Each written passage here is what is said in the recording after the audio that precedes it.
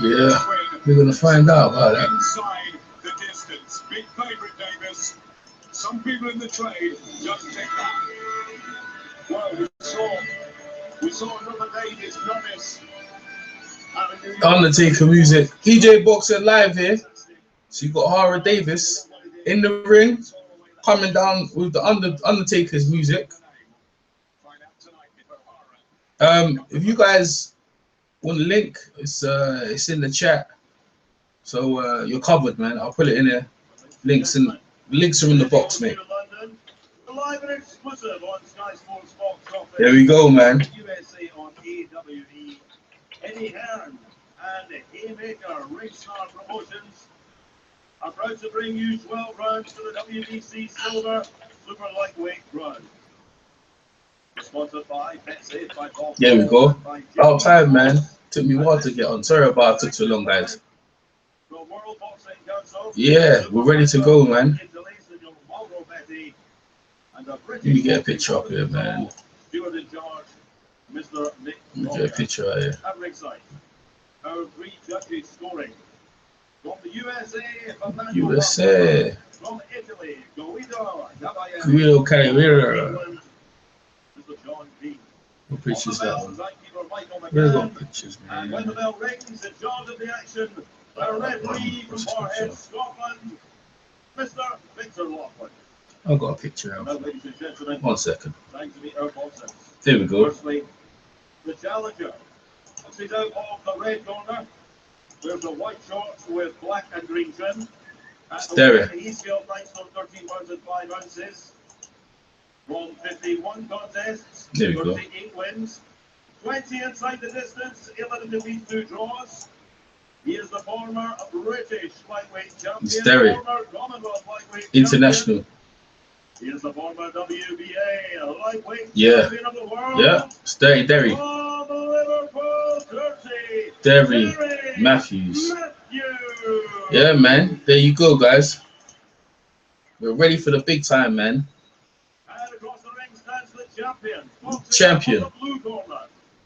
With the black shorts with white. On the scales, on the limit, 10 stone even. And it's a fact that the guy's over, man. 14 contests, 14 wins, 11 inside the distance. 11 inside the distance. The former English lightweight champion. Where's it? Reigning and defending WBC Silver Super Lightweight Champion from Hackney, London, Ohara, 2 tanks. Davies. There you go. What do you call himself? 2 tank Davies. So he calls himself. He's ready to go, mate. So that's Victor Loughlin. So he's gonna let the thing go, innit? That's what Victor Loughlin's gonna go. He's gonna let them throw bombs on each other. They just about do that. Fascinating clash here in the ever popular 10-stone super lightweight division. Invite some jump. Get me. Make compadres to jump in. Make sure I've got the right ones in it because we don't want Sam.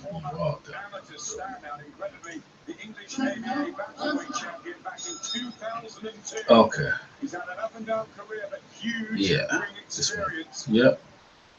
Jumping. Power of Davies, the grit of Mathews, needed plenty, and it's followed up really nicely. Has been a fight made on social media, and a fight we'd be looking forward to all week.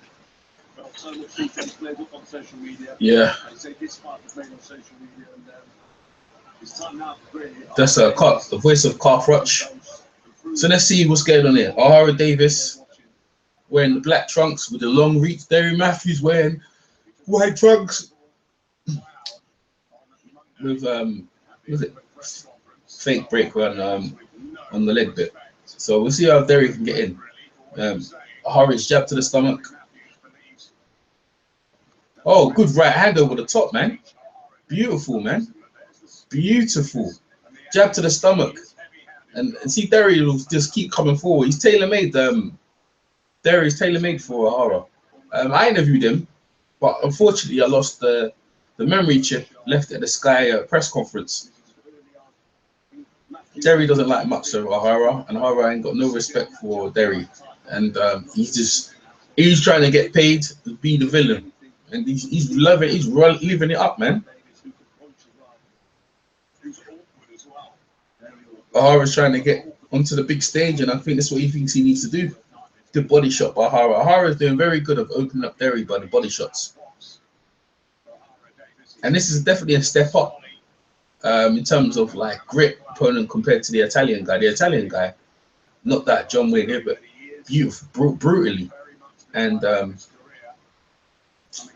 Ohara Davies is the here. So we've got friends hitting me up now. What's this? Oh, ring. Okay, unfortunately the link didn't work. Okay, I'm seeing it. Okay, man.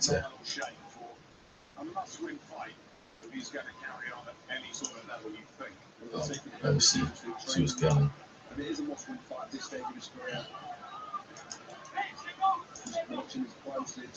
have to refresh it. Get the experience from Mathews when you get to the next year. A little bit more close and personal, the hold in, the head might go in. I mean, we expect to see some tactics, some old form tactics from Mathews. Ohara Davies, concentration, you see it next on his face. Really looked into the eyes of Mathews. And you saw the reach advantage he has there, Ohara Davies. And there's the speed too. Powerful. There you go. All right, back to the fighting. Ohara Davies uppercuts. He's just shutting Derry out, man. Hey, but Derry's gonna be there. Pay-per-view. Oh, beautiful right hand over the top. Derry's just there getting touched up. Just getting touched up, not doing nothing, man. Just taking shots in his dome, man. You gotta do better than that, Derry, man. You gotta get in there, bro. You gotta rumble with Rumble, young man, Rumble. So Derry last fight was he looking to retire, so he just definitely come back. Oh man, it's a big fight night today, actually. Let me see anyone in the chat. No one's in the chat, so it's just me alone. Where's everyone at, man? Where's my peoples? Even my, it's early for the American guys, isn't it? So I need to share this link around there to be fair.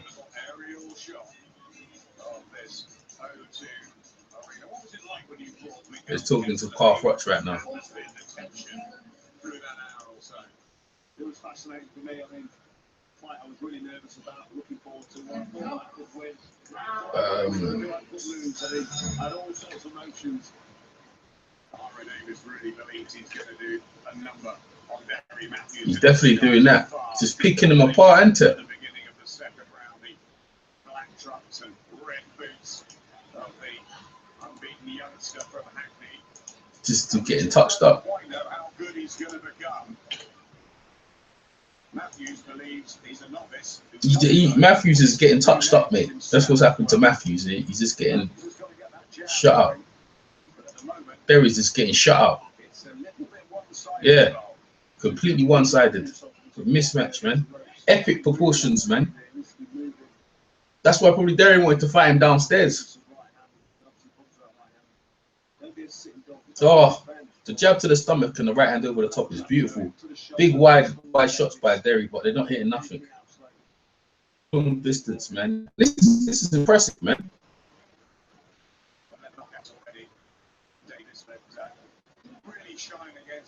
Yes, he did, man. Yes, he did. He won every single round. And my stream is bloody. So I'm gonna have to sort something out myself, man. You can't have this happening. That's the thing when you haven't paid for it and you're just there watching streams, innit? You get that kind of bullshit, innit? Okay. So talking.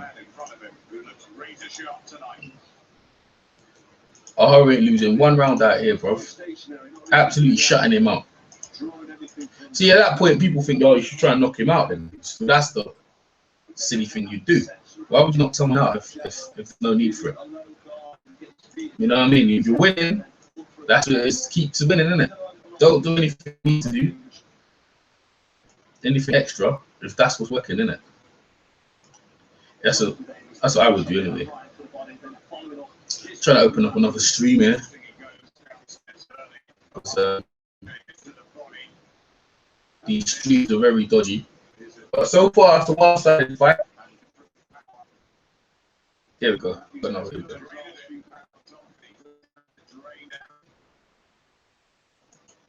There we go. I'm back on again. But this one's freezing up as well. Eh? It's 2 streams all freezing up. Oh dear, oh dear, oh dear. It's both of them freezing up me. Imagine that, mate. What's the unfortunate stuff? Very unfortunate. Very unfortunate indeed. Trust me.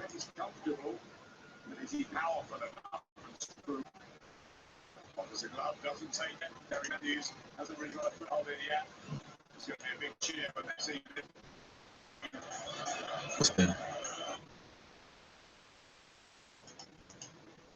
Oh, who's that? Frank Bruno. Oh, Frank Bruno. Frank Bruno's on the live show.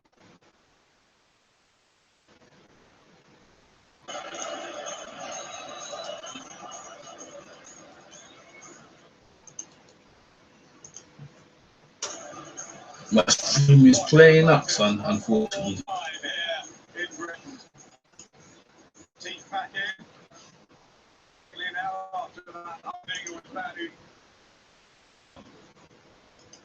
Jack, I know Prince Nassim Hamad is heading down tonight, and many other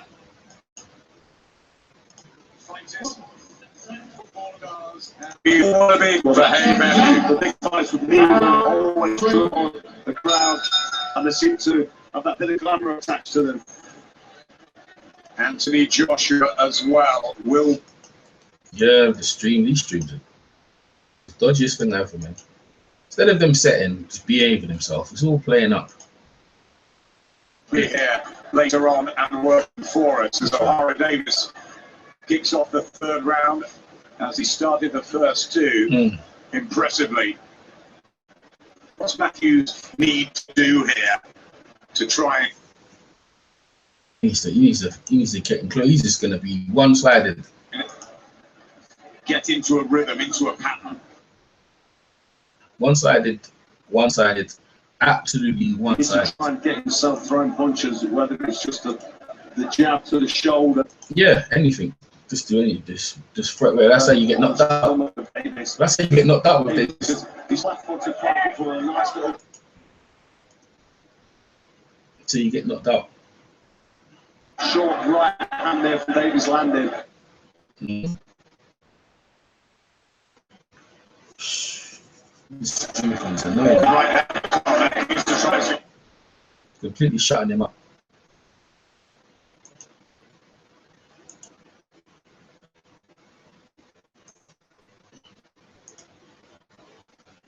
Not even competitive. Not even competitive, I'm telling you. This stream is just dodgy. Let's try another one. Sorry about this, folks. But hey, it's what can you do? Let me just cut down on this.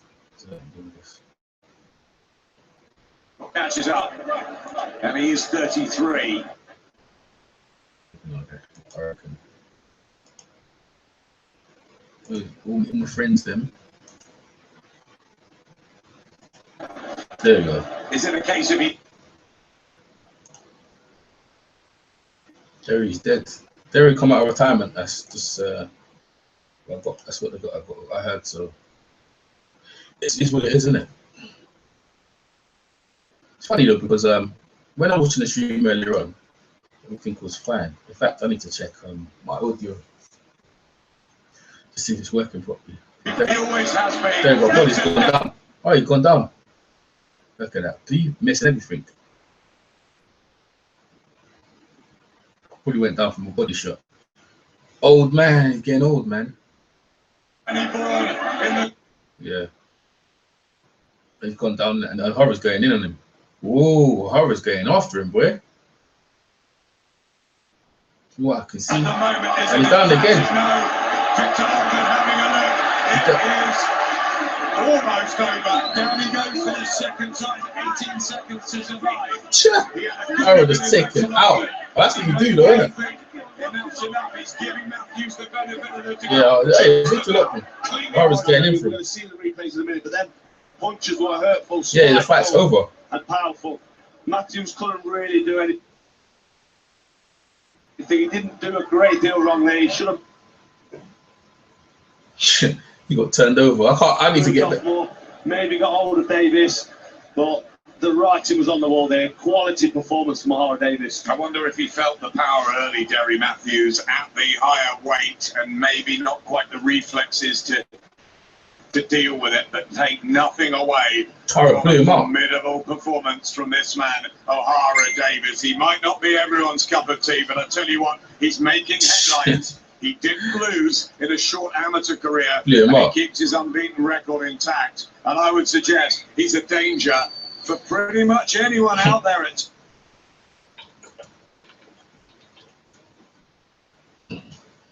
Stone, maybe by the world's elite. Well, nobody's done that to Mathews. I mean, Luke Campbell beat him in that excellent performance by Luke Campbell. Got in, and there was sharpness, Carl, from the opening bell. There was. He looked sharp. He was a little bit flat-footed, but looking for the reaction punches, looking for the reflexes, and the reactive boxers tend to do that for him. A lot of the time, flat-footed. Oh, he beat down Day. Oh, that's a beautiful combination. Accurate as well. He was ready to fire. His feet were where they needed to be, and the power. He done him dirty, boy. To be fair, man. Was there. And Ohara Davies, he really did look quality here, dismantling Mathews. Great to see Derry back on his feet. There is a future that's for him and his family to consider, of course.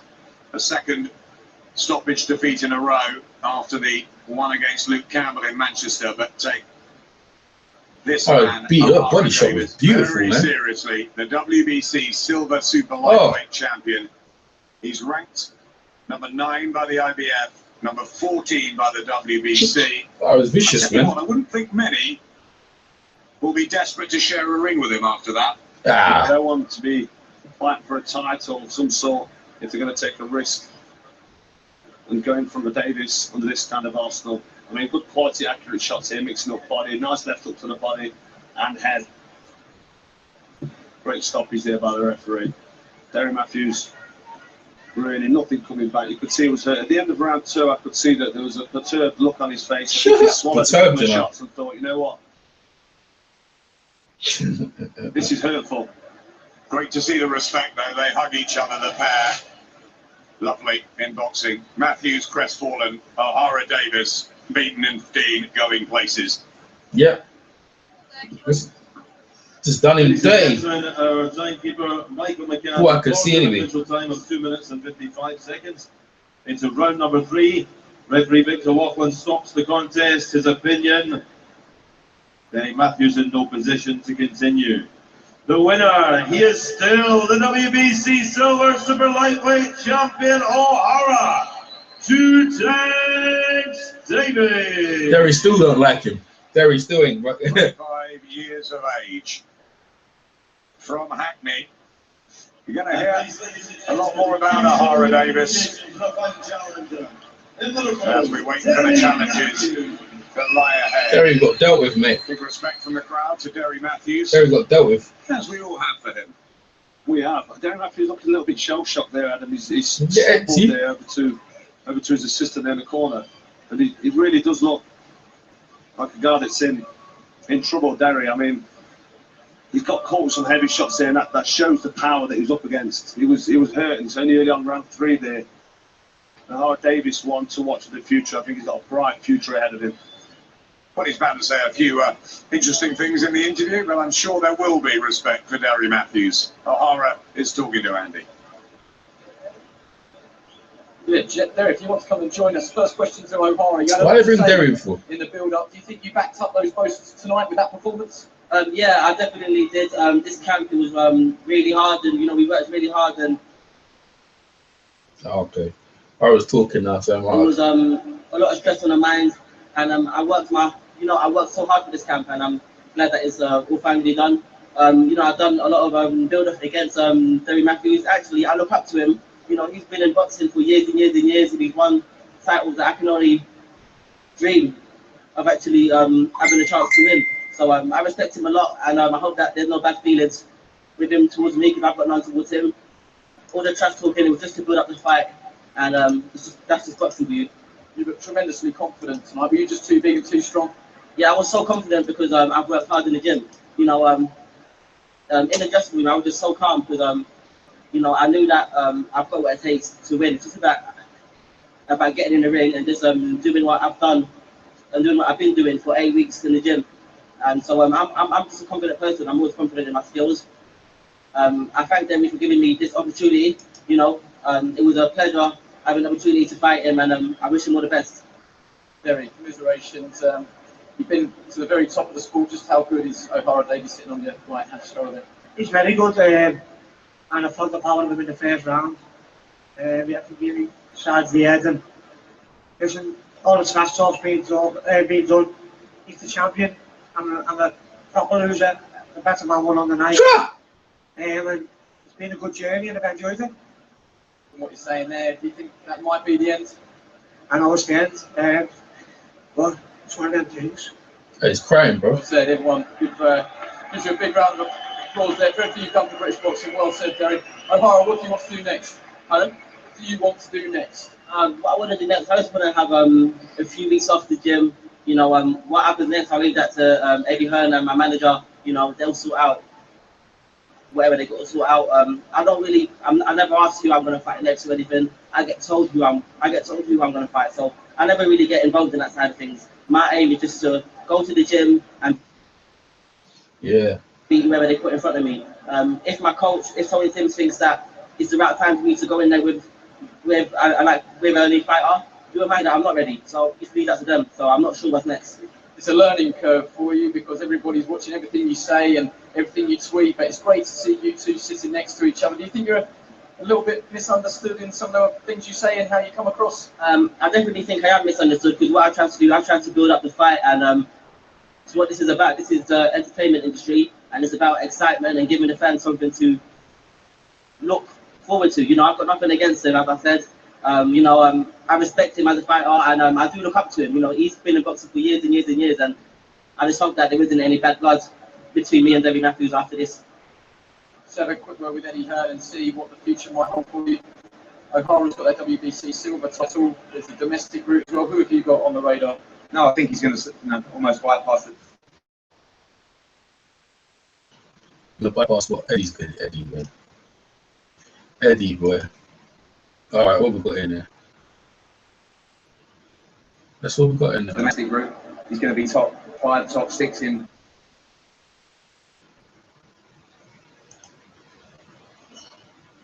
Two or three governing bodies now holding that belt, and he's going to be a nightmare for anybody to fight. Trust me. Say it's opportunity. Hope people kid. You know, he's come from nothing and now he's grinding his way up to world titles. Trust me. It's going to be a nightmare for anybody in the world to fight 100. 35, isn't it? 130, isn't it? And the stream freezes. 40 pounds has got a huge future. What are the chances of the likes of Robbie Davies Jr. or Josh Taylor? Yeah, I mean, I think the Josh Taylor fight's a great fight. You know, I want to push him towards world championships as well. Trust me, this kid's got everything. It's going to be a massive star. How much of your progress is down to that gym that you've got down with Tony, the sparring with Ricky Burns, and how much is it down to the coaching of Tony? Be careful, he's closest to you. All of it.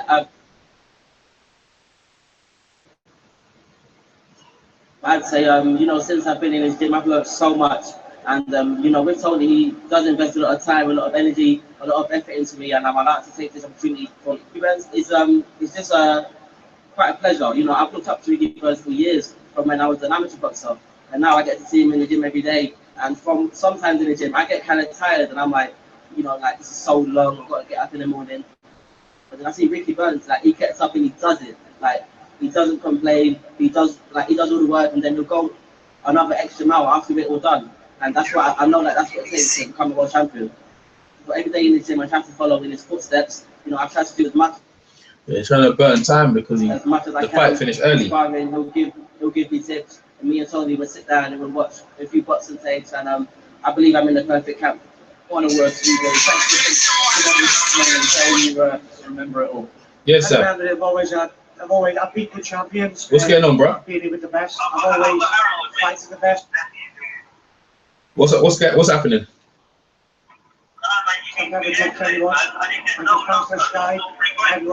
You want all 3 fights? Oh man, oh that's unfortunate. How come? So congratulations to. Well, you didn't get me, did you? That's what happens, Aaron. That's what happens, isn't it? That's not to do with me. Nah, it's the ref. That don't do me. Wait, you know what? They sent me an email for they sent me an email for the course, yeah, and they said you haven't finished. Huh?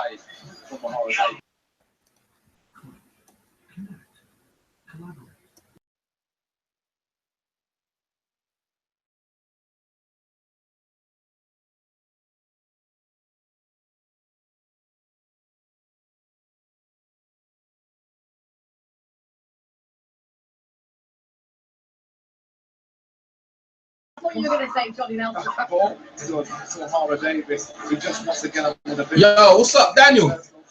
Daniel, I see you there. Oh, I'm telling you what I'm doing. Woo! What's up, Daniel? It is too cold outside. Are you watching the fights?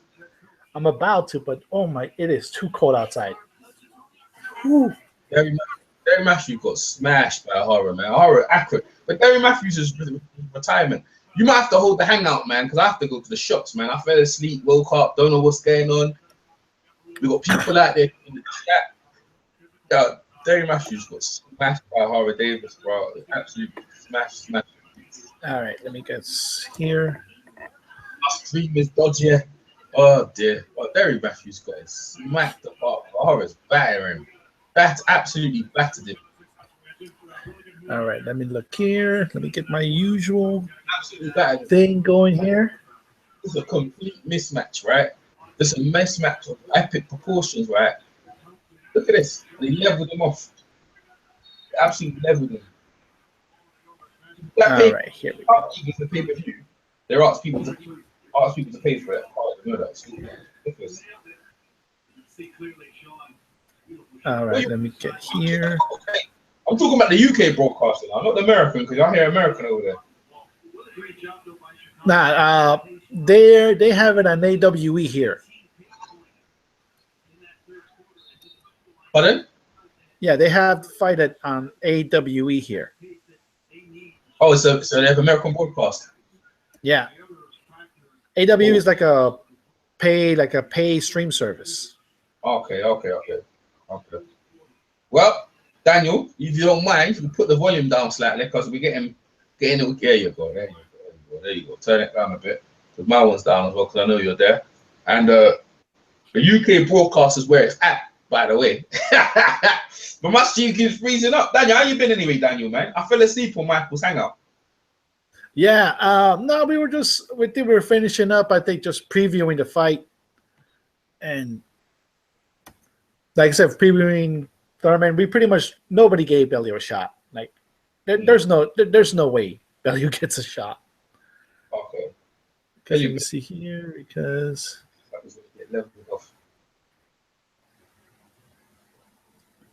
okay, yeah, beautiful. I got the sky box. I got the sky feed. There you go. We've got the sky one. You can turn a little bit up on that one. Yeah, that's a little. That's a tad. Yeah, you can turn that one up. Yeah, I have it here in my headphones right quick and. Oh, that's all right. That's all right. Have it in your headphones. That's all right. Yeah. Now, yeah, I'm still amazed that they put this on a pay-per-view. Yeah, exactly. That's why they pay for it.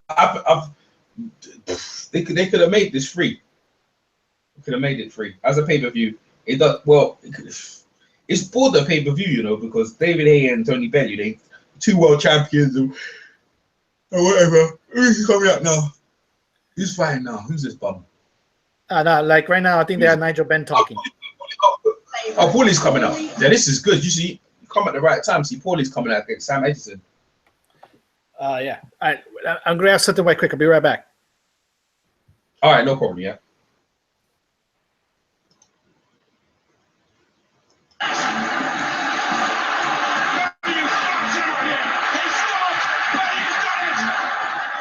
David Haye will fight Tony Bellew at heavyweight in an all-British grudge match. I could go clubbing every single night from now to the fight, and I'll still knock you out. For God's sake, man, you're trying to hear, man, Look at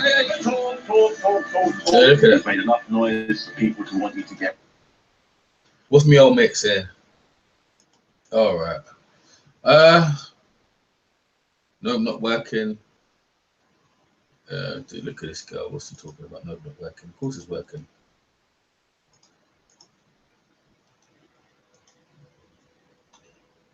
The fight's on YouTube anyway. Come on, let me just.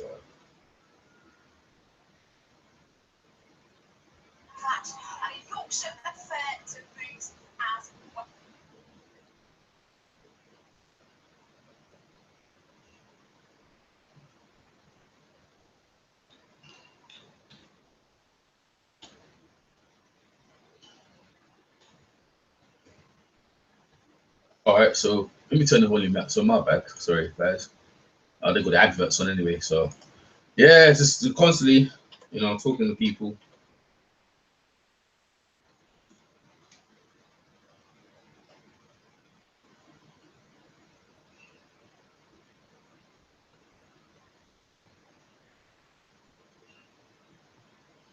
That one there. So I need to make that look.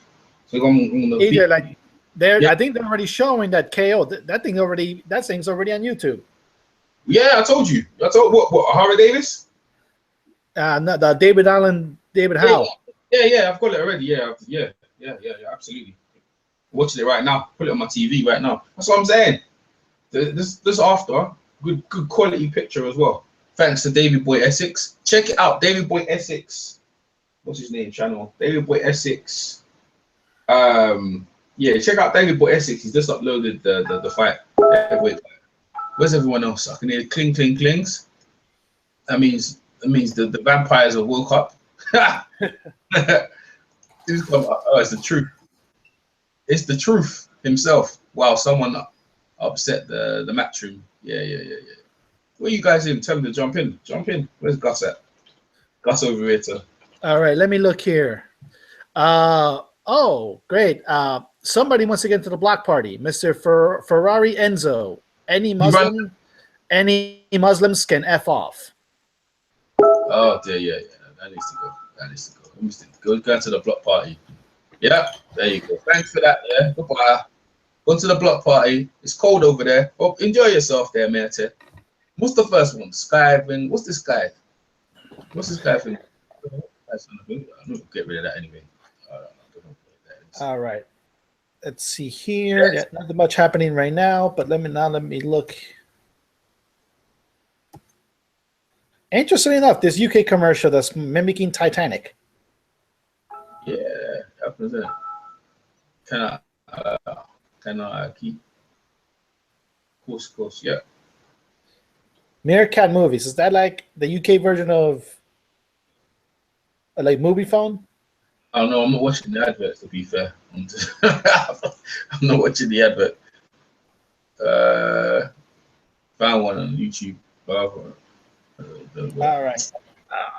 All right. I'm seeing the Hangout chat now. Don't worry, Truth. Only 2 fights left. Yeah, oh, really? Oh dear. Awful, absolutely awful. Really? Yeah, remember that it's Eggington. Actually, let's discuss Sam Eggington for a minute, because Sam Eggington is most known here for being one of the opponents Danny Garcia was looking at before he decided on Sammy Vargas.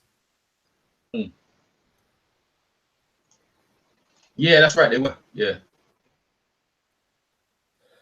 So he's not exactly getting he wasn't getting a lot of love here in this side of it. Yeah, listen, they're gambling on Paulie being shot and an upset. That's what's happening. That's what Eddie's gambling. Well, you can't put Paulie against an actual puncher. That's the thing. You can't really put him on the stage. Nah, Paulie's like on the side.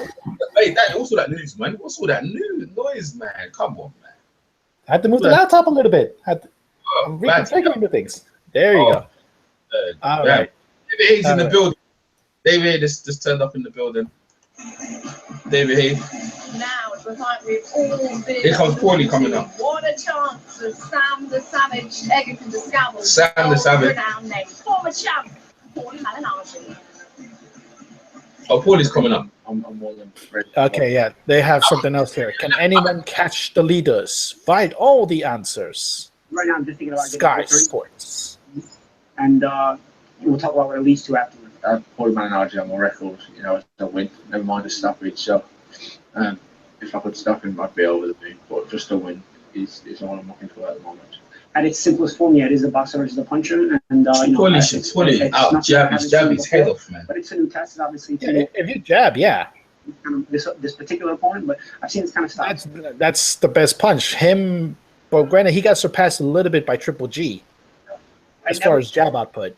Motion from the group fans, like I do from the UK fans. I mean, they really make you feel special. They really make you feel loved, and for that, I feel like it's always my responsibility to give them my very, very best, to entertain them as best as I can, to the best of my ability, because no one has made me feel more special in my career than these fans. That's a nice thing to say, isn't it? Yep. I ain't gonna lie to you, bro. He's got a second career over here because we do like Paulie over here, man. I ain't gonna lie to you. Paulie's cool. You know what I mean? He's always gives us interviews and like, you know what I mean? And you know, maybe in America, and it's his case as like any career. I was talking to another fighter.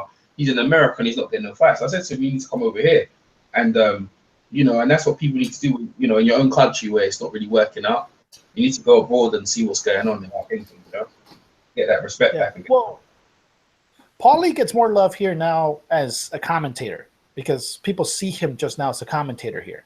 They don't really see him much as a fighter. Yeah, that's what I'm saying. This is what must have wait. He still believes as a fighter. He gets respect over here. Still, this is a pay-per-view card to be on a pay-per-view card. You see what I'm saying? In America, like, what are you putting Paulie on a pay-per-view card for? That's what I'm saying. So they're still putting him on pay-per-view cards over in the UK, so he gets a lot of respect. And Paulie could walk through the crowd and he gets mobbed. People want to take a picture with him. You know what I'm saying? In America, they ain't taking a picture with you. You're a loser. You know what I mean? Yeah. I can imagine that, you know. They don't want to take no picture of him. He ain't done shit. Like, why am I taking a picture of him for? He ain't won nothing for a while. So it's different anyway. You know what I mean? All right, so Paulie's on the way. Paulie on the scales. They're trying to build it up how Paulie and Sam Eggington, they got into a little fracas, what I say. Word. Quick question: who's this guy that's speaking right now? Like, well, on my feed, I have this guy's just now speaking to Sky Sports. Oh, that's the black guy. No, not Nigel. The guy next to Nigel. Oh, there's no Nigel there. The only few people speaking, right, is Johnny Nelson and Darren Barker, and there's a woman. So I don't know what you're looking. Okay. Oh, that is Barker. I keep mistaking what he looks like without the goatee. Right, the goatee, Gary got no goatee. No, he had a goatee or a mustache when he fought Martinez. Well, maybe, probably. But he's usually clean shaven. Let's see what James Go has to say. Main event fighters very well. James, your prediction, who are you picking to win this one? I want Tony Bellew. I've known Bellew for a long time. I love him. He's a family man. He's caring. He's the man. But it's a hard fight for him, man. It's a hard fight for him. David Haye is still one of the best weights in the world. But serious power. And it's a hard fight, but I'm hoping Tony Bellew, but it's a close fight. You were at the open workouts earlier in the week. What did you make of both of them when they were hitting the pads? They both look good. Sharp, in shape, and both powerful. A lot of people underestimate Tony Bellew's boxing ability and power. But this fight, boxes an amateur at heavyweight and used to knock people clean out. People underestimate his power. But at the open workout, they're both in great shape. David Haye takes up his top. You see physique, you just think, you know what I'm saying? You just look at him and go, wow. But as I say, I'm rooting for Tony Bellew. He's my boy, I'm loyal, and hopefully he can pull off. You sparred him. What are your memories? Presumably he was a light heavyweight, then you were a super middleweight. But what was it like sharing the ring with him? Listen, as I say, his boxing ability is underrated. But if I'm being honest, a light heavyweight that weren't his weight. He's a bit fragile, he's skinny, he wasn't as strong. Back cruiserweight and heavyweight, he looked a different man. What was your reaction when they stood on the scales yesterday? In terms of the body shape difference. And the body shape, listen, Tony Bellew's never been in great shape. Never!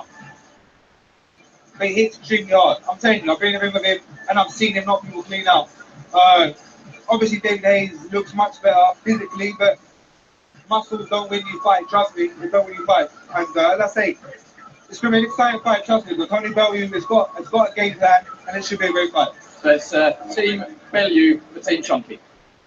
Right, great to see James again in the house this evening. All right, so they are ready to meet in a fascinating match between two very different characters at different stages of their careers. Here is MC Craig Stephen. All right. They're coming down to the ring. This is the WBC International Welterweight Ground. Would you welcome now the challenger, the Magic Man, Paulie Malignaggi.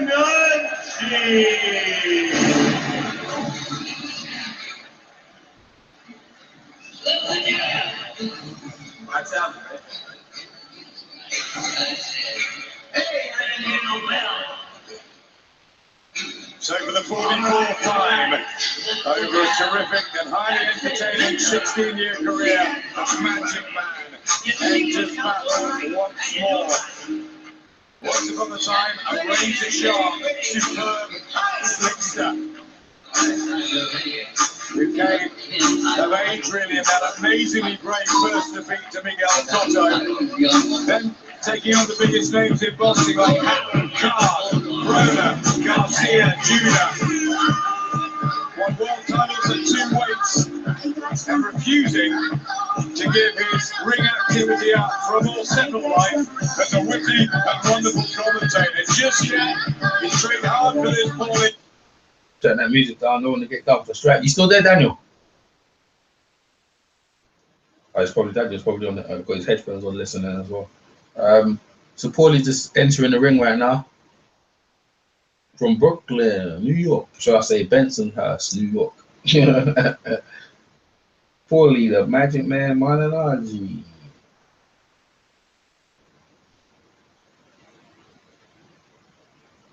So he's in the ring right now.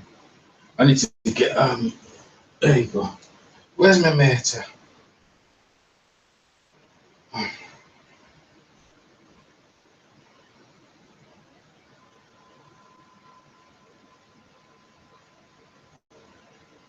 Everyone's here.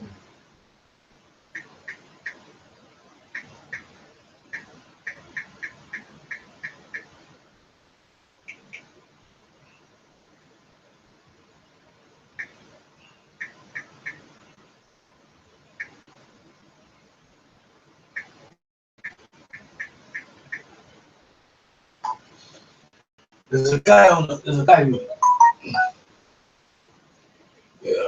yeah, okay. Stan Benjamin's coming to the ring right now. This guy on Facebook, he's what he's done is a beautiful thing. He's actually live streaming it, so I need to change certain things here to have a look at that for a bit.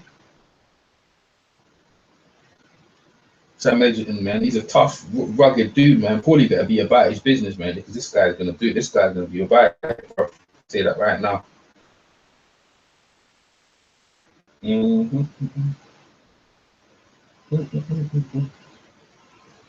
on his way to the ring.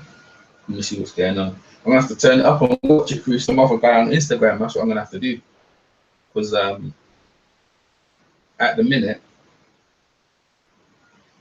my stream is dodger. Keeps going on funny. There you go. There's the guy. Good man. There you go. Let me turn the volume up as well.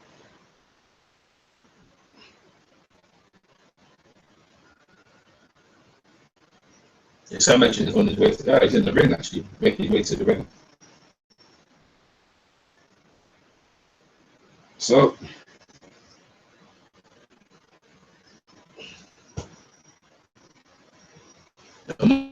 my stream's bloody freezing up, so that's what I've got.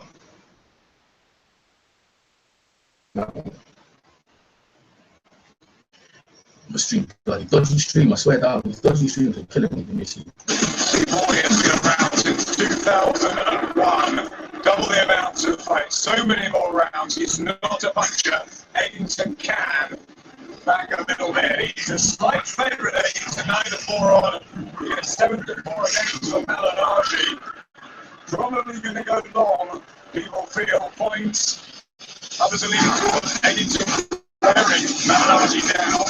Well, Malignaggi built up a good lead. It really is a good one.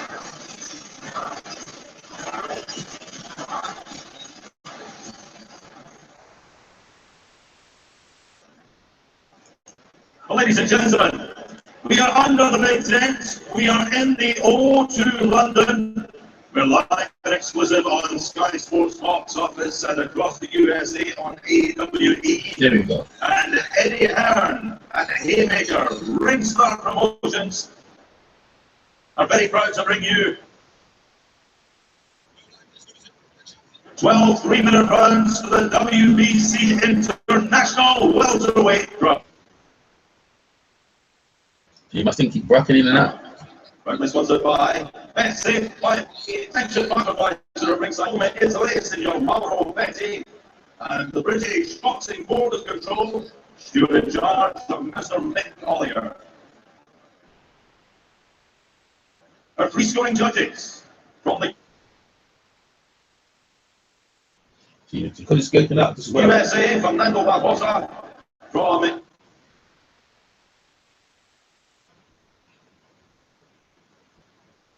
Italy, Guido Cavalieri, and from England, John Keane. At the bell, our timekeeper, Stephen Butch, Charles Lockwood. The gentlemen, it's time to meet the boxers in the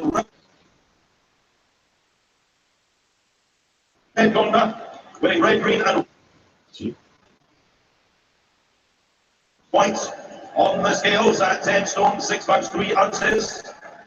He is the challenger. From 4 contests inside the distance, 70 feet. He is a veteran of 10 world title contests. The former IBF super lightweight and WBA welterweight champion of the world. From Syracuse, Sicily, by way of Brooklyn, New York, USA, the Magic Man, Paulie. Malignaggi.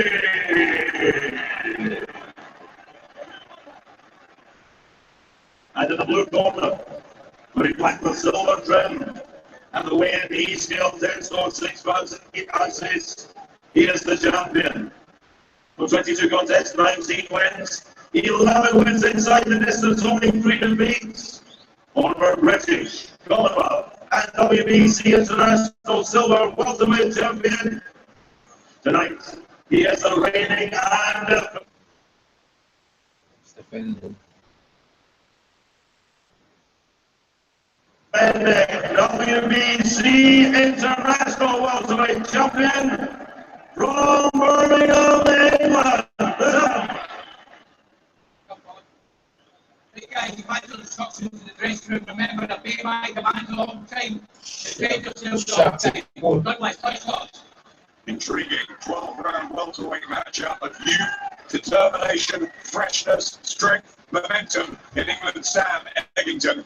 And then the vastly experienced former 2-weight world champion, Paulie Malignaggi, one of the most popular figures in boxing. Mainly now because of his broadcasting talent, but he's still living the dream and really excited to be competing at this level over here. In a country he absolutely loves, speed and mobility of old, and durability of new. So Paulie's just putting that jab on him again. Eggington's freaking tall, man. Oh, Paulie's gonna be in trouble, man. I can see already, but Eggington's a big fucking. Look at that 2 different weight classes, man. Paul looks so tiny, man. He needs to be about his game, bro. So y'all seen this, Daniel? Paulie's even get caught in that.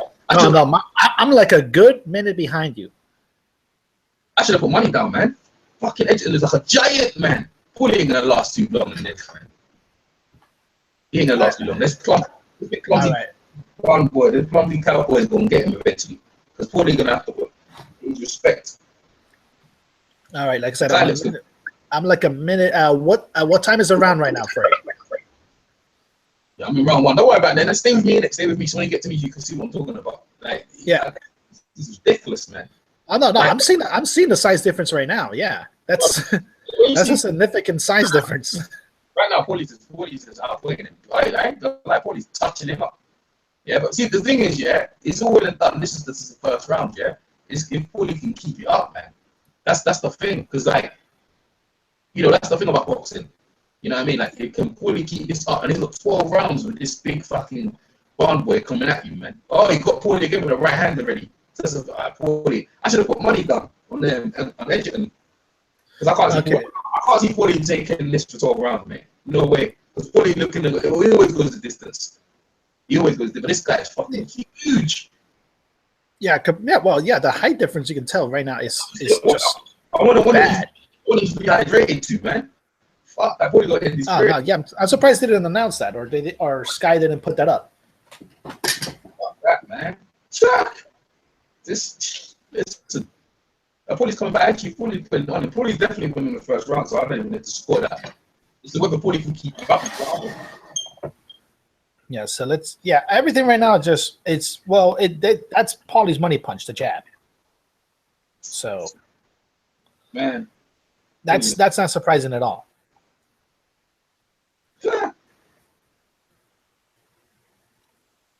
Eggington's throwing bombs at him already. See what I'm saying? Every punch Paulie takes older. Every punch Paulie takes can Paulie.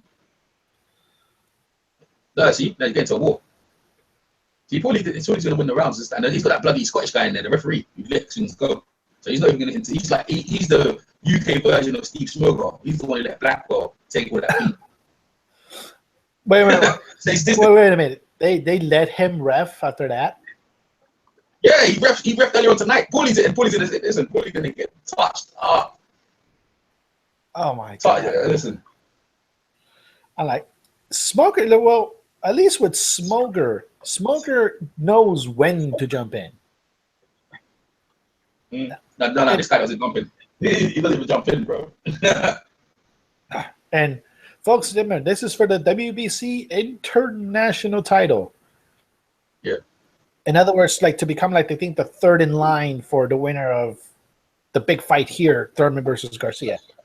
Yeah. Have you got the outside thing to check the chat? Yeah, you have it because you said earlier on. Let's just see here. Let's check out the chat. Okay. No, anyone in there? Christopher Shelton is like stupid F bitch. Where the F is the fight? Oh shit! Wait, people who want to find the fight, if they check the link in the bottom. Yeah, the link should be on the top of the chat. Yeah, not in the description box. It's in the description box underneath. Yeah. Yeah. So yeah, folks, if you see it in the description, you should see it right there. Yeah. There's the links to the fight. So. All right, let's see here. I mean, as much as commenting as possible. Yeah, okay. So they're back in the end of the round. And apparently Sky Sports is promoting horse racing on grass. Are you watching adverts yet? Yeah. That's the one thing I'll admit I like at least gambling in the UK is like more legal compared to us. Like it's bad when we have to gamble and disguise it as FanDuel.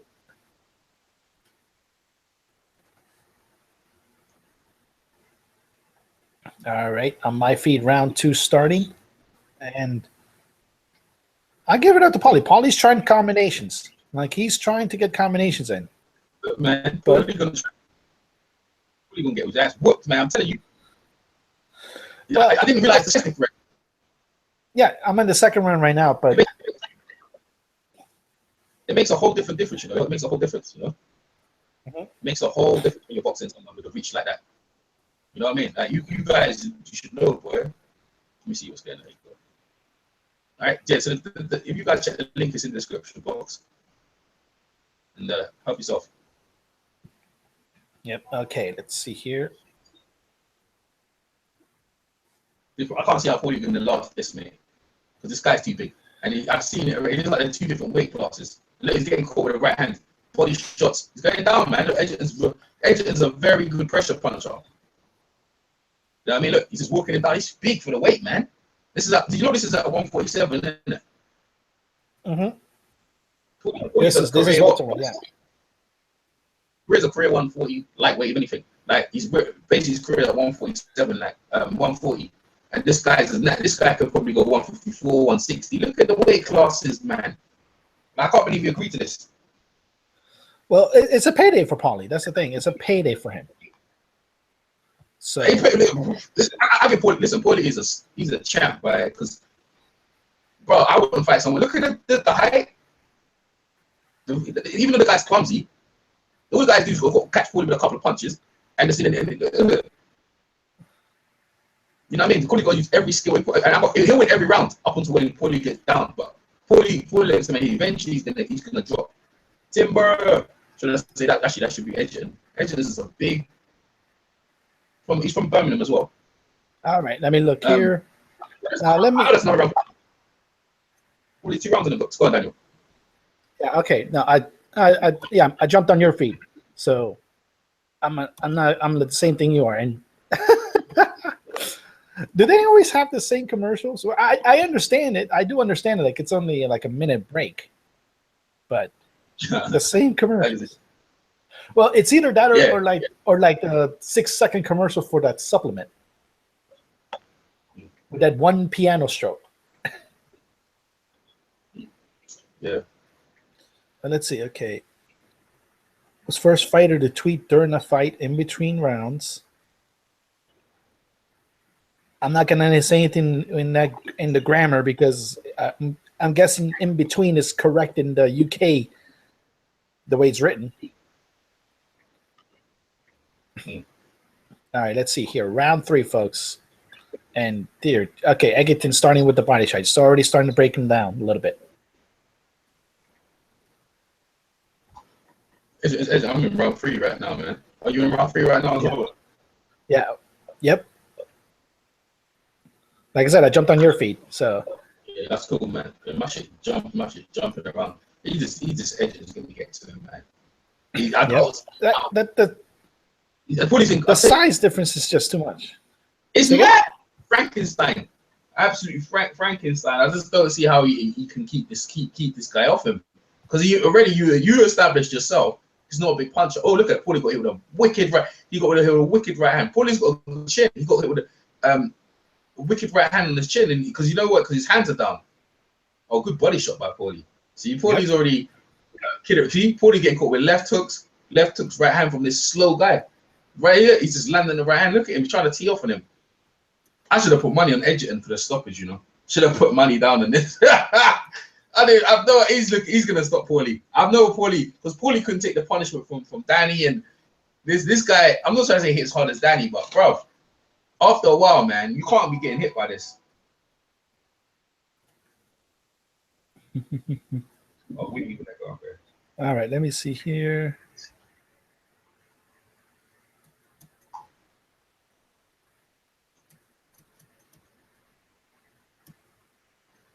So people, yeah, if you want to check it, the fight, just check the links in the description box, and you can watch the fight.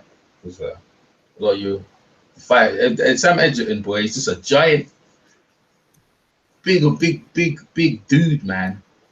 Yep, massive dude. How many you got Bellew? And you guys picking Bellew tonight, man? Tony Bellew and Liverpool, boy. I tell you what, Liverpool need a winner tonight because your boy Derry's gone. So all you got left is thing, innit? All you got left is the world champ, Tony Bellew.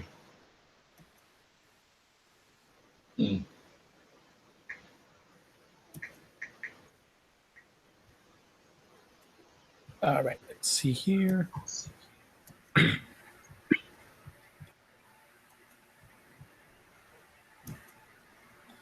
All right, yeah, this is just. He's winning the rounds though. The thing is, it's just how much can Paulie take? Yeah, Paulie's winning the round. Like round 3, Paulie's definitely winning. Well, yeah, he's winning by pot shots, but you can pretty much already tell if Eggington invests enough in the body, he's gonna drop. Yeah, Paulie's getting hit because you see how Paulie is with the style he has. Yeah, his style is reflexes, and he's an old guy, and he still works on reflexes for you to miss. You know what I'm saying? And Paulie's got his he's left hand low, so Eggington can come right over. So Paulie has to work on his reflexes to time it. And Eggington's got a left hook as well. He's following with a left hook. But the thing with Sam Eggington, he's not throwing enough. So Paulie's winning the round. He's looking for big bombs every round, and Paulie's just picking points up. So that's an easy round for Paulie in the books. Like Eggington, you know what I mean? But I think he's looking to step up from round 6 maybe.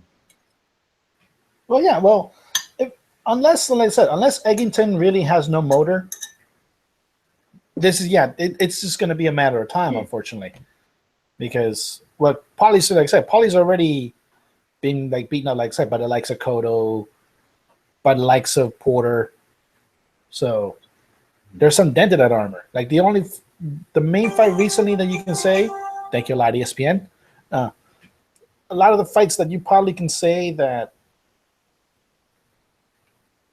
can easily say he won as of late, and it was marquee, was the Adrian Broner fight. Because Broner didn't really look good in that fight. And yeah, the other ones you could say that he's won, but he really should have lost was against Cano. Yeah. Here we go. We're round 4. Yep. Round 4, folks. Here with Daniel, EJ Boxing Live, and boy, Paulie, he's definitely winning the rounds. Yeah, we're round 4 to start. Paulie's still doing it busy. More busy. Sam Eggington might have come. Oh, Eggington's getting caught. Eggington's got a head like brick. I was saying Paulie, like I was gonna interview Paulie and say you maybe need to work the body, but I didn't realize how much the disparity of height was. You know what I mean? The height is just ridiculous, man. Yeah. Well, that's the main thing. Oh, nice little try to sneak little right uppercut by Paulie. Right, little sneaky. Oh yeah. Poor beautiful. This is what I'm saying. Crafty. This is what I'm saying. It's the only thing is again, how long can he keep it up for? That's the thing before his hands start getting sore. You know what I mean? Before Eggington starts landing some of these bombs, because Eggington's not getting hurt. Like I don't think he's getting hurt. Like what he's off the business. Like, if anything, it's just keeping him back. But but you know what? To be fair, he's not walking Paulie over. So maybe Paulie's punches in harder than what we think, because he's not walking straight from Paulie's punches. They're probably a good body shot by Paulie, man, and he rolled in. Beautiful. Stand there and body shots, man. You tied him up. Okay. Eggington's just too slow, too clumsy. Look at him, he's a plodder. Big plodder as well. Big plodder. He's looking like a he's lucky this wasn't a free round, man. This guy probably just schooling this kid, man. Well, there's always a difference. It's that there's a difference in skill. But Eggington, go on. Left hook, in skill. You know what? That's the way Eggington needs to win. If he needs to go to Paulie's basement, bro. So he needs to station his legs, throw shots to the bodies, and that'll keep Paulie stationary. Paulie, on the other hand, he could help with jabbing to the body and getting some body shots in to keep him off, and that's what he's doing. Eggington closing the gap now, as we thought. We're under 40 seconds in the 4th round, and I tell you what, man, Brian's some medium shots here. Daniel making enough noise in the background like he normally does. No. Yeah. That's the cat actually. That's the cat moving around. The cat. Okay. Yeah. There you go, cat. Cat. Go ahead, Daniel. Take over. Go on. You continue for me. EJ. All right. Now, what you're seeing that case, the end of the round, like, okay, as far as like actual knockouts, you're not seeing much out of as far as damage either guy. So that has going well for Paulie. He's not looking too marked up. The thing that should probably worry Paulie, though, is ultimately something's going to happen because something's going to crack. And as much as Paulie wants to do boxing him, eventually that's going to happen. And you really can't blame Eggington when it comes to that. That's just physical size coming in. Yeah. All right, now. In the corner, let me hear what they're saying. John Pegg, who's done wonders for the Birmingham boxing community, and for Sam Eggington, really nice guy. Paul Cooner and Kerry Kays, who's been around the boxing scene a long time, former regular tournament for Ricky Hatton, and Good power as well. Good to see Kerry. Fifth round of this one. His skirt-like outfit, the Italian colours of Paulie Malignaggi from Sicily, and of course Brooklyn, New York. He drops at a rat-a-tat pace and tries to fight like that as well. And he had a better fourth round card.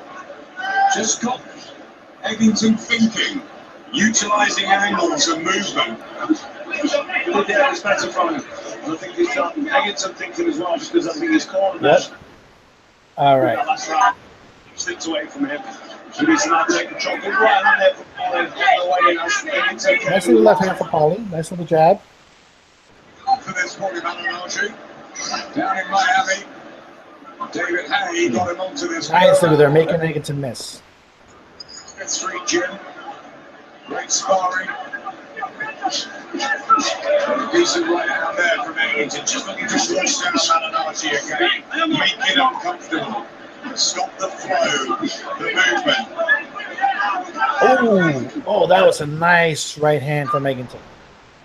Yeah, Nice right hand. See it already, man. He's caught Paulie again on the ropes. See, he's outworking him. He's starting to step up now. And the referee, like I said, this is the Steve Smoker referee. He's going to let things go, innit? He's going to let things continue. So Paulie's going to take a beating in this fight, man. He's going to have to fight for his life. Because that referee's not going to get involved. Look, that referee might as well be here with me and you watching. So that's what he's doing. Oh, yeah, okay. Oh, yeah. Another right hand from Eggington. It almost looked like a rock Paulie for a little bit. Almost. It wrecks. It jolts through. Look, right hand. It jolts through Paulie's body, man. Oh, Paulie's getting caught easy now. He's taking some clean shots. His body shot. He's killing him. There you go. Okay, that was a left hand. Okay. Didn't land clean. Paulie's trying to get a combination in. But, yeah, it's becoming the issue with the bigger guy just imposing his will. Even though right there, that was a nice uppercut from Paulie. But when you're in there with somebody that does have the skill set of a Paulie Malignaggi, you can easily, it's true, like you just said, you can easily lose rounds even though you're the one throwing the bigger punches. Exactly. But think about it, folks. Floyd Mayweather made a career out of it. So the only difference is that Floyd actually had some power. I keep laughing at one of Paulie's guys in the corner because he keeps looking at the guy that I could go to the deli out here. Yeah. Are you talking about P.E.? You talking about P.E.? Yeah. I can literally picture him in probably a deli and I'm just like, look, hey man, just give me an egg sandwich. P.E. cards, man. I was supposed to interview him actually, but I didn't get around to actually talking to him. P.E. cards, man. Like every time I come in, they go, you say P.E.? Yeah, P.E., you know what I mean? Yep. Betway for the love of the game.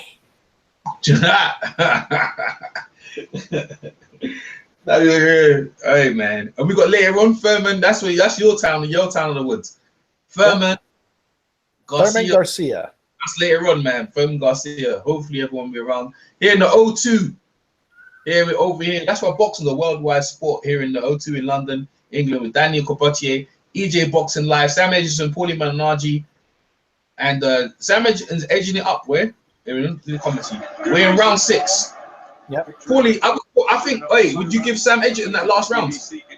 I could do it. Yeah, I could do it. Yeah, because he controlled most of the round. Yeah, I'll give him that. So Paulie's got all 5. I need to give my scorecard actually. Yeah. The main thing that probably he needs to start doing, like I said, like doing that, like just throw combinations in that Paulie can't counter. Because the minute he starts throwing one punch, Paulie's gonna counter, or he's gonna do that. Like right now he's on the ropes. He just got off, but Eggington is just pushing him to the ropes. That's what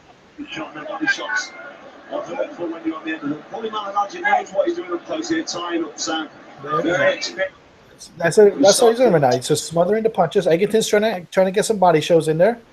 Paulie answering back, but barely missed one punch. They both trade body shots. And now the referee's starting to break them up. They're like, come on. He's trying to tell Paulie, come on, no more holding. Such a fascinating fight to watch. The problem is that right now, holding is the main thing that's keeping Eggington from maintaining distance. This is why we don't like to see fighters go on too long. Okay, wait. Time. And he's giving a warning to Paulie. Yeah, I because guess it's second warning, I think. That next one might be a point deduction. That's bullshit, though. That referee needs to stay out of it. That's bullshit. What do you think he's supposed to do? Stand there and fucking exchange room. You know what I mean? That's part of it. That's a tactic in boxing to give yourself a breather. You know what I mean? The man's bringing the pressure. Fucking hold the motherfucker, man. They should leave that alone, man. Excessively, yeah, but still. There you go. Hold them, look for referee to break. That Paulie was going to do, stand there and get knocked out. Paulie got to work, though. See, Eggington's. See? Yeah. They can work inside. There's the jab, the right hand. Well, that's the thing. Eggington's not preventing Paulie from throwing combinations by him just throwing his own combinations going into it. To be fair, you know what? Like, it's not even a good thing Paulie's in there. All right? It's not a good thing that he's in there close up because as he's closer to Eggington can lean on him. Eggington can lean down on him. You see what I'm saying? He can lean down on him and sap his strength that way. So Paulie ain't getting no breaks. Yeah, he's not getting. Yeah, that's the whole thing. That's just a bigger guy, just imposing his entire size on you. Yeah, that's it. It reminds me of a Paul Williams type of thing, man. When I see Paul Williams used to fight guys, man, just big, and even though he's not like, Paulie. Whoa, like Paulie just landed 4 or 5 straight right hands. Yeah, Paulie, yeah, but that's all Paulie's got, man. Eggington's not going to go nowhere. Eggington's even put his chin out. Look, he's just sticking his chin out. See? He just let him hit him. See? He just let him hit him on the chin. That he let the guy Paulie threw his hardest punches, and they just let him hit him on the chin. And then you got another round. Fuck that. Paulie won that round, though. That's over. Like that. I see my yoga do that shit. That will take. Okay. Jose Andre, what's the scorecard? So you can pretty much say, judging by that, Paulie has 6 rounds. Eggington has 1. Yeah, that's what I've got. That's how I've seen it. That's exactly how I'm seeing it. Look at Paulie this way. Look at that Paulie. Look at him this Paulie. Look at that Paulie. Look at that Paulie. It's like, man, look at this. Look at this in the slow-mo. Look at me count how many punches. Okay, 1, 2, 9 there. 3. Oh shit, my shit froze. 4, 5. 5 of them. 5 shots. And then only 5 shots out of them, all them shots he threw. And Paulie was breathing at the end of it. I'll tell you, boxing's cool, man. What's the referee? 1 in 40? Yeah, he's probably up on one more opponent. There's another right hand. You used to leave Paulie alone, man. Paulie's trying to fight for his life out here, bro. He's going against a giant, and it ain't funny, bro. All right. Let's see here. All right, Eggington doing that away. Paulie moved it in. But Paulie's feeling a little fresh. When he starts doing a little dance thing, he feels like he found something. Even if Eggington's the one letting him do it, but if you let Paulie get that confidence in, then he's going to start to jab you again.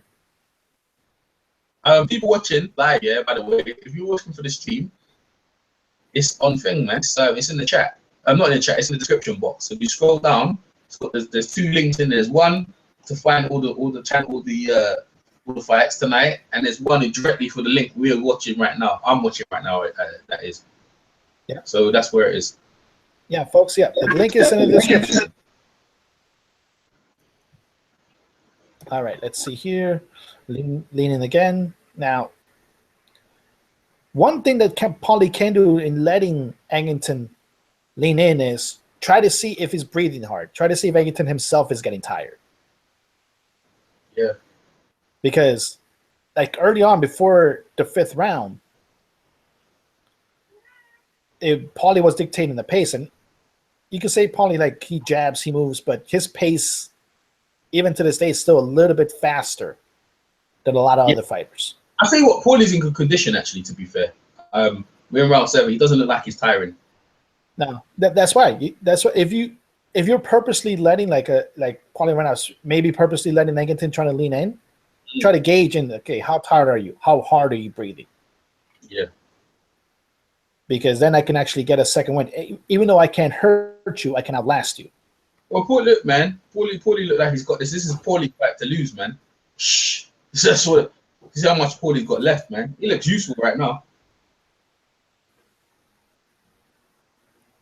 Well, they're just trying to tee off with that big right hand. Paulie, see, all he got. See the guy that see Eggington. He hasn't got no guile or smarts how to trick. You know, like a James Toney when he tricked Michael Nunn. He threw a hook through the opposite way. He rolled the opposite way, and Mount Nunn didn't know it was coming. He ain't got none of them little wily tricks to trick someone to knock some up. You don't understand that. He just throws punches with no attention to set someone up. You know what I'm saying? Like there's a touch. When you touch someone in the elbow, you bang onto the body, like Mickey Ward used to do. You know what I'm saying? Yep. He's got none of that. Paulie's got all the tricks. Paulie's got the playbook, and he's using it on Eggington. Well, if it was a skill competition, we knew it was going to be Paulie was going to win this. If it was just based on natural skill, Paulie's getting hit. I don't know if them right-hander landed because I don't know if Paulie's turning his head from the angle we're watching. I don't know if Paulie's turning last minute. Eggington might have got that round, you know.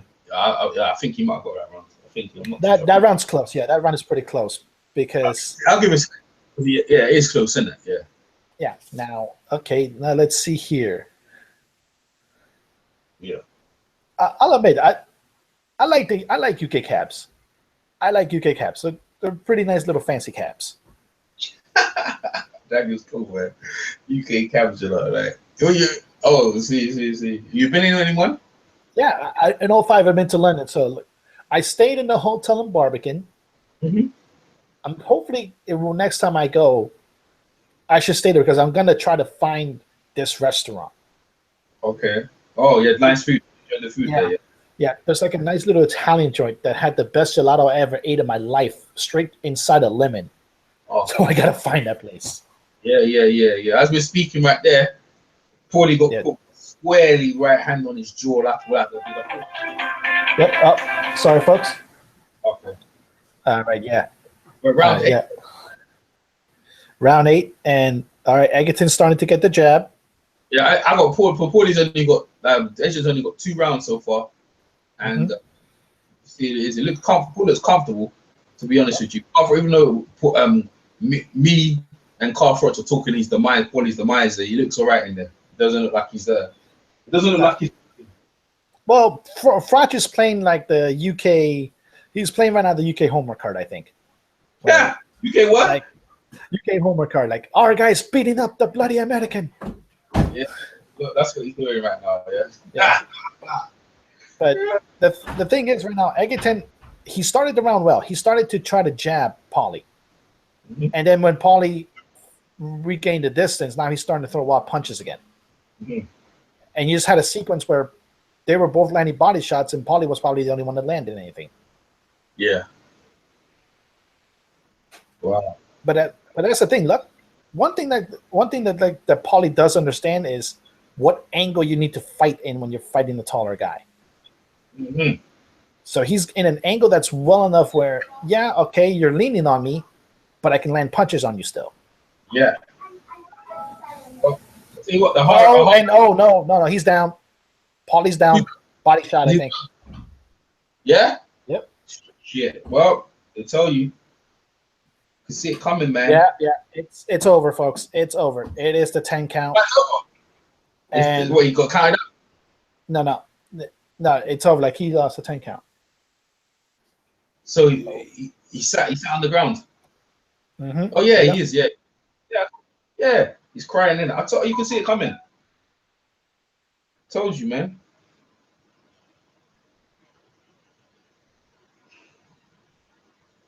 Told you, mate. Okay. See it coming. Yep. Okay, that's on paper, on a resume. That is a huge win for Eggington. I told you I should have stopped. I should. He probably was. You can see he was going to lose. Yeah.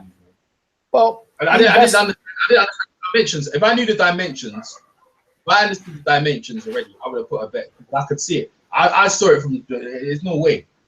There's no way he's going to beat him. Absolutely no way, man. But here's what happens. Okay, they're showing the replay, and boom, right there, left to the liver, right in the pocket where Paulie couldn't secure it in. And folks, a left shot to the liver, you can argue is the worst punch you can take. even like a headshot that knocks you out, that punch to the liver, even if you want to get up, you can't. He's too fragile. And the thing is, he could barely at 140. This guy's big, man. This guy's big. But he rehydrated very, very big. You know what I mean? Yeah. That's why I'm trying to get him at weight. He probably looked in his eyes. What do you mean what time it was? No. Yeah, because Paulie was trying to guard his chin, and he put his right hand right out of the area where he could. That's a beautiful. The kid did use technical ability. You see what he just did there? You see what I'm saying? That's the technical ability I was calling for. The sweet side. That's exactly the technical ability I was talking about. Yep. Now, like I said, on paper right now, this is a huge win for Sam Eggington. Now, looking at it when it comes to the title picture, because remember, this is for the WBC quote-unquote international quote-unquote title. Yeah. This puts Sam Eggington behind Lamont Peterson to get the winner of Thurman Garcia. He's not ready for that. It's just timing. Paulie's old. It's nothing to do with it. I don't put Sam Eggington nowhere. Like they brought him over, and Paulie done what he was supposed to do. But I'm not putting Sam Eggington nowhere. You get me? You know what I mean? Like, I ain't just not doing it. It's not happening. As far as like legitimately like levels, yeah, he's nowhere near ready. But European levels, yeah. But the European guys he's been facing guys around like they're guys that he could probably beat because they don't hit that hard as Eggington. Eggington's big. Look at him. Look at the size of him. He looks like a different weight class. And Eddie knew that. He knew before he was on the slide. That's boxing. See, when you see matchmaking, that is the people with matchmaking in boxing. You know what I'm saying? You match someone, right? A champion who's on the slide, and you can see the wheels popping off. Paulie's wheels are popping off. He just took the right guy to pop it off. Ricky Hatton, Costa Zoo. You know what I'm saying? It happens. Well, we saw the other day with Tank Davis and Pedraza. Pedraza wasn't popping off, but look, but Davis popped his cog. Popped his cog out, bro. Pedraza's never going to be the same again. You know what I'm saying? Broner looked like he's on the... Broner's on the slide, right? Broner looked like he's on the slide, so you need the right guy to take him out. You see what I'm saying? It's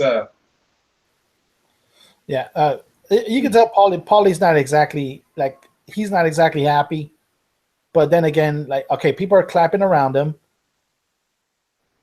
Is he actually going to do the right thing?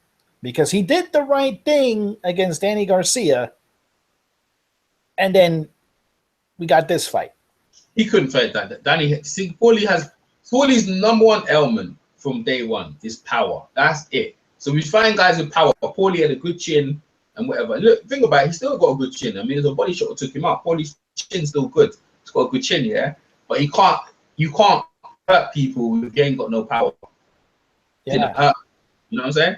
And Eggington's not that good, but he has power and he can take shots. You see, and that will get you up. You see, Paulie done that flurry. 5-punch flurry on him. And Eggington was laughing. It was at that point the fight was over. That's when the fight was truly over, in my opinion. Because if you're throwing your best punch on the guy and he's taking a square on the chin, eventually you're just gonna get tired and wore out. So when he went into the body, the kid was already worn out already. So that's what happened, in my opinion. Yeah. You know, other people might see it. They're showing Anthony Joshua right now on the big screens in the O2 Arena. Showing that's the fight we're gonna. Yeah, that's the fight I'll pay for. That's the fight I'll pay for because I'm not paying for it. No, go on, man. Now, like I said, Paulie's acting like he's about to do the right thing, which at this stage of the game, even though he can get money there, is to actually retire. Like he did it against Danny Garcia. He could have retired in Brooklyn. People will still love him in Brooklyn, but then he decided to go try to fight in Europe. And it looks like it's wait, let me hear this interview real quick. Okay, go ahead, turn up. Turn up, buddy. Was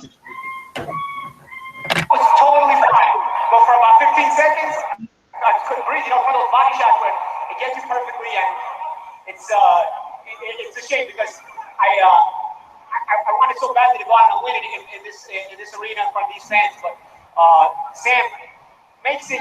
If there's a silver lining, I was telling Sam after the fight, I can see him improving during the fight. I can see him picking up on things during the fight. So at least if I'm going to get beat, I at least figure like this is kind of par for the course. I'm the kind of opponent that makes him better, makes a young fighter better. And I can see during the fight he was actually getting better. He made a couple of adjustments. And so if I'm not going to win the fight, I'm glad I at least played my role in his progression. We'll come back to you. Let's have a word with Sam. Biggest win of your career?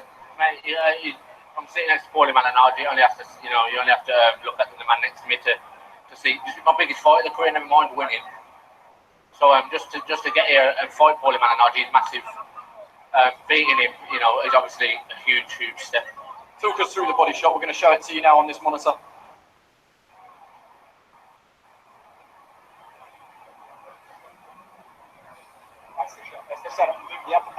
It's you know what,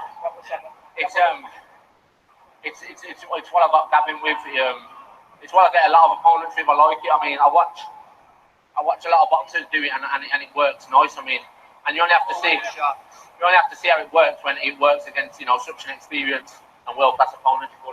I knew when I was going down, you got me with that. I knew as I was going down, I said, damn, I fell for that feint. I fell for that big shot. It was a big shot. This is not meant to land. This is meant to lift your hand.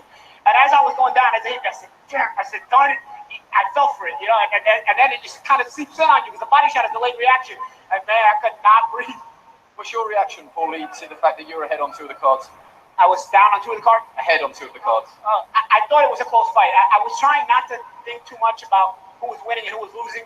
I felt like I might be slightly ahead, but I also felt there was a lot of time left in the fight for the fight to still be in the balance, and I still feel that way even after I got stopped. I think the fight was still in the balance. If I would have been able to get up that 2-point round, probably would have hurt me badly anyway. But I knew it was a competitive fight, and I knew I was having some moments. I mean, like I said, Sam was making some good adjustments. He was having some moments. I'm 36 years old. I don't have the legs I had, so I was picking my spots. I was trying to move around in spots, and sometimes I was trying to lay inside the pocket and kind of kill the tempo. But here's it with a fighter who has the inside skills of Sam. Stay on the inside and kill the tempo results in that. You fall for the bait sometimes, and he got me with that bait shot at the hook. That was all she wrote. Sam, I know it drives your trainer, John Pegg, mad, switching off in fights sometimes. You were hurt in the 6th. How badly hurt were you? He did catch me in the 6th, mate, and it was like a flash reaction. He caught me and I felt it. And it took me about 3 or 4 seconds, to work my way, to get clear again. But I knew he was going for it a bit, so I let him have a few shots, mainly to get on more pay-per-views. But honestly, he caught me and I felt it. And I've done it before. I've let a few people hit me, but I let Paulie hit me and it caught me sweet. And I've got to learn not to do that. Stepped up in class tonight. Do you believe now that you want that European title shot next year mandatory? Like I say, I'm mandatory for the European. You only have to look at Paulie's record to see what happens to people after they fight Paulie. Have a close decision loss against him, never mind beating. So they go for big things. So whatever comes, whatever I'm offered, but I'm mandatory for the European. I think I'd be stupid not to try and take it. Paulie, the last word with you. Where does your future lie now? The last 2 days have been pretty emotional for me. I wasn't sure where I would go after this fight, and I was trying not to think about it because I didn't want to. When you say you're going to stop fighting and then you have one more fight, you may not give it your all. And I wanted to come into this fight giving it my all. So I didn't want to think, okay, this is my last fight, I'm retiring.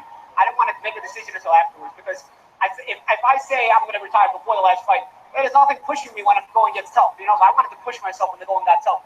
And so I didn't want to make a choice. But I feel like, I've got a great job ringside. I can watch young fighters achieve their dreams like Sam. That's part of the joy of having my ringside job is to get to watch fighters go through what I went through coming up the ladder and winning world championships and knowing the feeling that the joy that they feel when they win and kind of, living through them and being so happy for them right from ringside. And I hope I can have my ringside job for a long time to come, both for Sky and for Showtime in the U.S. I'll make an official announcement this week, but I'm in the UK and I feel like, these fans have been so good to me. I probably am done. I don't think there's coming back from this. What do you come back from at 36 years old? How do you rebuild at this age? There's just too much of a long road. There's not enough time. So I want to thank these fans. They've given me tremendous memories all the way back to 2008 in the co-feature fight when I fought Juan Lascano, when I fought Lumorindo, when Ricky had fought Juan Lascano. When you had your haircut. Yeah, the haircut. I mean, I think ever since then, these fans have gotten a kick out of me, and I've gotten a kick out of them. It's been a love affair that I'll never forget. They're in my memory book forever, and I hope to keep sharing memories with them from the broadcast booth. You're Italian American, but you're one of us now. Final word on towards Sam, actually. How highly do you rate him with all the people that you've been in with? What do you see in him as a prospect? Well, as I said, I felt like Sam improved during this fight, and if I can take a silver lining out of this fight, it's that at the beginning I was saying, okay, he's not bringing as much pressure as I thought he was bringing. You know, round 1, round 2, I said, I may be able to withstand this pace. I was expecting him to come out like a bullet, you know, and have to weather about 4 rounds. Came out a little slow, and I said, maybe I could, withstand this pace and pick my spots. But instead, he started picking his spots too. He slowed the tempo down. He started picking his spots too, and while I was able to catch him with some shots and make him pay, that fake 1-2 that we got him with, we were working on that in camp, the whole camp, because we noticed he keeps his hands up. Sam does something very well and something very bad. Defensively, he keeps his hands high and keeps his positioning well, meaning he doesn't flop all over the place on defense. He doesn't slip and slide and get himself out of position. The bad part is he doesn't move even a little bit. So the feint 1-2, I knew he would just hold his ground and I could drop it down the middle. So we worked on that the entire camp. I finally got him in the 6th round, but Sam does. A part of that is great because holding your positioning allows your opponent to keep panicking because you can keep punching back. But you've got to move just slightly. You've got to maybe rotate your shoulders just a little bit, just a tiny bit, so that you don't lose the punch positioning, but at the same time you're not getting it clean. So improving fighter, improved during the fight. I felt like I played my part in helping him improve. He's a young fighter. I'm the old guy. I'm the wily veteran. I feel like I'm supposed to help him improve, and so I hope he continues to learn off this fight. And all the fighters that beat me were world champions, or Expo champions. So I hope he keeps my record 100%. I finished my record at 36-8. All 8 losses, I was the prognosticator's underdog. And 3 times I was also able to win when I was an underdog. After his Juan Diaz rematch, the Zab Judah fight, and the Sichenko fight. I was hoping to make this the 4th fight because he was the favorite. But that means 11 out of my 44 fights, I was the underdog going into the fight. It's 25% of my career. I feel like people remember me for that and give me credit that I took on all comers, even guys that were always picked to beat me. World record for the longest answer. Thanks for doing it, Paulie. Commiserations, happy retirement. Sam, well done. Absolutely. There it is, folks. Paulie's retired. Yes, Fishing. like this is his 2nd retirement. The first one mentioned that. Yeah, the first one was when he fought after he fought Danny Garcia. And he could have finished it, like ended his career in Brooklyn, but he fought a couple more times and he's ending it now. So, like I said, he pointed out he has a great career still going on as a commentator, both for Showtime and internationally for Sky Sports. So he definitely, it would not surprise me one bit if he just takes a quick shower, puts on a suit, and gets on a commentating team right now. Yeah. Exactly, commentate. What's his name again? Mordo. The link's in the description, but yep, it's in the description. Yeah. You can see if you see it there. Stardog does it. Yeah, so if you check that there, it's there. All right, the link's in the description box. Let's see here. Stardog. What is Stardog doing in the chat? Lucky I haven't been the fight. It's lucky the fight so kept me busy because I haven't been time to. I only blocked 2 people today to the block party. So yeah, if Daniel sees anyone, but I guess I can't be bothered anyway. You know what I mean? Let's leave it. I'll get them. It's not that important. I mean, I'm more concentrating on the fights at the minute. So yeah. Now, going into the main event, like I said, we're probably going to see Tony Bellew get knocked the fuck out. So yeah, and then I can go Tesco's and that, and me and Dan you can talk later on. But I hope. Hey, listen, if you're talking about a pay-per-view, the reason why Paulie took so long is because the pay-per-view is there's a lot of time left with these such mismatches. Right, the fight is actually all the fights are just not lasting. They're not lasting as long as they should do. You know what I mean? Because there's mismatches here, man. A lot of mismatches. Ohara Davies shouldn't be fighting Derry Mathews who come out of retirement. Eggington and the Paulie fight is a good fight. That's good for Eggington. But other than that, other fights before have been clear mismatches. And actually, as a pay-per-view, I can't. Well, you know what? Actually, you know what? To be fair. You know you can gun pay-per-view on the cards, but all pay-per-views are judged by their main event. So let's wait until we see the main event, and I might change my mind. Well, yeah, it's one of those things where it's actually a big complaint in U.S. pay-per-views when like, you know, it's the main event, but the undercard is shit. Like Bob Arum famously said, like, say, who the fuck pays for the undercard?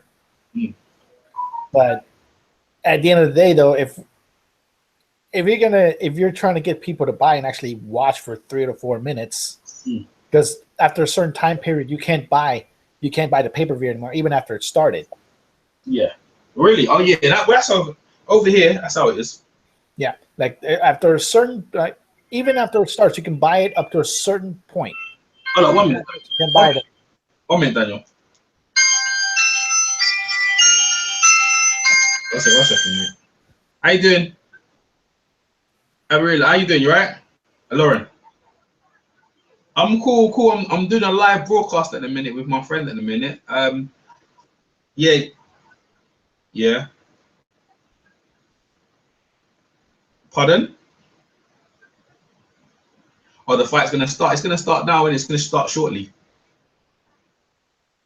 Yeah, because the undercard fight is just all the undercard fights are finished. So it's coming up now. Yeah.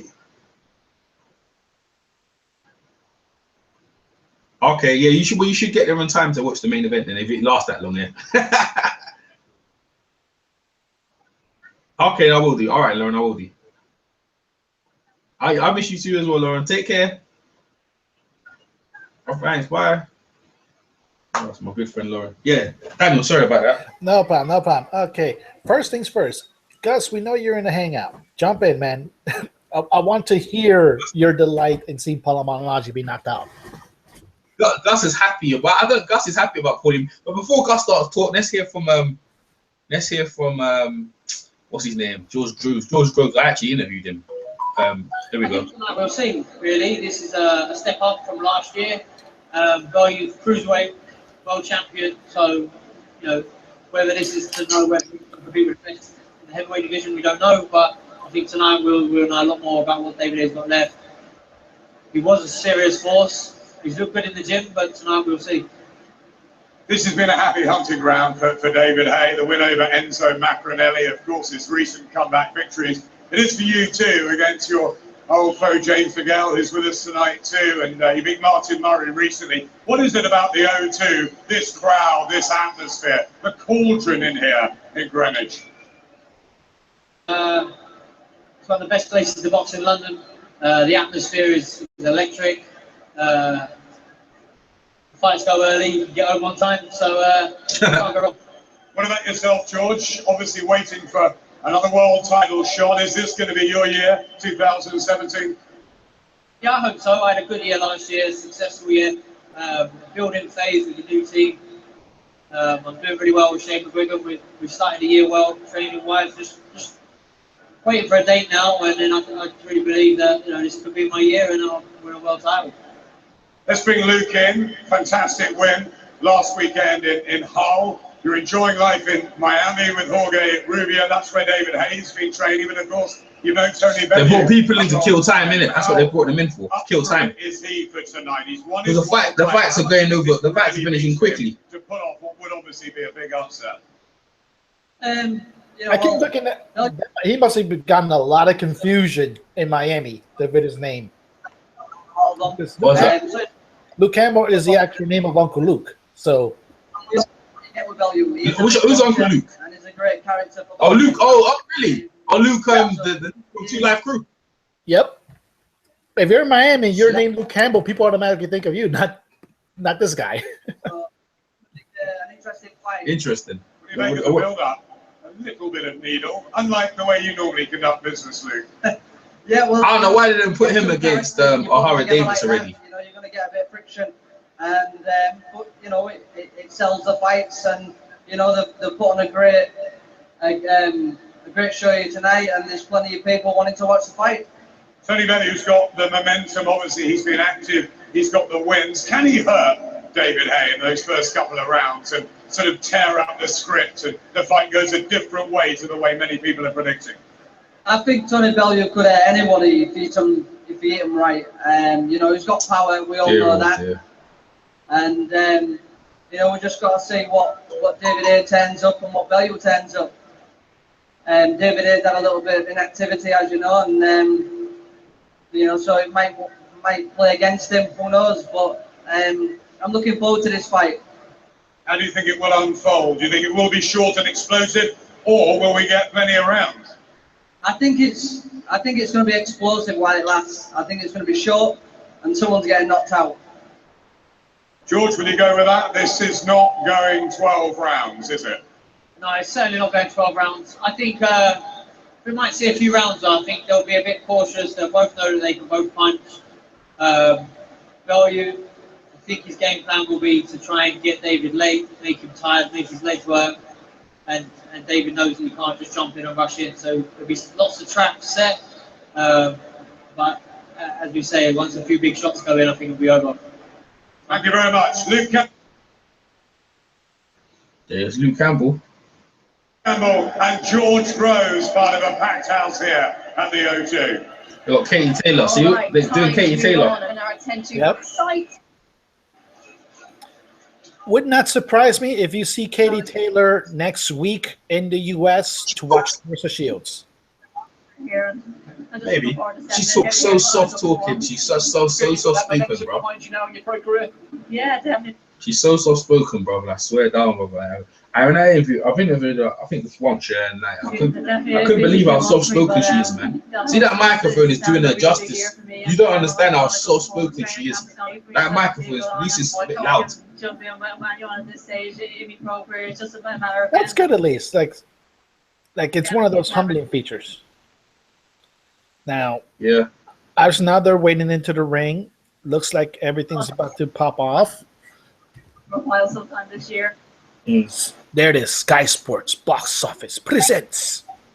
Well, then, so did our specials. All right, Gus. Let's see what Gus has to say. Come on, sunshine. Tell us what you think, Gus, so far. No, he's not in yet. I wanted to jump in.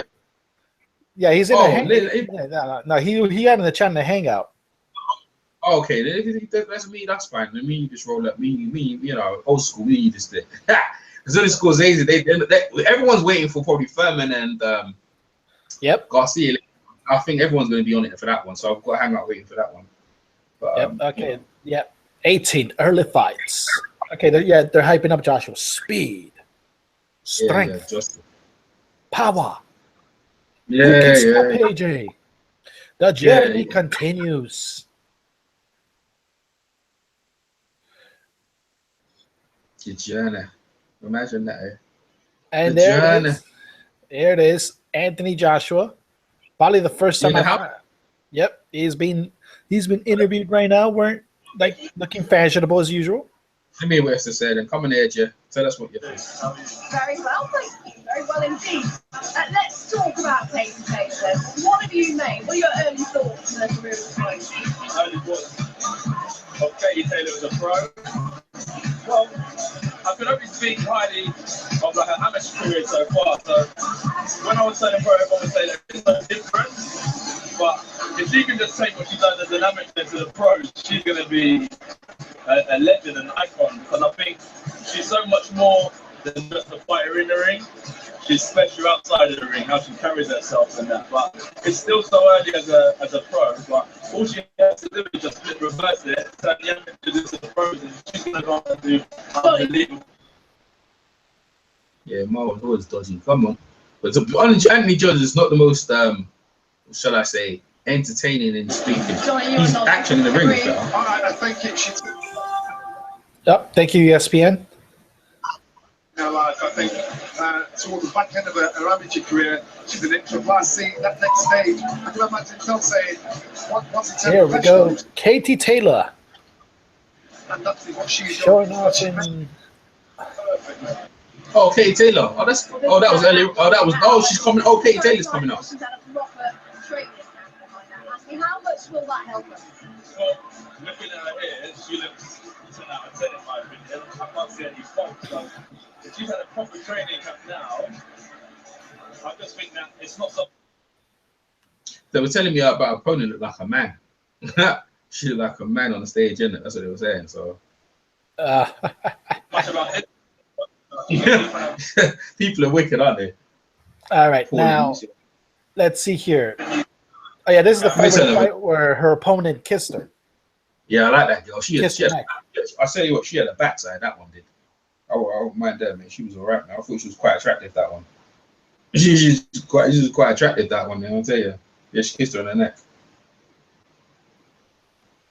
Now, let's see here. Let's see. Like, it would not surprise me at all if she shows up next week to watch Clarissa Shields. Not at all. She was there for Serrano, so. Was she? She was there. What's the what? They're in the same weight class. No, but it's like the same group. Like right now, like Katie Taylor, Cecilia Brakes, there's like Clarissa Shields, both Serrano sisters. Like I said, there's a pretty decent group right now in women's boxing that are just getting themselves up. Okay. Yeah. So they look to be supporting into it. Like I said, wouldn't surprise me. Like they say, Clarissa Shields is making history to next week. First main event headliner in a U.S. card. Yeah, it's about time anyway. To be fair, you know, actually, I'm not too sure about that. I think Thingy's the headline. The Thingy's daughter, not the preacher's daughter. The preacher's daughter and probably the other one. No, that's the first headline MMA. No, I'm talking about MMA. The candidate's boxing. Yeah, I'm talking about the coal miner's daughter. What's her name again? The coal miner's daughter. What's her name again? It's Holly Holm. Like, oh, great. Okay. Not Holly Holm. The other one. The one before her. The one who's knocking out people. The one who fought Layla Ali. What's her name? Oh, I forgot about her. Yeah. This guy looks like a man, bro. She looks like she was the first woman to headline her. See, that's what I'm saying. When they do their hype, they forget. The coal miner's daughter. What's her name, man? Shit. Coal miner's daughter. He's the one who's Don card. She used to fight on Don King's card. The woman fighter. She was bad. Gentili? No, I'm not saying that. No. Oh, no, you're talking about the opponent coming into the ring. Yeah. Okay, come on, turn around. Because I'm guessing that's your name.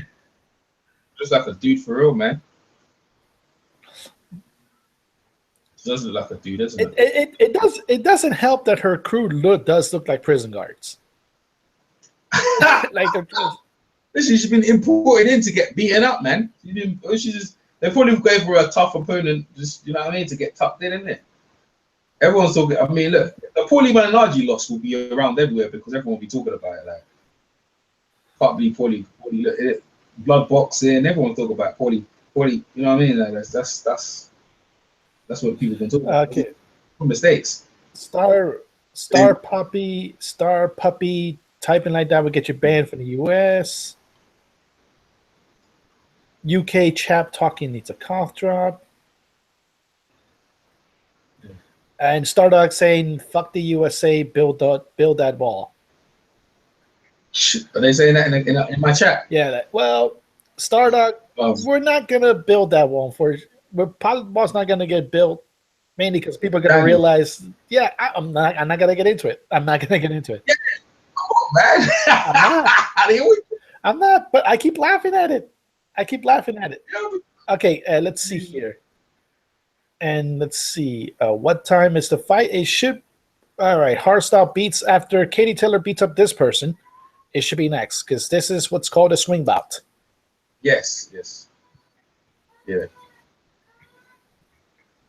And see here, Katie Taylor's not in the ring. Yeah.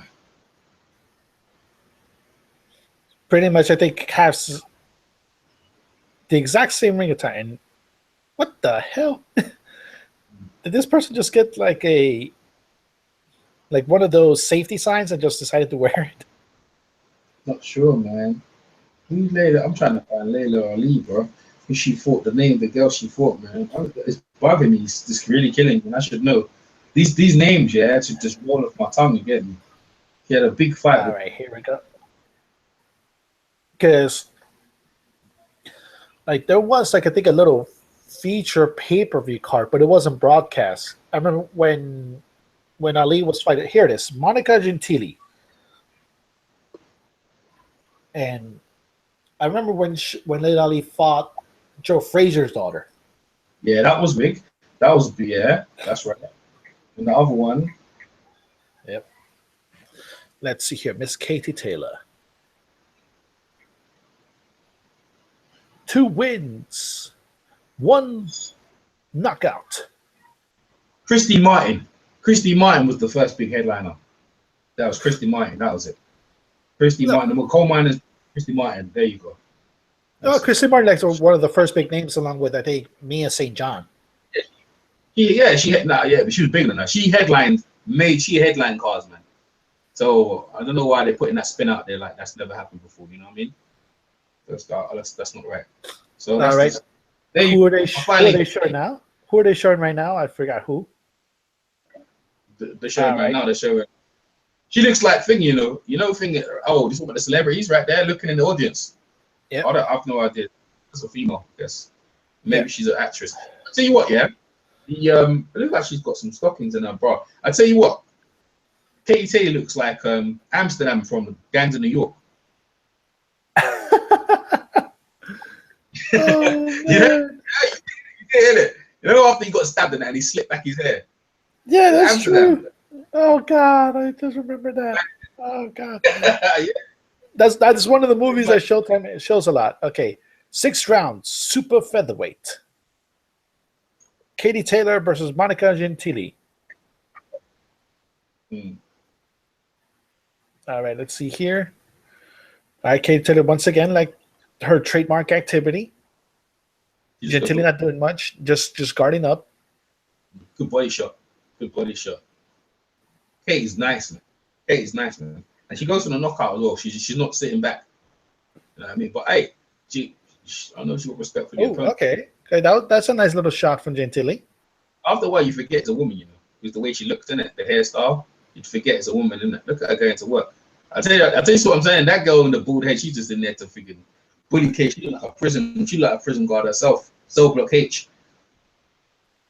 Well, she does have 12. I think she has 12 fights, so it's a good opponent as far as record wise.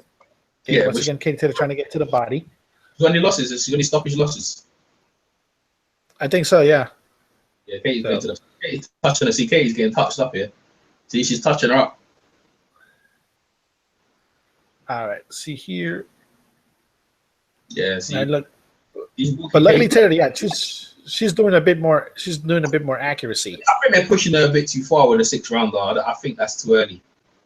I think that's too early to give her a 6th rounder. Because I see already a 4 rounder will be right fine. This is 6th rounder, man. This is going to be hard for her, man. But this is going to be hard. She's getting caught right now. This is, you see what I'm saying? This is girl's experience, man. Look what she's doing. Well, I'm not calling it her last fight. The last fight, I know you're not calling last fight. They're all 4 rounders, man. Giving her a 6th rounder for. Fuck that. No, I think her last fight was a 6th rounder. Well, I tell you what. You know what? I don't like it, mate. But actually, you know what? To be fair, all the rounds are 2-minute rounds, so maybe we should go the distance. You know what I mean? Yep. Skybet. We're making betting less. More.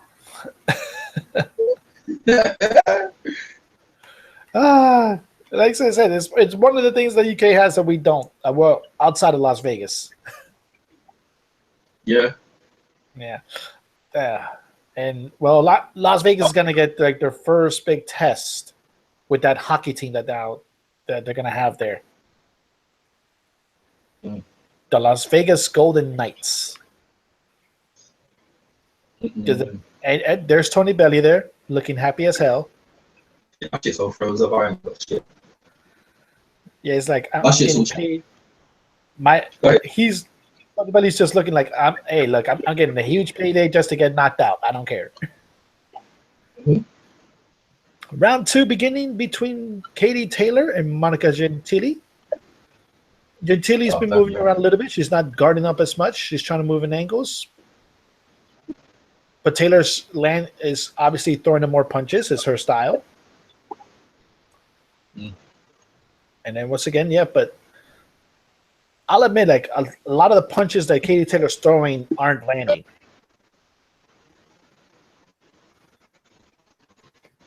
They are being blocked. Gentili is doing a pretty decent job of blocking a lot of Taylor's good shots on the head. And the body is another story. Mm-hmm.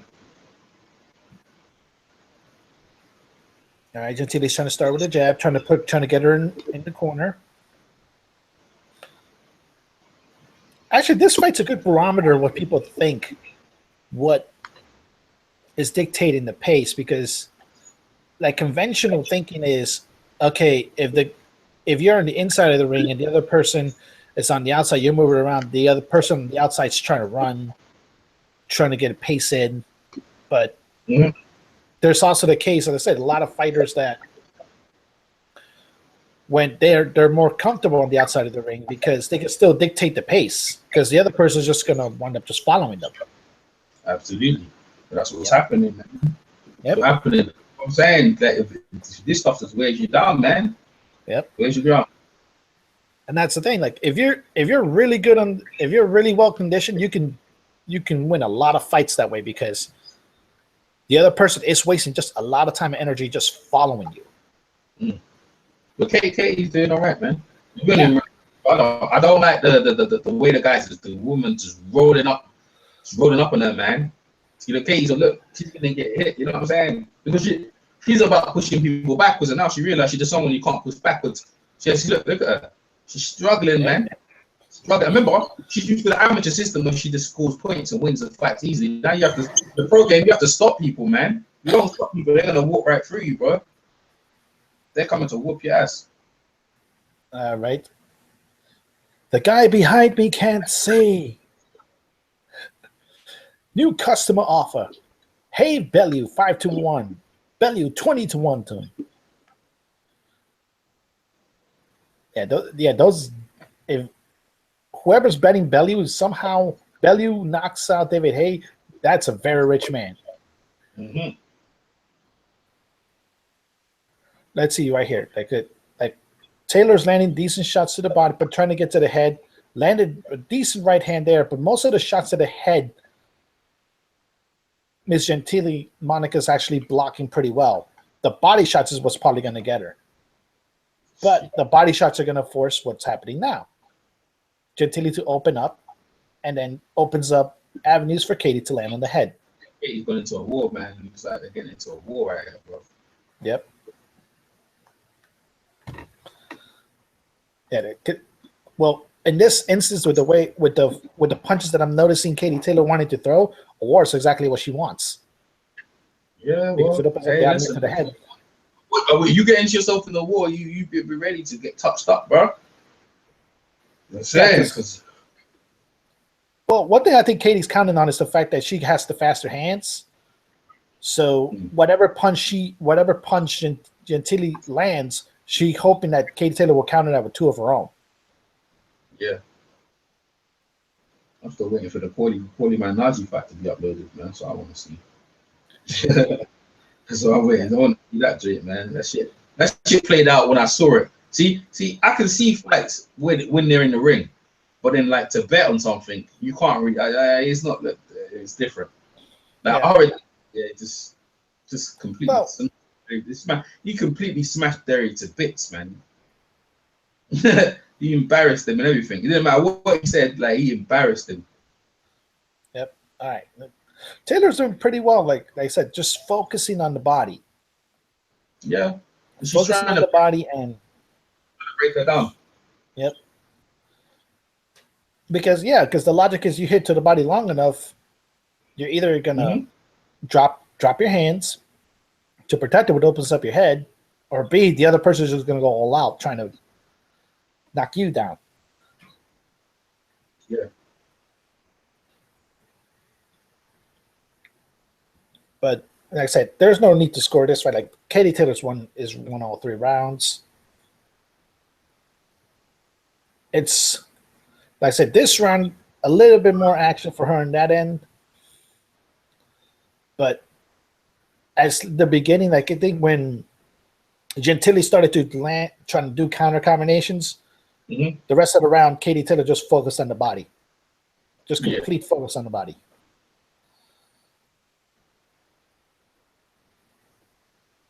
That's what I mean. If you know that you want to get into a war, you better be ready for the consequences.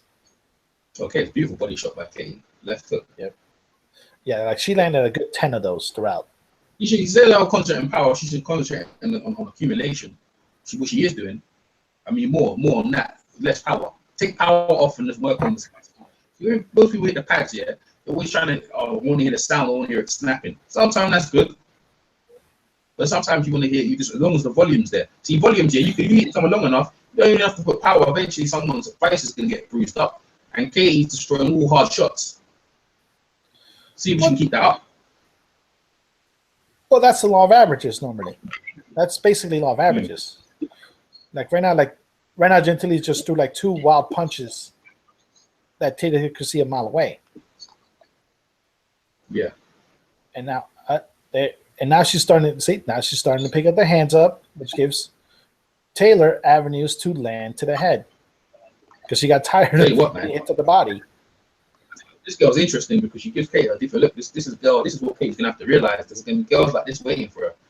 They're just gonna walk right through her bullshit and looking to climb her, looking to see if she can take it as well as she can give it out. You know what I'm saying? Because that's the truth of the game, man. You know what I mean? This game, women's game. Hey, listen, that's a woman who can throw hands at here, boy. Yeah. Throw hands at here. So, but that's the whole point. That's the main thing when it came to this fight. You have to put Taylor's out of somebody that starts making the adjustment to the pro ranks easier. Because the first fight, yeah, she just that wasn't a knockout. That was mainly just a knockout of just overwhelming punches. Mm. And this one, she's working for it. Definitely working for it, and this is what I'm saying. I don't think she's. I'm telling you, I think it was 4 rounders, man. They weren't 6 rounders, man. I don't know, man. I don't think this is what I'm saying. When I saw the 6 rounder, I was like, It's like Paulie. Yeah, Paulie would have done well for a fucking 8 rounder, man. You know what I'm saying? Paulie would have beat that guy if it was an 8 rounder. The Eggington guy. When you see 12 rounds, I was like, man, that guy ain't going nowhere. You know what I'm saying, Daniel? Imagine, yeah. It's like, fighting you. They used to have 15 rounds, man.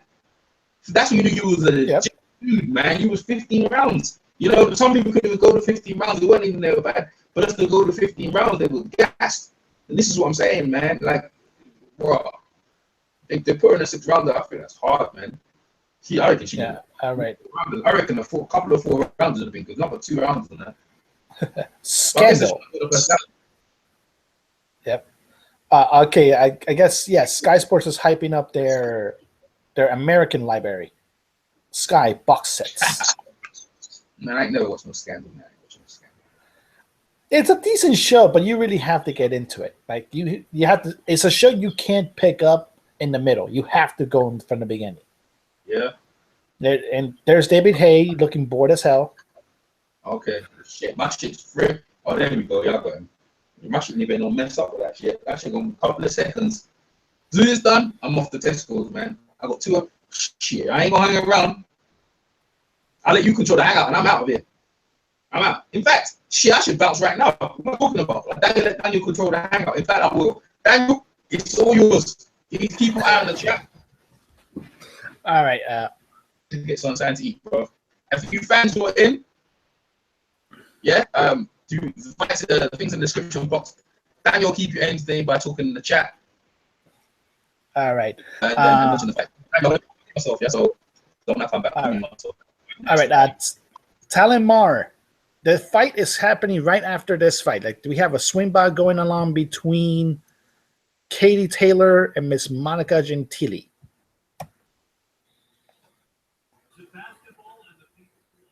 All right.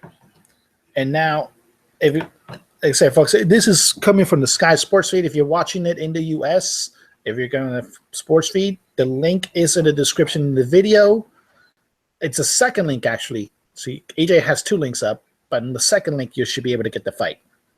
And you'll be getting the feed from Sky Sports. And, ooh, vicious punch.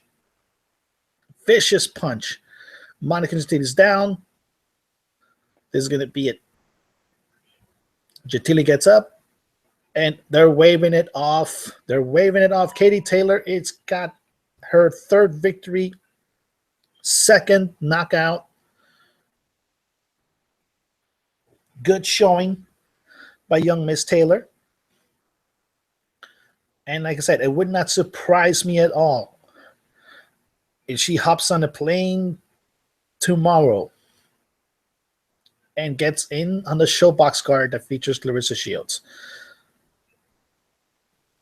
Now, obviously, the UK doctors are looking into Ms. Gentili because it most likely she beat the count, but the referee didn't like the way she was responding. But that's another victory for Katie Taylor. She's now 3-0. Obviously, long ways away from like challenging for belts. Like she's not at the level of the Serrano sisters yet, but she can get there. But it was just accumulation of punches. She landed a good left hand and then a right hook, and then just kept going for the right hook and then right uppercut. And that's pretty much all she wrote. Left hook, right hand, down goes Gentili. Gentili gets up, but the referee did not like the way she looked.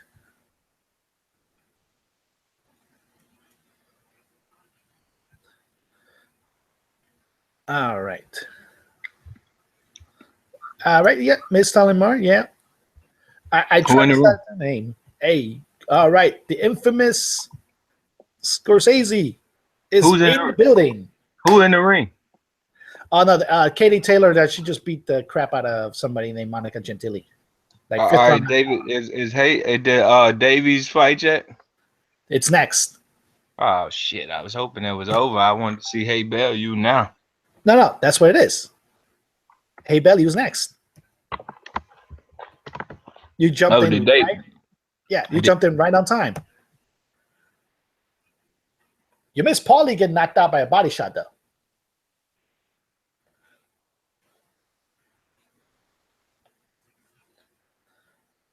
Obviously, Sky Sports is milking this Katie Taylor knockout as much as possible to get that pay-per-view money. We see you, Sky Sports. We see you. Where EJ? I think EJ went to go get something to eat. Yeah, I gotta go pour some food out the oven right now. And I might have to mute. I may have to mute here in a second. I got a 1-month-old right now, so I ain't sure. All right. Well, it's not gonna be like it's gonna be a long fight. So yeah, bet you gonna spark him out. He's on the positive side of that curse. Well, if you're gonna say anything, Bellew looked happy and joyful while he was getting his hand wraps, and David Haye just looked really, really bored, like he was just a day in the office. So this might be a case where, like I said, I'm not saying it's gonna happen, but if it does, it would not surprise me.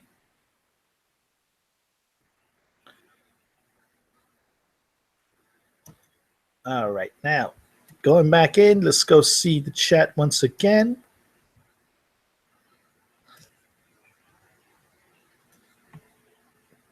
All right, are you going to show the fight? Just commentary. Frederick, if you want to watch the fight, Frederick Greenfield, the link is in the description. Actually, it's going to be the second link.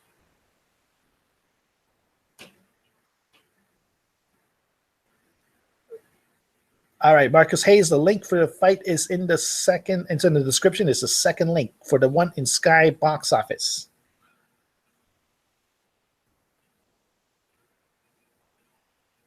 All right, and let's see predictions. Mr. Benjo is saying on the chat 2 rounds. Haye.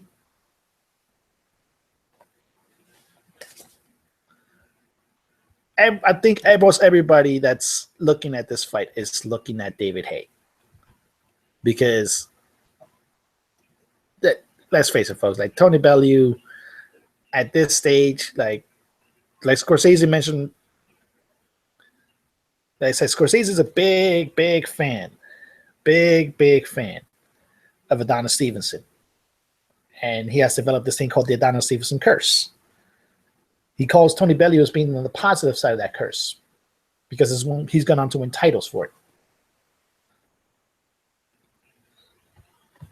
But everybody knows this is pretty much is a money fight. This is just a cash grab. This isn't as bad. I'll admit, this isn't as bad. I see the perception as what Canelo Chavez is. Canelo Chavez is a blatant cash grab. Blatant. Even though there is a chance, because for all the crap that we give Julio Cesar Chavez Jr., outside of that from far fight, he's a tough bastard. So there's a chance he may just outlast Canelo. But then again, Canelo, every combination he throws has a left hook to the body somewhere. Doesn't matter if it's the beginning, middle, end. That punch is coming in every combination Canelo throws. And if he wears it down enough, that can happen. Like we just saw it right now, folks. We saw it with Paulie Malignaggi and Sam Eggington. Paulie was rightfully winning the fight onto the scorecards. But it was just that body shot, the left hook to the liver, ultimately ended the fight. And we got Paulie Malignaggi making his second announcement for retirement. So you have to look at it that way. It's looking at a career for Paulie Malignaggi. If you count anything Hall of Fame, you're gonna probably counter it at the end when he is when they're gonna put him in as a commentator.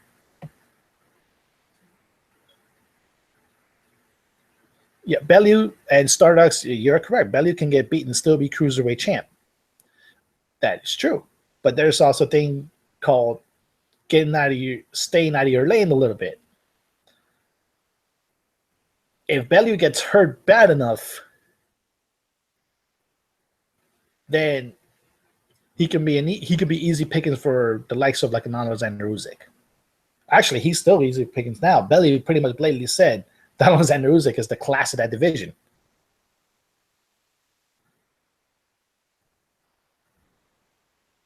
So, okay, let's look at the chat here. 600 Spartan. Like I said, the link is in the second link is the one to get the fight. That is the link. And looking at Sky Sports once again, like folks, this is a pay-per-view card in the UK, so they're milking this as much as they can. This Katie Taylor fight. They kind of did the same. Well, Paulie did something similar, like in giving, like when in his announcement for retirement, gave one of the longest answers to a question that could be easily saying yes or no. But like I said, showing Katie Taylor, good young fighter, and like I said, it would not surprise me if she shows up on American shores next week. And now we have Anthony Joshua talking. Let's hear what Mr. Joshua has to say.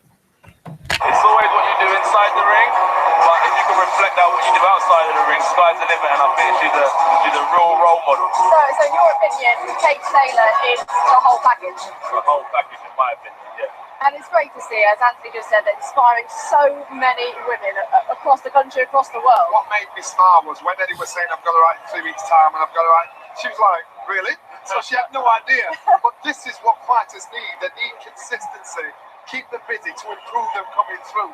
And so with that, keeps them busy and make sure they don't decide to look over things and just stay on the boxing. And that's why she'll improve a lot faster than fighters that turn pro around the same time as her. All right, well, that concludes our undercard. It is time now to get right down to business.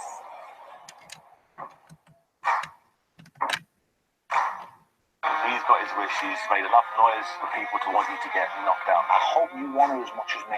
It's sink or swim. All British grudge match has signed Selby. It's a big fight. Absolute match. One of my biggest fights in the world. It is going to be fireworks.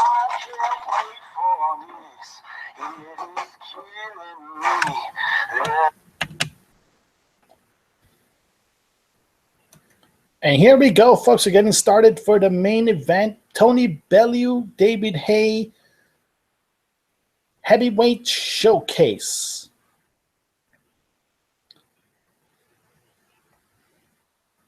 Let's see this press conference. Chihuahua. Yeah. Pay attention when I'm talking. I get smashed out of my mind every night. I'll still knock you out. Hey, you have had it. Getting KO'd, son. Feeling down inside.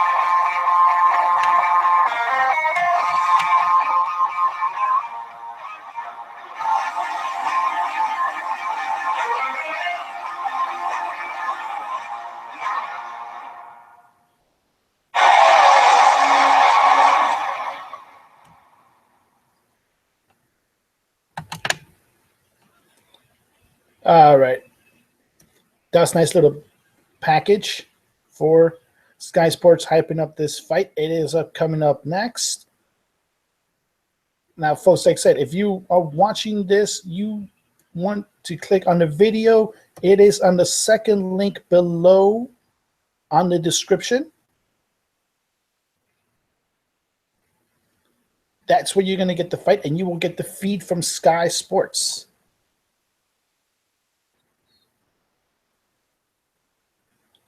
And Jesus, this. Who's the potato man? Okay. Oh, not to know that you're just trolling, kid. The chat is just getting insane now with the trolling. Gotta love it. EJ left, but he didn't give me administrator rights. Oh, well.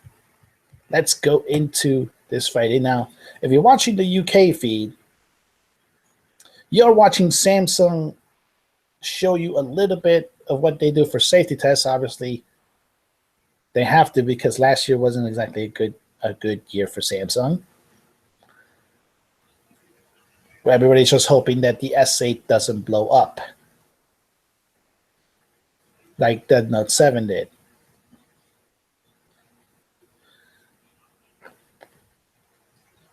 Now, obviously now in the UK, a staple of fight cards, they'll show you various betting websites.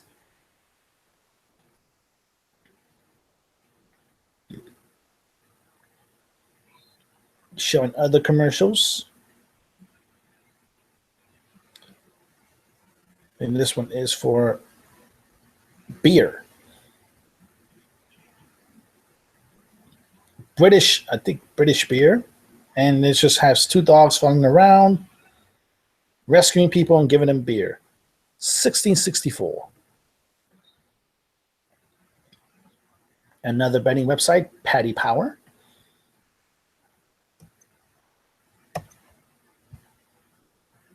Like I said, they're trying to milk this as much as they can, folks. Trying to milk this as much as they can. And I wouldn't blame, like I said, I don't blame them. I do not blame them. It is the UK market trying to make as much money as possible.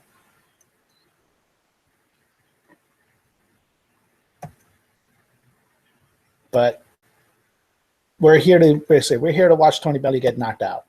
Whether you want to or not, we're here to watch Tony Bellew get knocked out, because to me, this is going up in step. And as Stardog did point out in the chat, yes, he's still a cruiserweight champion. But if you challenge a little bit too much, you may not be the same. I think that's plainly what Oscar De La Hoya is counting on with Chavez Jr. Look, David Haye is going to gas in 4 rounds. Tony Bellew's been an active fighter. All those muscles aren't going to do him any good. His shoulder's going to be big, tight, and heavy after a few good throws. He's about to get schooled. It's just that simple as that. He's about to get schooled by this guy that he thought he was cherry picking. Well, it would, Scorsese, I'll give this. It would be proper karma for Haye not honoring his word against Shannon Briggs.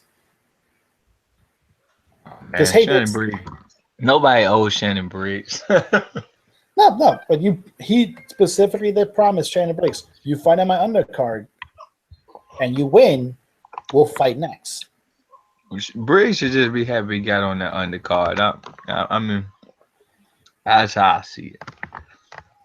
I think that Perez Kendo is going to beat Shannon Briggs. I'm glad an active fighter is getting this kind of shot to go up and try to prove his greatness rather than Briggs right now. I don't think there's a place for Briggs right now.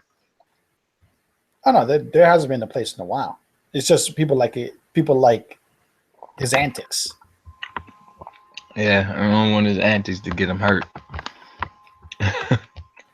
Well, with Oquendo, he's not. There's not much worry about that. Now, like I said, if you're watching the Sky Sports feed, Scorsese, like I said, if on EJ's video, the link to the stream is like on the second link he's got, gives you the Sky Sports feed, or unless you have AWE in your cable package.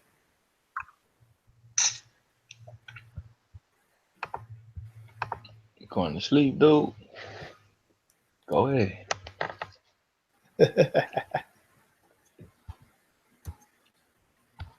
All right, walk us the link in the chat. The link is the second link in the description of the video. That's the link you'll be getting into it.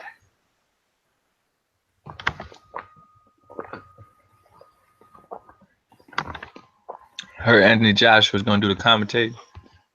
He's doing the commentating now. Like I said, it would not surprise me at all right now if Paulie takes a quick shower and jumps into the main broadcast for Sky Sports.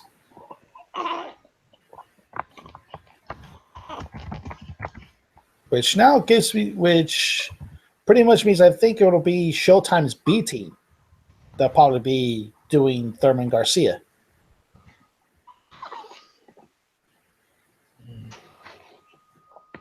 Now they're showing the face off. They're showing how everything looks. The two big security guards. You joking?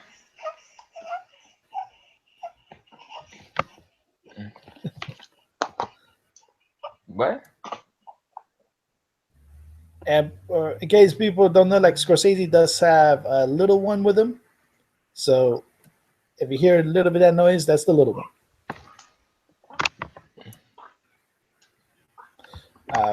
Payday, Benji payday for Tony's kids. I can agree with that in a sense. Where's the fight? Wasserman 23. The link is in the description. The second link, it'll get you the feed from Sky Sports. And the time is 5:25. In the UK, it's 11:25. It should come on momentarily. I think they are literally just trying to milk as much as they can for the 11:30 start time in the UK.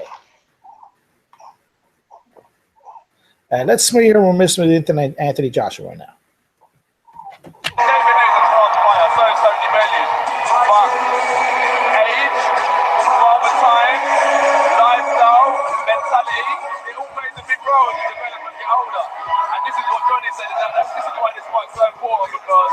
David has got everything on the line tonight.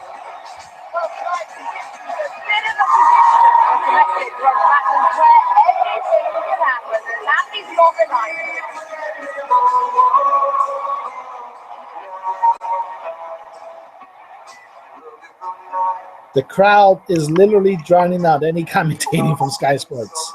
The great British fight game has always had the ability to capture the imagination and transcend sport.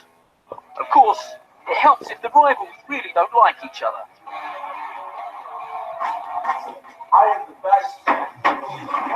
Many clashes. Aha, they showed your swords on the table.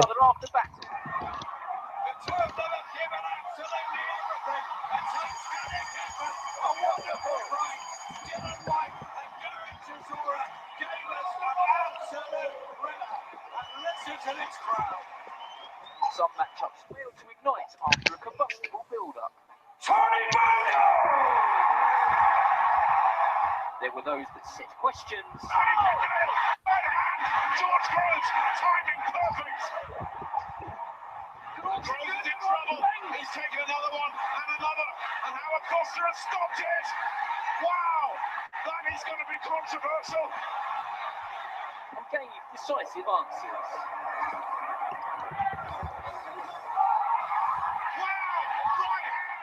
Straight throws. It's waved off already. Charlie Pitts throwing up. What a shot. And times when unfortunately we were left to wonder what might have been. Get me snapped while I can against the ball. Hold them eyes, boy. Then the talking and posturing stops and the action starts. All right, the fight that they were talking about, what could have been, was Tyson Fury versus David Haye. A fight that never materialized. Scorsese, you need to cut all that background noise. Yeah, Tyson Fury, that's right. I'm back. All that background noise, Scorsese, needs to quit, man. Don't hear no background. They're trying to get Continue what you're saying. That was a Tyson. Yeah, that was Tyson Fury versus David Haye. The chat hasn't been that crazy. Luckily, let me check here. Everyone's cool. Yeah, and Miss Talon Marr is just mainly happy that I pronounced her name right. Okay. Over here, there's enough love over here. The fight looked like it's about to start in a sec. Yep. Miss Chantel Slaymore on the chat. The link is in the description. The second link will get you to the Sky Sports feed. And you're right. Paulie's at the commentary booth, like you predicted, with the dark glasses. Yep. Now, like I said, which now pretty much tells me, like over here for Thurman Garcia, we're probably gonna get Showtime's B team, which is not bad. which is not bad. B team. The A team is mainly Al Bernstein, Mal Ronaldo, and Paulie Malignaggi. The B team is the Showbox crew. Yeah. Carl Tompkins and Steve Farhood. No, we're getting Morrow and Sugar Ray Leonard and Bernstein. Oh God, no. Wow. I love Sugar Ray Leonard, but he can't commentate for shit. I'm sorry. Yeah, he too common with it. It's like too much commonness with it. I think what's the guy that Bellew beat last? Cleverly? No, the last person he beat, he hit him in the dick first and then BJ Flores. I think BJ Flores is better.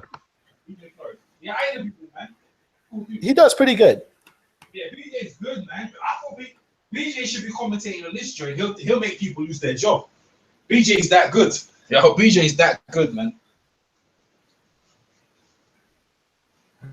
Okay, the UK crowd is getting rowdy. Like they were singing, like I think the bar anthem for England earlier. Yeah. Well, EJ, do you guys just call bars in general pubs, or is this a specific thing that's called a pub? It's called a pub. It's called a wine bar. Either one. A wine bar is a more posh one, like Italian thing. You know, you go there, it's like suit and tie. A pub is just a casual thing. Trainers, anything you wear. So that's the two descriptions. Okay, yeah. So pretty much a pub is pretty much the equivalent to a dive here. Dive is just grimy. Yeah, I guess that's what a pub is. But pub these days are turning into wine bars. So they're looking snazzy now, you know. They got food and dinner. So it's a bit upmarket. Some pubs are a bit upmarket depending on where the area is. Yep. Yeah, I think they're singing that drunk anthem again. Okay, here we go, folks. The lights are down, and Michael Buffer is on the scene.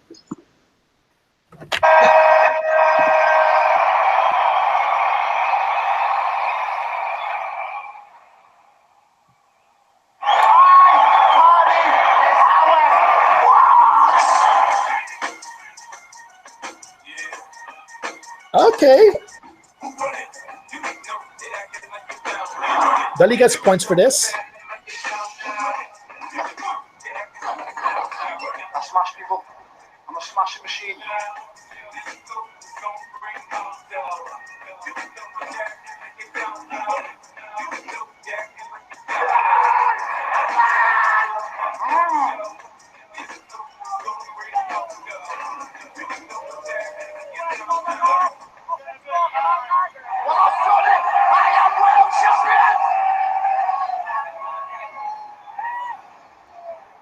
Let's see what stagecraft they have for Tony Bellew.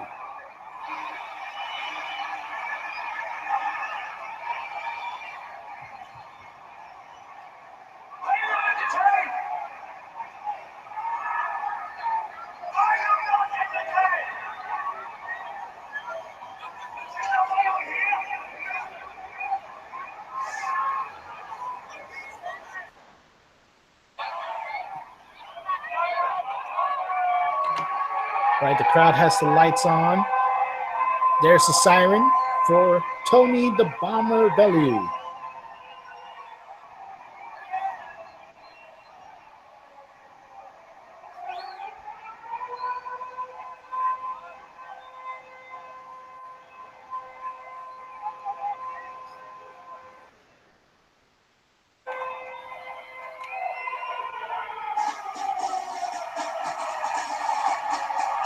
Okay. Military marching band. There's Tony Bellew looking really, really comfortable. That's the Everton theme song. In the football ground. Everton football team, that's their song. Yep. I must say, if there's one thing I haven't been missing as of late with so much PBC is ring walks. I haven't missed that. It depends on the ring walk. It depends on the ring walk. Like the main event, I want a ring walk, but some of the undercards, I don't need it. I like fights. Let me ask you a question. On the BBC, is the announcer still in the ring, or they still do it outside the ring? They still do it outside. I think, you know what? No, what Scorsese said is true. I haven't missed anything. You know what I mean? Well, like so I said, as far as the like for some events, they don't have to do it. I think they do it for the crowd. They do it for the crowd at the arenas. I'm not sure, but as far as on TV, we don't have to sit through that. We get to fight. You know, I can't. I remember Showtime and Adrian Bronner. Man, this dude won't go to sleep, man. All right, I'm muting. Oh, I think I know which fight Scorsese is talking about. Yeah, where the main event of fighters were already in the ring. Sean Winter, the link's in the description box, yeah? So if you press that, you can watch the fight. Go ahead, Danny. No, I'm about to say, like, I think he's talking about certain fights here. And, yeah, let's see here. Sean Winter. Yes, the link does work. The second link. I'm watching that now myself. That's the link I'm watching. All right, now obviously now here comes Mr. David Haye.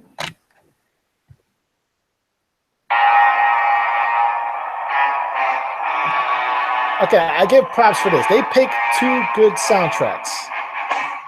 Whoa! He comes out and tries to fight these, he's getting knocked out with about Oh, look at the menacing sign. Simon said, get out! Don't get too comfortable in your seat. Get out, yeah. I end the fight when I want to end the fight.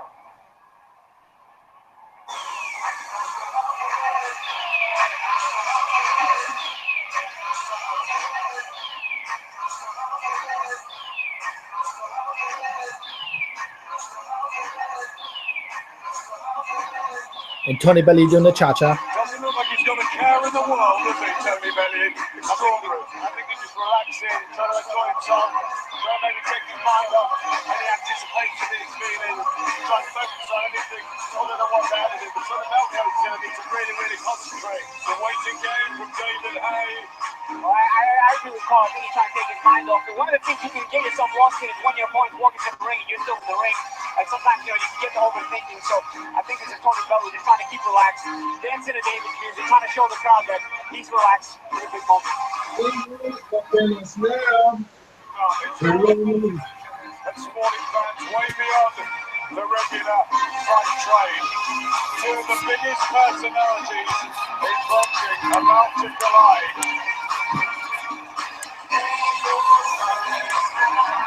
And Tony Bellew is laughing it. He's loving it. Of course, Tony Bellew's loving it. He might get knocked out. That's what everyone thinks. He's gonna get knocked out, me included. Might go longer than we think. Go ahead. Yeah. Now, okay. So basically, right now, David Haye's doing like the Goldberg entrance. My shit's froze up. My shit's all froze up. Yeah. Like. Oh, okay. Wait. Is McGuigan joining them this time? Yeah. Looks like it. His son, yeah, is a trainer. Yeah. He's joining. What do you mean? Yeah, he's a trainer. Yeah. Yeah. Do you know that? Yeah. And David Haye looks extremely bored. That's a bad sign. That's probably a bad sign. He looks vicious. He looks angry. He better be angry. He better be angry because I remember how Tyson came in against Buster Douglas. Yeah. He looked the same level of bored. Yeah. But here comes David Haye looking at the crowd. Fresh off training in a yacht in Miami. Yeah. It's like, of all the places to train for a fight, you train in a yacht. No, man. He's training in the sun. He's training in Miami, man. You're from Miami, you should know. Yeah, no. Right now, it's cold for Miami. It's 60 degrees. Like where I'm at, we would kill right now for 60 degrees because right now with the wind, it's like in the teens. And Gus, man, you got to jump on. You got to jump on. You're saying Bellew by knockout. Jump in, Gus. Gus don't win that. Come on, where is he at? Where's that? Cause now he's in the chat, a hangout chat. So yeah, me you hold it down with 100 and something live people. You know what I mean? We good. Yep. All right, so let's see here. Checking the chat here once again. Yes, Arabic name that I unfortunately cannot say. The link is the second link in the description. And yes, the fight is starting. The rungs are walking in. See, Sean Winton's all hooked up because if you see him, look at him, come on, Dave P. He's all hooked up. See, the link works. See, you know. Yep.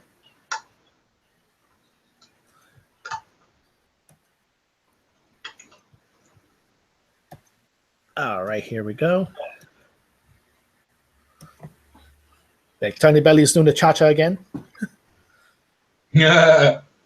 Bellew's crazy, man. They might have to put this is cute, man. You see, my shit joined up.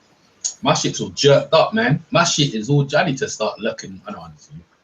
Yeah. Okay. Yeah. There's like David Haye didn't even acknowledge Bellew. He just walked away, like walked bored to the corner. Yeah. Bellew's like, "Where you at, son? Where you at?" And here we go. Only 2 years age difference between two men. David Haye obviously with a 4-inch reach advantage. And the weight, I'm just guessing by the numbers. Obviously, David Haye is the bigger fighter. 5-year difference in debut.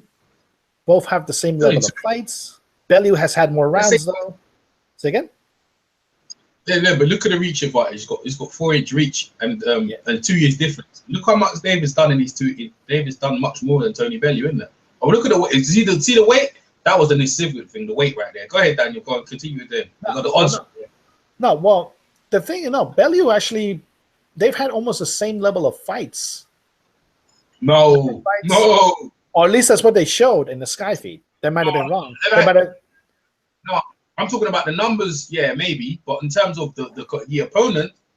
The opponent. Yeah, you can't discuss that. Yeah, you can't discuss that when comparing the two. That's unfair to Tony Bellew right there. Value it. Let's see what happens, man. All right, here we go. Let's hear Michael Buffer. Put that. Let me do my one. Let me try my one. Actually. Ladies and gentlemen, from the O2 Arena, London, this is the main event of the evening. 12 rounds of boxing in the heavyweight division. And it's all seen live on Sky Sports box office and to the USA on AWE. Brought to you by Eddie Hearn for Matchroom Boxing in association with Haymaker Promotions and Ringstar Sports. Sponsored by BetSafe, Balzerov, and JD Sports, and sanctioned by the British Boxing Board of Control President and steward in charge tonight, Charles Giles. At ringside, the three judges scoring this contest: Victor Laughlin, Michael Alexander, and Bob Williams. And inside the ring, your referee in charge of the action, Bill Edwards. And now, the officials are ready. The fighters are in the ring, and they are ready. Boxing fans, are you ready? For the thousands in attendance and the millions watching around the world, ladies and gentlemen, from the sold-out O2 Arena, London, let's get ready to rumble!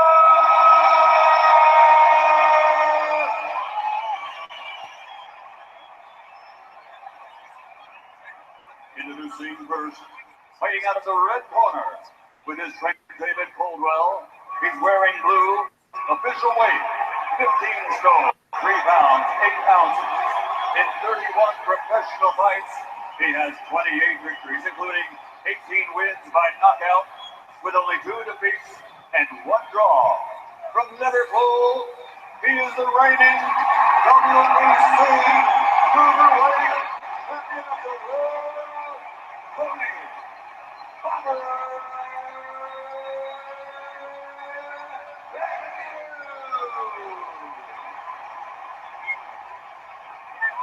And across the ring, fighting out of the blue corner, standing with his trainer Shane McGuigan, wearing black, trimmed with orange, officially weighing in at 16 stone 9 ounces.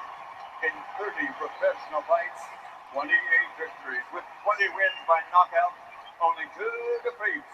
He's the former cruiserweight world champion and former WBA heavyweight champion of the world. From London, England, David Haymaker Haye.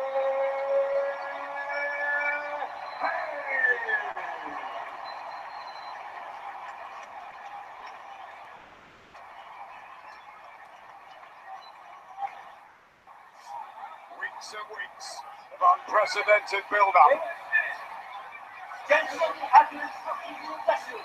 You know what I expect of you. Follow my instructions at all times, keep it clean, and remember, defend yourself at all times. Twist them up. Vicious verbals, the tensors of pathos, even the old straight punch and the unacceptable comment. Now the wall of... What's happened? Go on, Dan. All What's right. happened? All right. They're about to start round 1. Referee gave his instructions. And here we go, folks. It is on.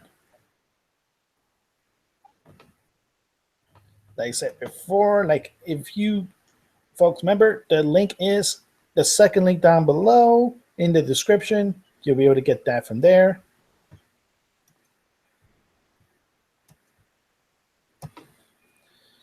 All right, right now, okay, Haye's trying to do the jab a little bit.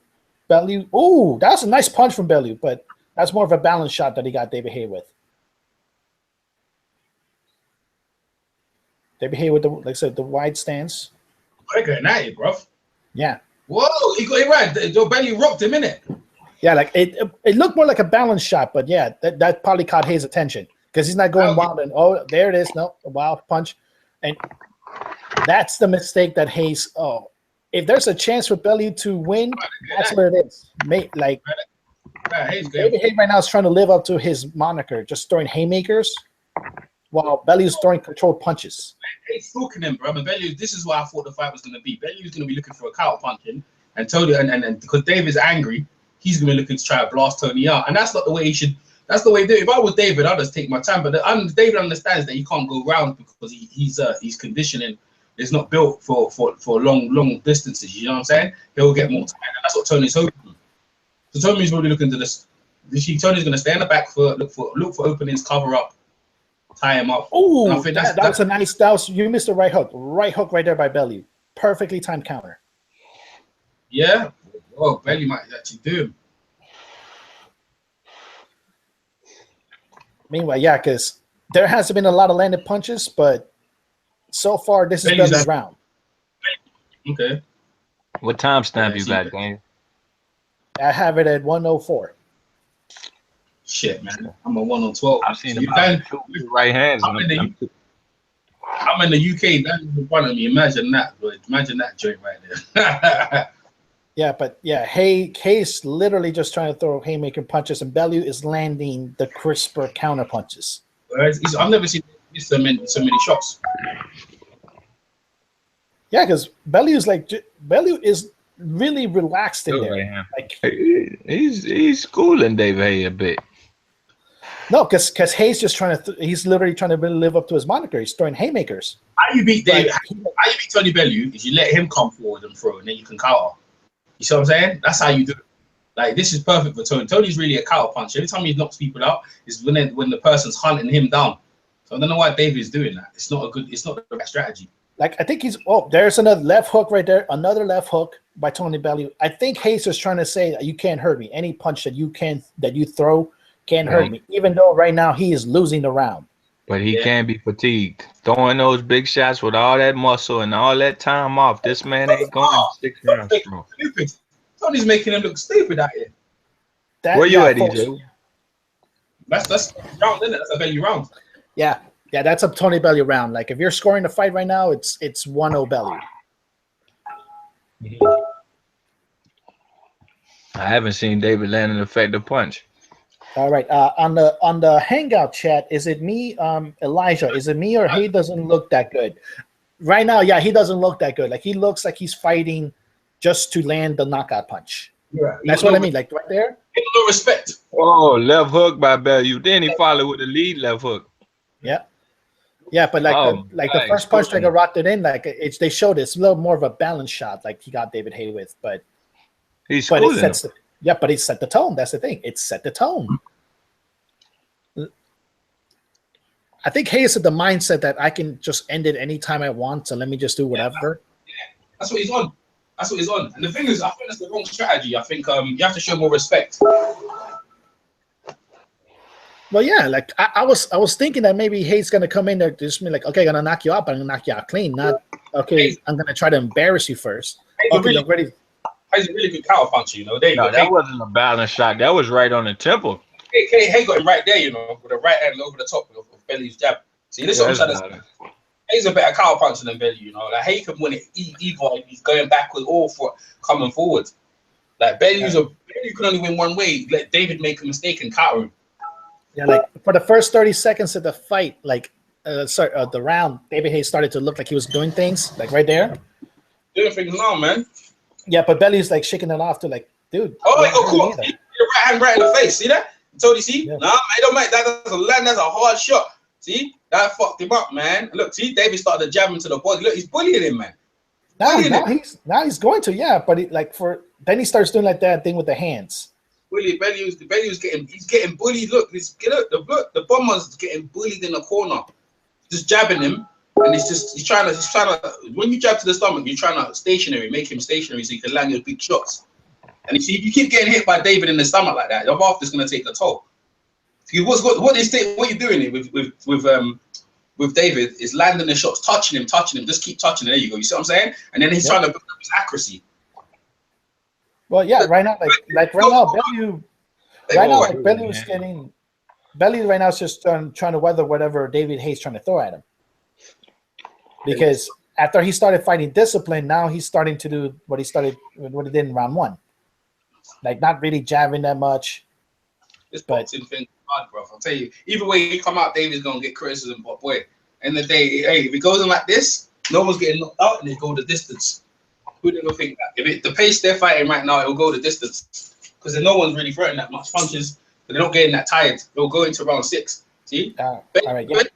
Bellew, see, this is what I'm saying. Bellew's a good counter puncher. If Bellew will make a mistake if he comes forward, the Haye could counter him. But you know what? But Tony looks alright in there. He doesn't look. You know what I mean? He's getting put with jabs in it. Yeah, like he feels relaxed. He looks relaxed. He looks like he is waiting for Haye to jab to the stomach. That's the lead. one. See what I'm looking at is the jab to see the jab to. That's what Ohara did earlier on. He jabbed to the stomach and he opened, bent your hands down so you got right. Scorsese, stop with all them noises, but please, man. Like, what are you doing? Like, too much noise in the back. Whoa. Okay, yeah, just like Tony Bellew just whiffed like 2 or 3 big punches. Oh yeah, he's woof. Hey, bringing his feet on every shot, man. Davies' accuracy. He needs to work on accuracy, bro. He's missing big time. Davies nervous. Tony's making a miss. As just told David, I don't know if David's gonna have nothing in the fuel later on if he's missing these big punches here. He's missing a lot, man. Well, you can make the case for Haye in this round, but yeah, he won that round. He won that one fair and square. Fair and square. Yeah. Fair and square. I'll give it. Joshua's looking. I think Joshua's getting confidence on that, mate. On that performance, because all Joshua's gonna do is tuck up and just walk into David. Yep. And then there it is. Like he landed right there, or good right hand, and there, just a sequence of missed punches, and right there. Of course, but the thing is, the Sky's gonna do that because Bellew is a matchroom fighter, isn't it? So they're gonna show these things. But Haye won that round. Oh no! Like Haye landed the better shots. Yeah.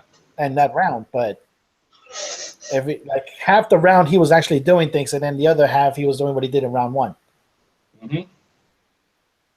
There we go, round 3. All right. Bellew showing that he can do lateral movement. We all knew that.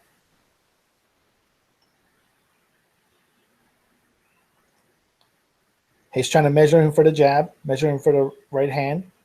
Missed.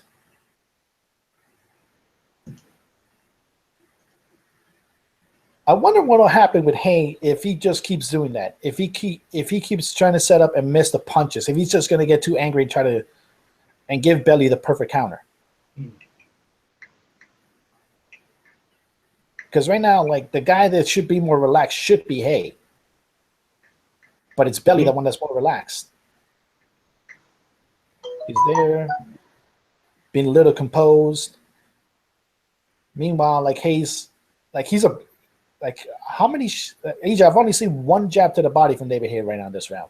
Oh, well, the thing is, he's still landing them. He's still that David. See, because Bellew hasn't even landed no body shots. See, everyone knows him in body shots. If you keep, even with a jab to the stomach, David's jab still hurts.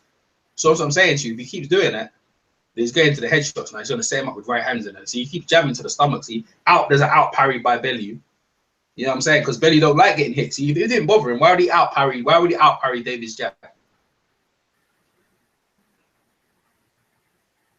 All right, that obviously now Sky Sports is showing the odds right now.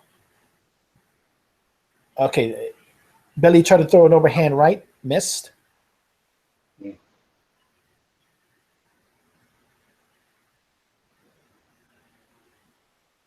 Showing good head movement from Bellew.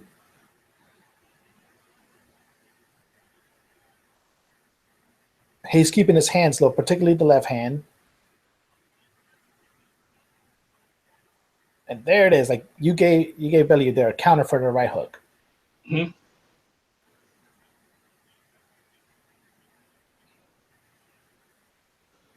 See, it's a quiet round. The pace is quiet. You see what I'm saying?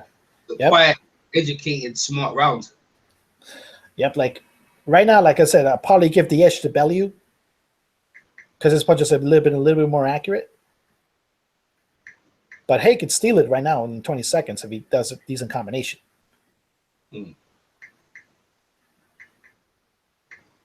Well, right now there's not much in it, and there's not much in it in terms of who's winning the fight. Yeah, like right now, okay, that the round's about to end. I think Haye won that round. You know, I think he threw more punches. For my blink question screen, you'd have to tell me. Yeah, I could give it to Bellew. Like Haye threw more punches, but Bellew landed more. Okay. Like I said, it's a close round nonetheless. Yeah, but it's not the explosion I thought it would. See, predicted the fight will be over in round 3. Look, Tony's banging on his chest, walking out of round 3. No one thought him. But the thing is, yeah, can he sustain getting hit by David Haye? Because David Haye look like he's all right with Tony's power. You see what I'm saying? Can he sustain that? Can he be able to deal with David to keep hitting him? Because David is touching him. You see what I'm saying? And remember, David's the bigger guy. And like I said, the shots to the stomach, most people, fans look at him, it's nothing. No, man. No. That's why Tony was out. Bellew was out parrying it, man. He don't like getting hit too much. Because all David got to do is touch you and wound you a bit, and then that'll be enough. Every time you get hit, it takes something from you. And Tony understands that. And David knows that. Because David knew, I just need to touch him. Just touch him in places. Touch him in the body. All right, here we go. Let's see here. I like Bellew for round 3. Yeah, Richie Taylor saying Haye is about to go down in the 4th or 5th round. Well, the way that Haye's fighting, if he keeps throwing like wild shots, there is a chance of that. Both of them are throwing wild shots though, because look, Bellews was waiting for the counter, and Davies pushing the fight. Because Tony's not doing nothing, bro. Look what he's doing. He's waiting for Bellew. Tony is waiting for Haye. That's all he's doing. But the thing is, like the way he's throwing the punch now, it's not wild. It's not going crazy. Like he'll throw overhand rights, but how can you win a round by just waiting for a next man to make a mistake? Like that's whack, man. He's doing the same. He's basically doing the same thing he did to Adonis Stevenson. He's doing the same thing. Look at him. He's doing the same thing.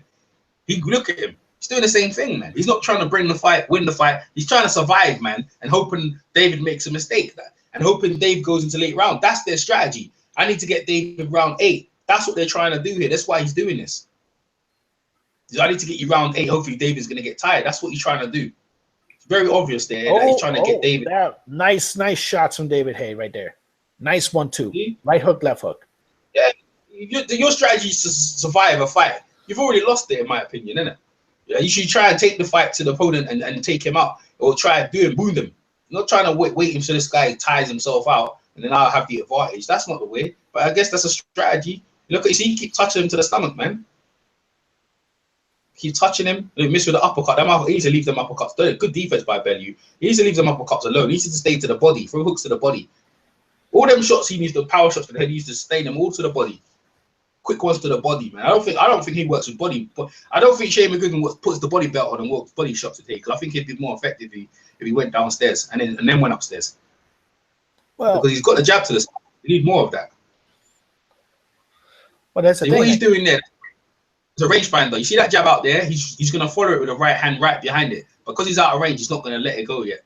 Yeah. He's out of range. But the stretch jab to the stomach is getting him. Yeah, that's the whole thing. Like right now, Tony's waiting too much. Like I said, I could give this round to Haye easy because of that. Yeah, I'm saying this. You can't. You know what I mean. This is what Tony's trying to do. Davies inaccuracy. To be honest, I've never seen him miss that much. That's credit to Tony. See the jabs to the stomach, yeah, is causing it. Look at him. He's waiting for David to make. Look at. He's looking to time that right hand. Bellew's looking to time that big right hand on David's head, but he can't get enough because David keeps jabbing him. Remember, we did say in the stats. Haye's got a 2-inch reach advantage against him, so he's getting his shot off before thing, and that makes a difference. Yep. All right. Perfectly end the fight on Bellew's corner. Sorry, not the fight, the round.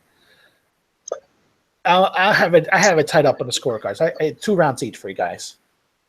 Yeah, what's it? Who didn't think we would see in this round here? It's just amazing. Yep. All right. Let me see here. Well, you got it tied up. I got 3-1. Look at it, the right hand. Woof! So Tony Bellew took it, you know. Whoa, he got hit with 2 shots, you know. Yeah, 2 shots. He looked around. Yeah, like he's leading with it. And now, like you're gonna see, right hook, left hook, right there, and he took him well. Whoa, man! Oh gosh, look at the slow mo. But that's what you need. You see, this is what I'm saying. Tony ain't gonna hit David clean like that. Like that's not gonna happen. If he was, he should have did it already. But they're just trying to see if David can tire himself out. If David gonna tire himself out, is he gonna tire? That's the question right now. Is all that training on the boat and doing what he was doing, all the Playboy lifestyle? Is it good? Bro, he looks in tremendous condition, but is he in fighting condition? We'll find out. We'll find out as the rounds goes on. All right. Like I said, I have it all tied up right now. Like, right, Bellew started the round like leading right now, like trying to throw 1-2 right there, but now he's back to trying to get Haye to lead. Actually, long fight, All right. longer fight than I actually thought. Oh, okay. That nice little right hook from Tom Bellew right there. That's what he's looking for. He missed it though. He missed it. It was out of range, and he's off balance as well because he fell behind it.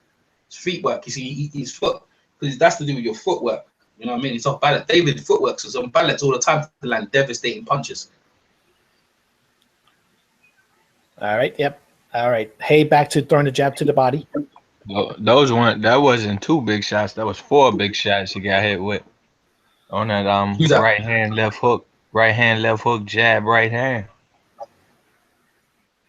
See Davies, see David, yeah. That I worry about him, you know. Nice combo from Bellew coming out. He got to get some respect from him. Yeah, like see that lazy jab.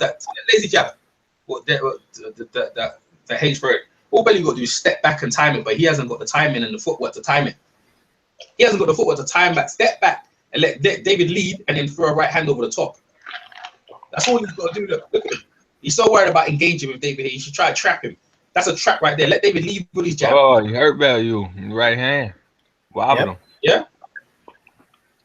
But like I say, he hit him pretty well, but he hit him pretty well. The thing is, the Bellew's still starting to take those shots, but David Haye's not. Okay, back to the jab to the body, trying to slow him down. Why? It looks like this is like a mismatch. Why did he even call it? That right hand landed. Why did he even call him out for? This is like a mismatch.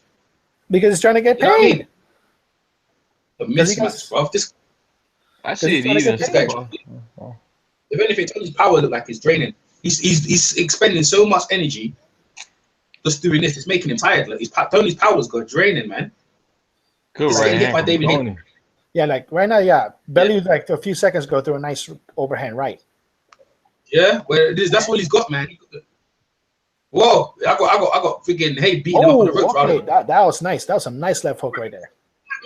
Yeah, but look, David's just there. He ain't worried about this. See, that stuff will wear you out in itself. Another jab. See, you guys need to look carefully at the jab to the stomach. Oh no, I'm looking at it. I'm looking at it too. Yeah. The people watching, the jab to the stomach, man. These are the. That's why I do. Have you noticed? Let me tell you something. I'll tell you how the jabs to the stomach are working. Tony's hands have come down. Remember, they were up in the first round. That's how significant the jab to the stomach is doing. He's made bring his hands down. Oh, good. You know what I mean? That's a close round. That's a close round. I could give it to either guy. Yeah, you could do, but Haye probably won it. You probably could do, but Haye probably won it. Yeah. You know what I mean? He's probably won that round. All right, let's see here. All right, in the chat, let's see. In the Hangout chat, Elijah has it 5-0 for Haye. I would make Haye deal with more of a jab. I don't care if he got the reach. I would make him expand some energy, deal with a jab. I'll make it for more body. I'll make it more combinations to the body. A jab, right? Oh, another good left hook there from Bellew.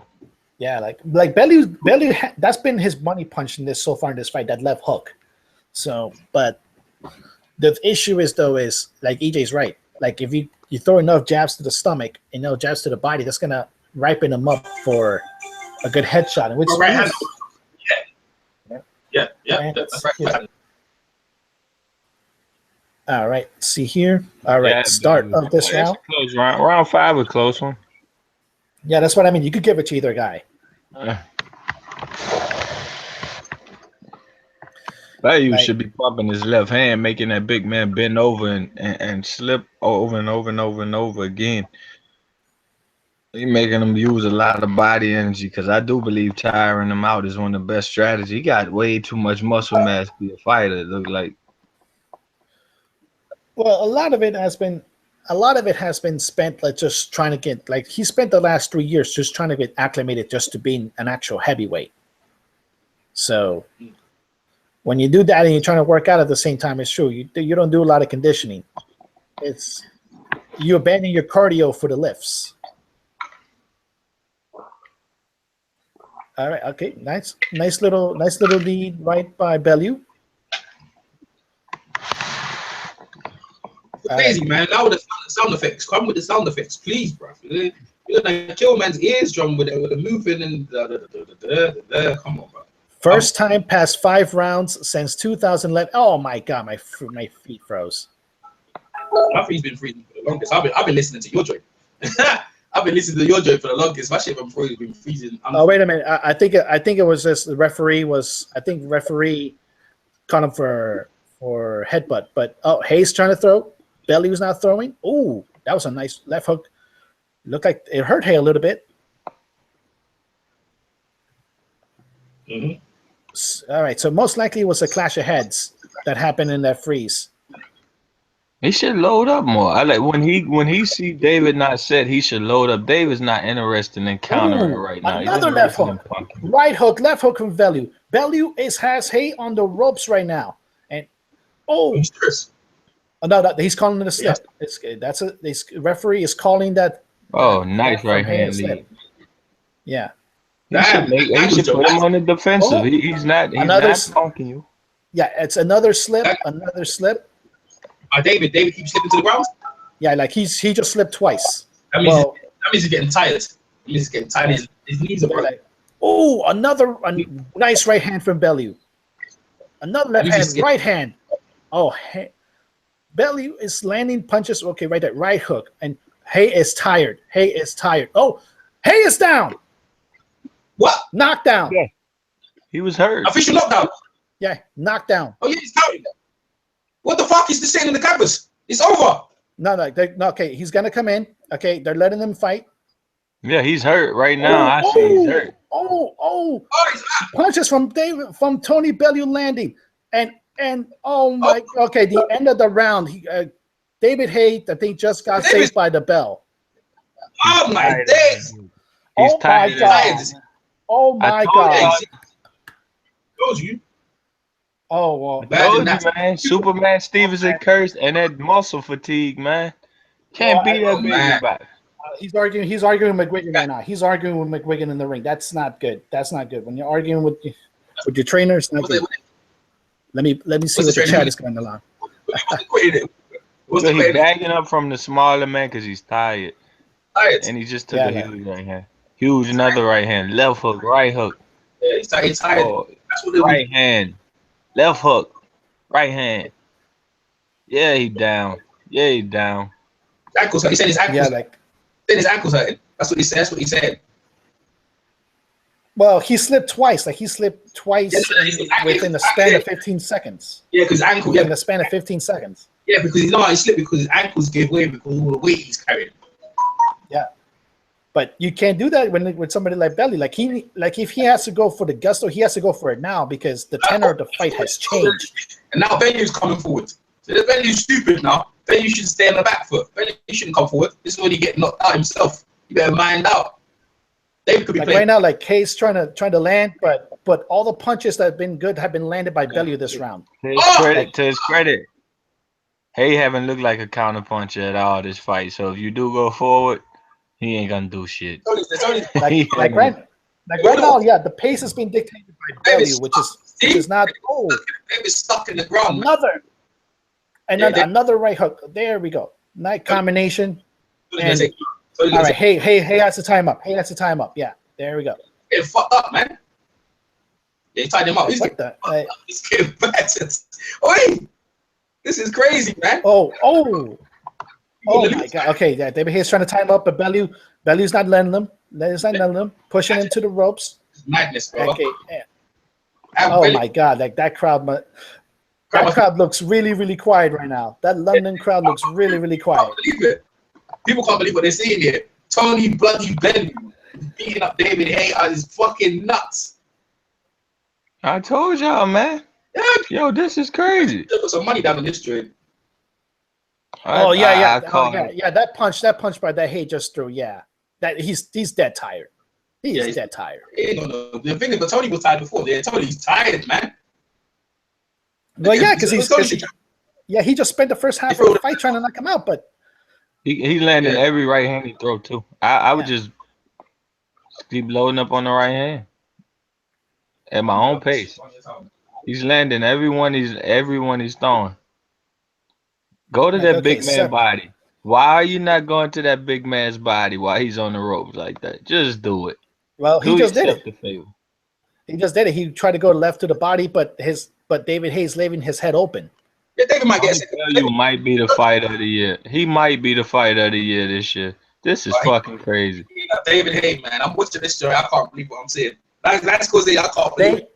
Like they have not left that corner the entire fight. I picked Tony Bellew. I've been saying it. Like, EJ, they have not left that corner the entire round. That's David, because David does all the moving. But Tony, this pace suits Tony. Remember, Tony's been fighting. Couldn't you believe this shit? Exactly. He never imagined that he was gonna be the person getting called out. He thought he was gonna come back to British boxing and do smooth sailing and get the call out Joshua and get a no. It's fighters out here that's gonna want you, and he's getting everything he wanted now. Okay, now. Okay, that's the end of the round. Haye looks completely and utterly gassed. They need, like, if McGuigan is smart, like, he'll stop this fight. Stop the fight. He looks fucked, man. He looks out of it. He looks proper. Did he stop it? They stopped the fight. No. If McGuigan is smart, he'll stop it. No, they're gonna stop the fight. You can't stop the fight because he's tired. That's whack. You can't stop the fight because the man's tired. Yeah, that's somebody put the link in the chat. Somebody put the link in the chat. No, the link is in the description. The link is in the description. The second link, folks. Okay.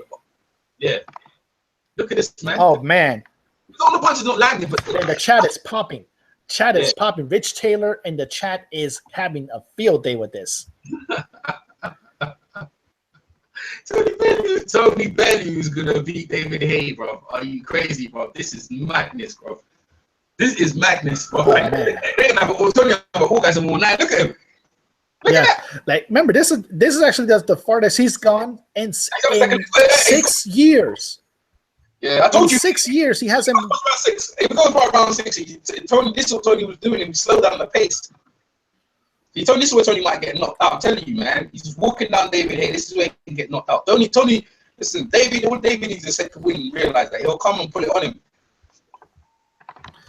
All right, now Bellew is just backing off. Haye has his hands completely dropped.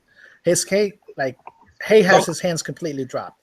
Yeah, but he always does that. He needs to fucking see. If I was with David Haye, I would have worked with him properly. Allow the power shots, put in numbers, man.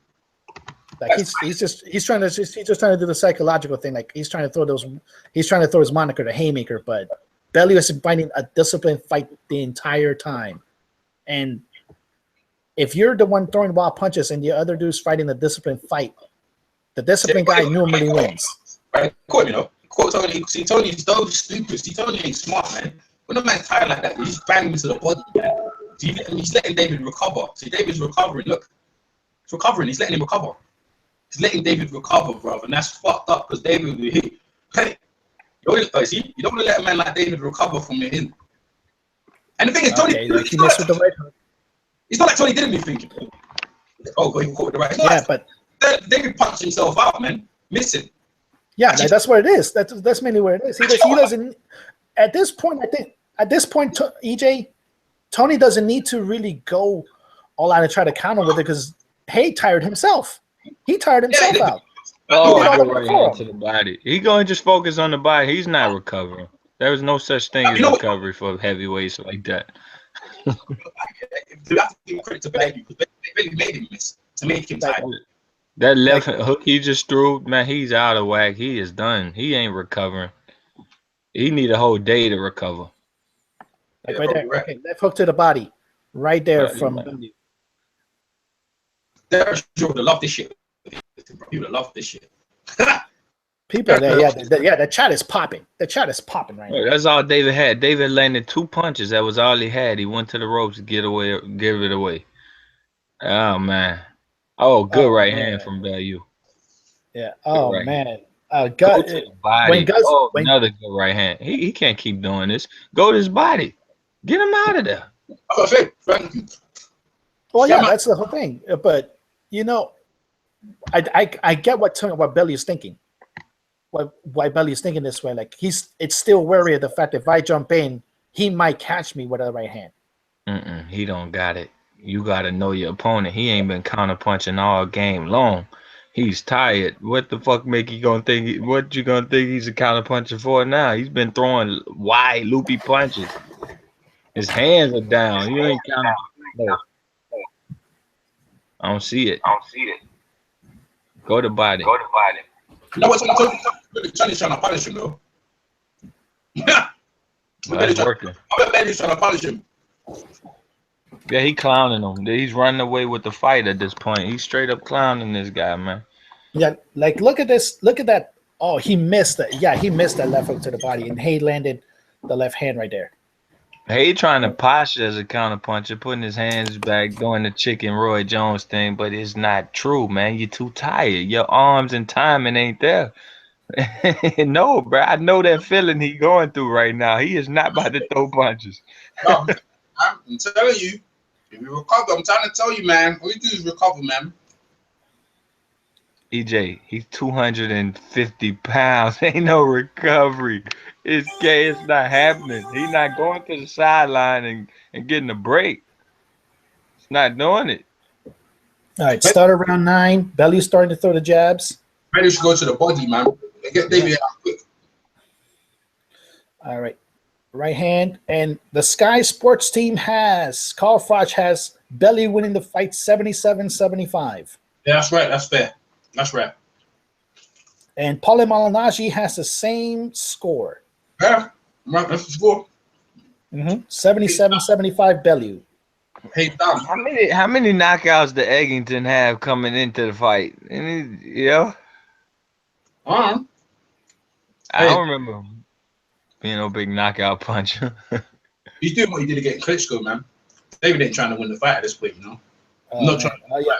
Right hook right there. Right hook to the body by Bellew. Another left hook to the body.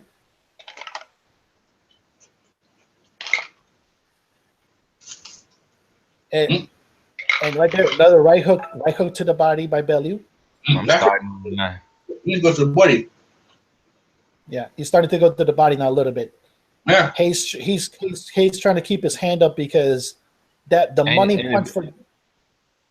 If you go to the body, you're gonna give him another thought process. Okay, how do I want to cover my body now? And he's dead tired trying to think.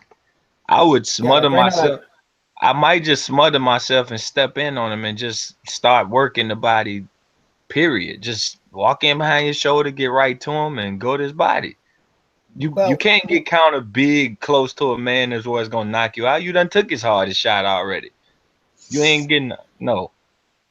Well, the thing that Haye's doing is he's trying to keep his right hand close because the money punch has been for Bellew. This entire fight has been the left hook. He's been able to land that punch throughout the entire fight. Right hand. Go to the body. Go to the body. There you go. You can't get countered there. He's too tired to even think about it. Man, it's a thought process. Okay, vicious right hand from He walked Bellew. in behind the shoulder. He walked in behind the shoulder. Do it again. Get him back on the ropes. Do it again. David Haye's so wary of that he's not even trying to go back to the ropes now, because he understands. Oh shit, he started the body attack. Tony's gonna make him go to sleep, man. That's what Tony's trying to do. He's trying to knock him out. He knows he's with him. He's trying to knock him out. He's trying to highlight knockout. Well, there's a case to be made where Tony Bellew should have a 10-7 round. Oh, low blow by David Haye. Yeah, I bet that wasn't. Good. That's what you need, man. I think you need to get a breath, innit? Yeah, the referee's just like, okay, timeout, low blow, giving him the 5 minutes required. David needs the 5 minutes, man. He told me he don't want it. He told him he don't want to give David no breath. Well, no fighter really takes the full 5 minutes. It depends on which situation you're on. You can lose, right? Yeah. I see Fernando Vargas took it against Phoenix Trinidad. Wow, getting banged up.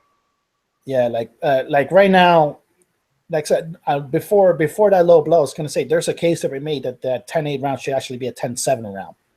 Because to me, the first slip was from a punch. It's going the distance, mate. David's losing on points, man. Oh, yeah, that was a borderline low blow. Well, no, actually, no. That angle, no. No, in that angle, no. That angle, yeah, it was a blade low blow. I would step in with my shoulder and put work on that big man like he ain't seen. Fuck that. I swear to God, I would risk it all. Yo, you knock him out. You weren't even supposed to win. So if you get knocked out after dominating them, you're not losing nothing. Look, I they're weighing my trying to tape rides. up Haye's ankle. They're trying to tape up Haye's ankle right now. Nah, that's an excuse. They were right now. They were right. David's body's falling apart. He can't deal with it. He got too much weight for his ankles, man. And the thing is, it would have helped if he was wearing boots. You know what I'm saying? Yeah. He got the boots like Tyson. Okay, yeah, no, okay, they're letting. Okay, he had a little bit extra tape, and they're making them take it off. Huh. See, Tony's more in trouble. He's more in trouble at distance. When he's more in trouble at distance. That's simple as that. You walked in behind the shoulder. You landed 3 body shots. Vicious left hook. Vicious left hook by Bellew right now. Oh man. Also say they stop him from fucking their out. See, these guys fucked up Eddie and told him, don't let him get nothing. Don't give him no advantage. Oh man. Okay. All right.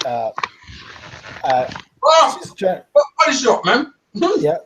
Yeah, that was a body. Yeah, that was more of a body shot than anything. But yeah, Haye might actually take the full 5 minutes. Never mind. You taking it? No. Yeah, they're back. They're back to it. Okay, yeah. Nice little left uppercut to the body by Bellew. Haye's trying to come out limping. Haye's got tape on his eye. Come out limping and shit. No, bro. Man. Haye retires after this. Haye got to go after this, man. Oh no, yeah. There's no point to it. There's no point to it. Like what? And just based on this fight, I could just tell you now, Joseph Parker would have had a field day if this David Haye showed up. Yeah, Dillian as well. I don't know, because like Bellew did his part of making those big shots miss. Those guys got to do that first. So I might be wrong, but his confidence gonna make him quit. I believe. Like you just got beat by a cruiserweight.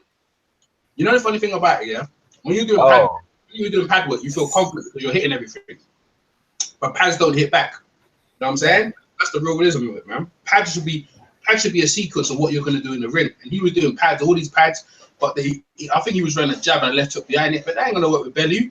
Everything you gotta do has to be downstairs then upstairs. That's how you beat Bellew. Good right to the body. Okay. David Haye is trying to hold on for dear life right now. Tony Bellew you're beating him around. Wait a minute. Okay. They're giving Tony Bellew a warning because the referee's trying to break it up and Bellew landed a punch. Oh, yeah. Doing the right thing. Bellew's doing the right thing. He's not letting him breathe, man. Don't let him breathe. Don't give him just throw your right hand, boom, your left hook to the body. Do it. Shit. Lead with your right hand, left hook to the body. What the hell was that, Haye? He literally tried to throw a haymaker that spun him around. He did exactly the opposite of what I just said. He threw the left hook to the body and then the right hand. The combo made no sense.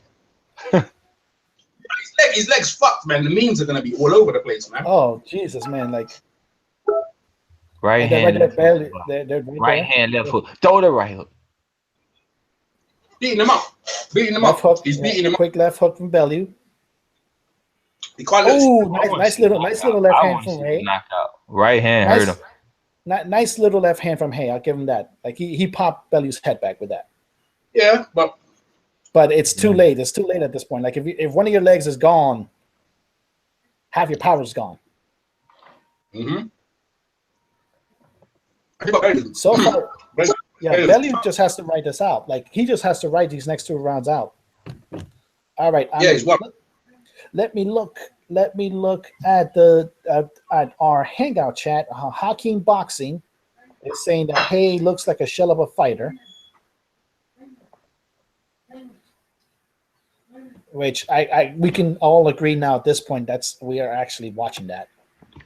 Oh, we saw a guy that thought he was gonna get a guy out of there early, and that guy moved his damn head. He did. Okay. He stuck to the game plan. He let him wear himself out. All right.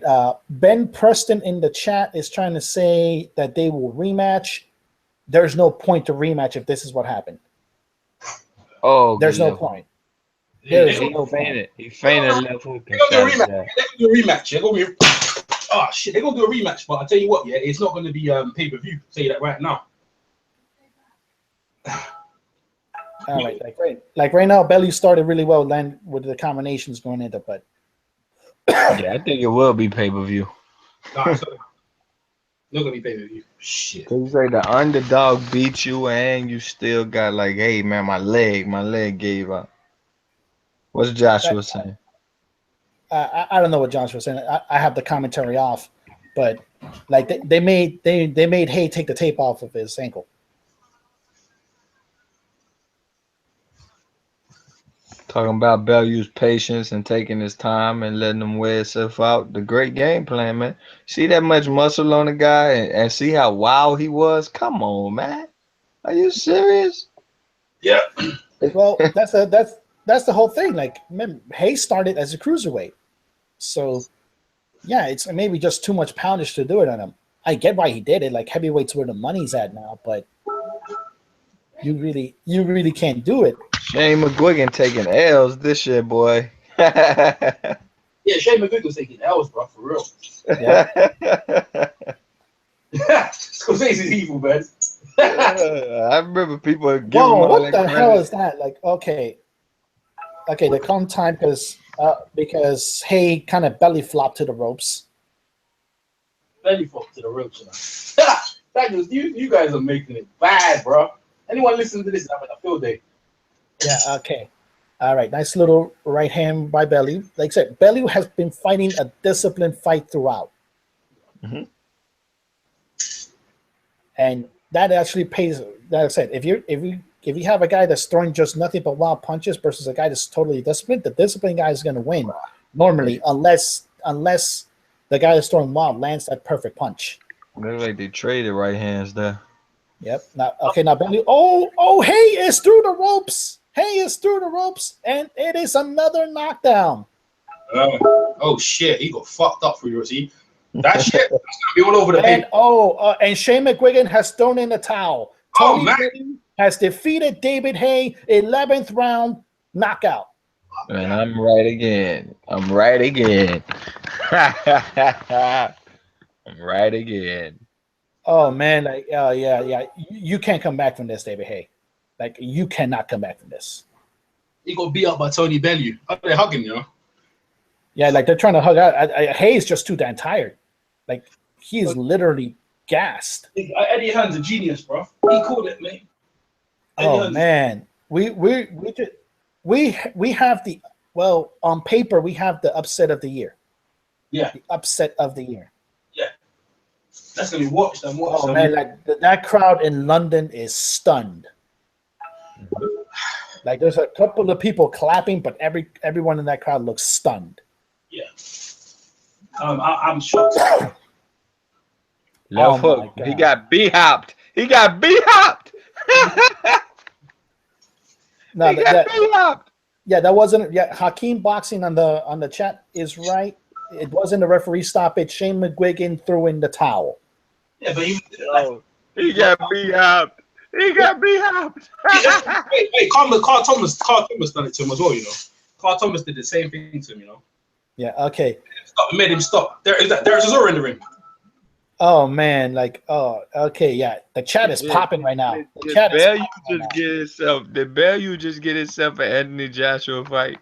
No, they're like, no, like, this will give him a good chance, but I don't think Bellew's that stupid. Even David was saying horrible things on what he was going to do to Tony Bellew. Hey, Daniel. Okay, so you just saw a man get b-hopped after b-hop got b-hopped. Fucking with the Superman after the Superman Stevenson curse b-hop. Now you see, if Dawson wins Saturday, Daniel, you got to get a Superman Stevenson curse. Some real. Dude, I don't give things to curses because a man is too pussy to fight another man. I said this before. I've said it before. But this no. But you can't go off what you said before. You got to finally come to terms with things sometimes. You know, it's like David Haye. It's like, listen, it was like this. David Haye before was a great cruiserweight, but tonight you got to come to terms that you may need to retire. You may need to look at other alternatives. If Chad Dawson wins tomorrow, you might want to come to my side, Daniel. Dude, This you man can't just come got to you, B-hop. you know when I come to your side? When I see the ink on the paper that the Donna Stevenson will fight Sergey Kovalev. Oh man, Sergey Kovalev ruined that. He didn't want to do it. Why you talk about what happened? Look at him. He's getting knocked through the rope right there. Tony Bellew is Yeah, the look man. at that. Look at that. Just look at that. No, actually, that's not a B-hop. That's a Centron. Like, because Centron innovated that before. It's a Haye now. It's a Haye now, isn't it? That's what it is now, mate. It's Yeah. Oh, Jesus. Look at that. Okay, let's look at the sequence. Okay. Right hook. Bombed him through the ropes. By Tony Bellew. Left hook to the temple. Look at that. Bombed him through the ropes. Almost exactly the same type of shot that Hopkins did get, not that. But with Hopkins, it was a right hook to the temple, I think. Okay. Jab, feint, miss with the right hook, but the left miss right there, and then throw it again, land the right hook. I don't know what he was doing in his training camp, I can tell you that. And then landing the left hand to the temple. I don't know what he was doing in his training camp. Oh my God. I'll tell you what, he wasn't. That's what I said, EJ. He wasn't working on endurance. That's what I said, EJ. You did. Yeah, but that's why you don't train in a yacht in Miami. Like, you don't train in a yacht in Miami. Like, if you're gonna train in Miami, you got to go to like where the Pork and Beans projects were, away from the tourists. I wonder if he wants a rematch. You reckon he wants a rematch? I don't think people pay for it. Well, no. What's the point for Bellew getting the rematch? What's the point for Bellew? He proved his point. Yeah, true. Miss Fight Diva. I think we all know her. I think she's she's probably come to terms with this Superman Stevenson. This wasn't supposed to happen, people. This wasn't supposed to happen. No, it wasn't supposed to happen. I was the only one saying this shit was gonna happen. I told you why it was gonna happen. So guys. Well, I told Okay, wait. Let's hear Michael Buffer. Turn it up. 16 seconds, round 11. The winner by TKO victory. The fighting crowd of Liverpool. Tony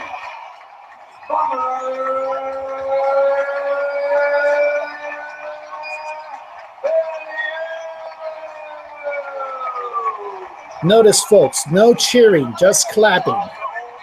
That's how stunned that crowd is. And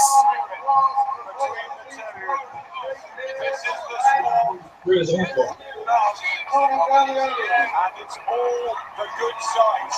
Fabulous to see. But we couldn't have anything but respect for each other because Tony Bellew took the early onslaught and they didn't get.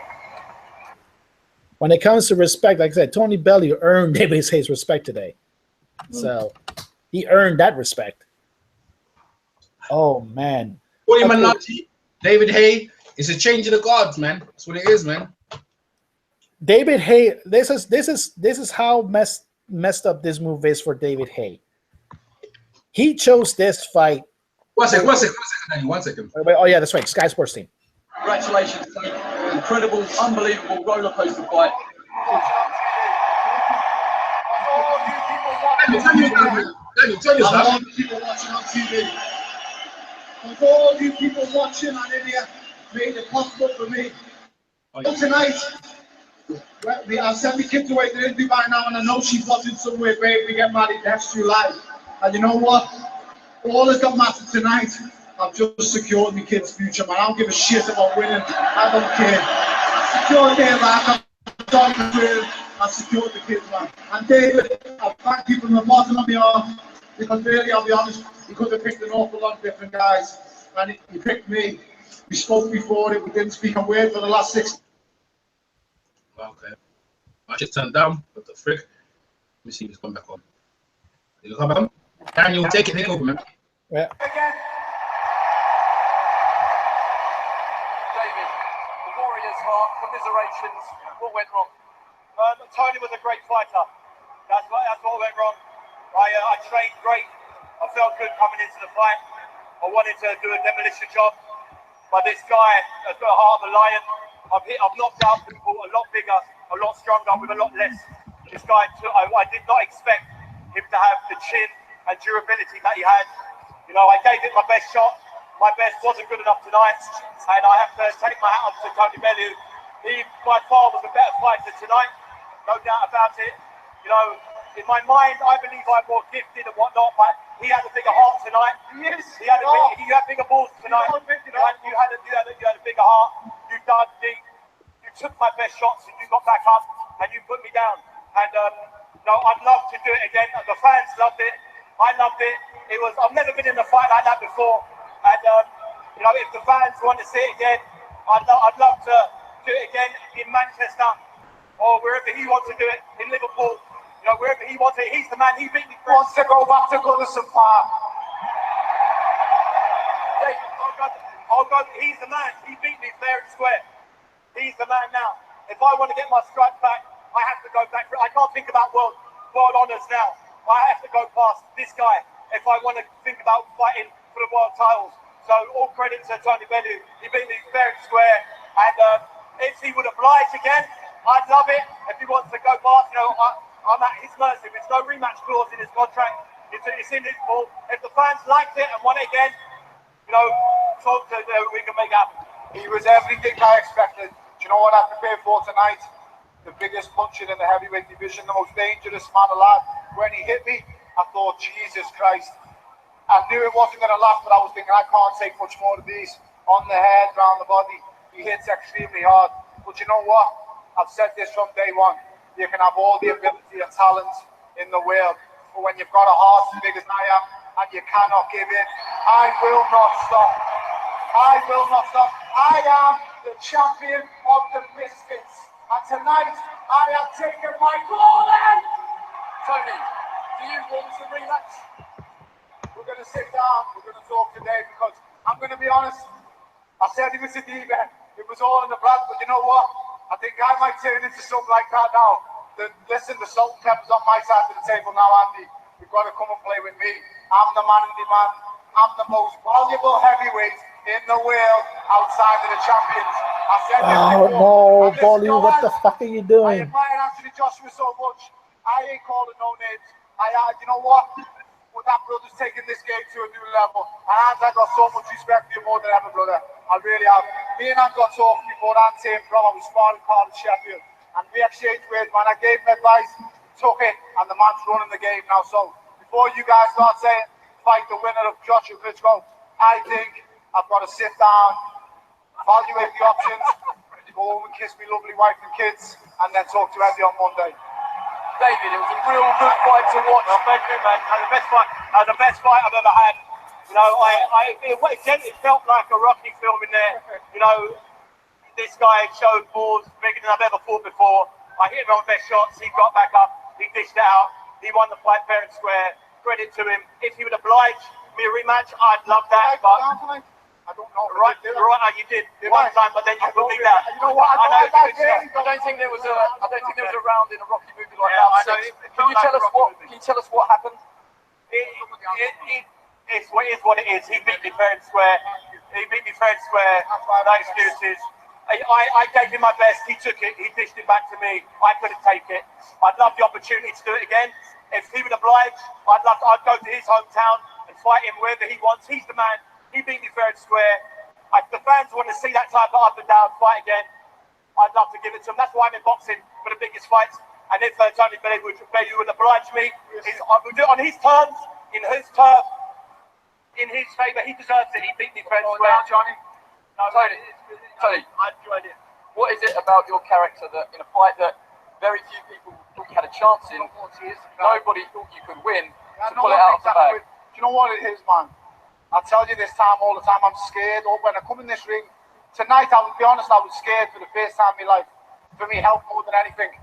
But you know, when I walk to the ring, I've got a switch, man. And when the switch flips, I scare myself because I can't give in. I cannot give in. And he hit me tonight hard, man. Harder than I've ever been hit in my life. And I wish I could just say, you know what, that's enough. But I can't. I can't give in, man. I'm a Scouser. And Scousers, you just can't give in. And I don't know, and I can't back down. I can't give in. And that's the scary thing. I don't want to keep doing this. I'm going to be honest. I don't want to keep doing it because it's a hard sport, man. All I want to do is raise them kids and be healthy enough to see them get old, man. So my missus was scared. Last day, before she left for Dubai on Sunday, she was crying on the Saturday night, and she said, he said he's going to put me in hospital.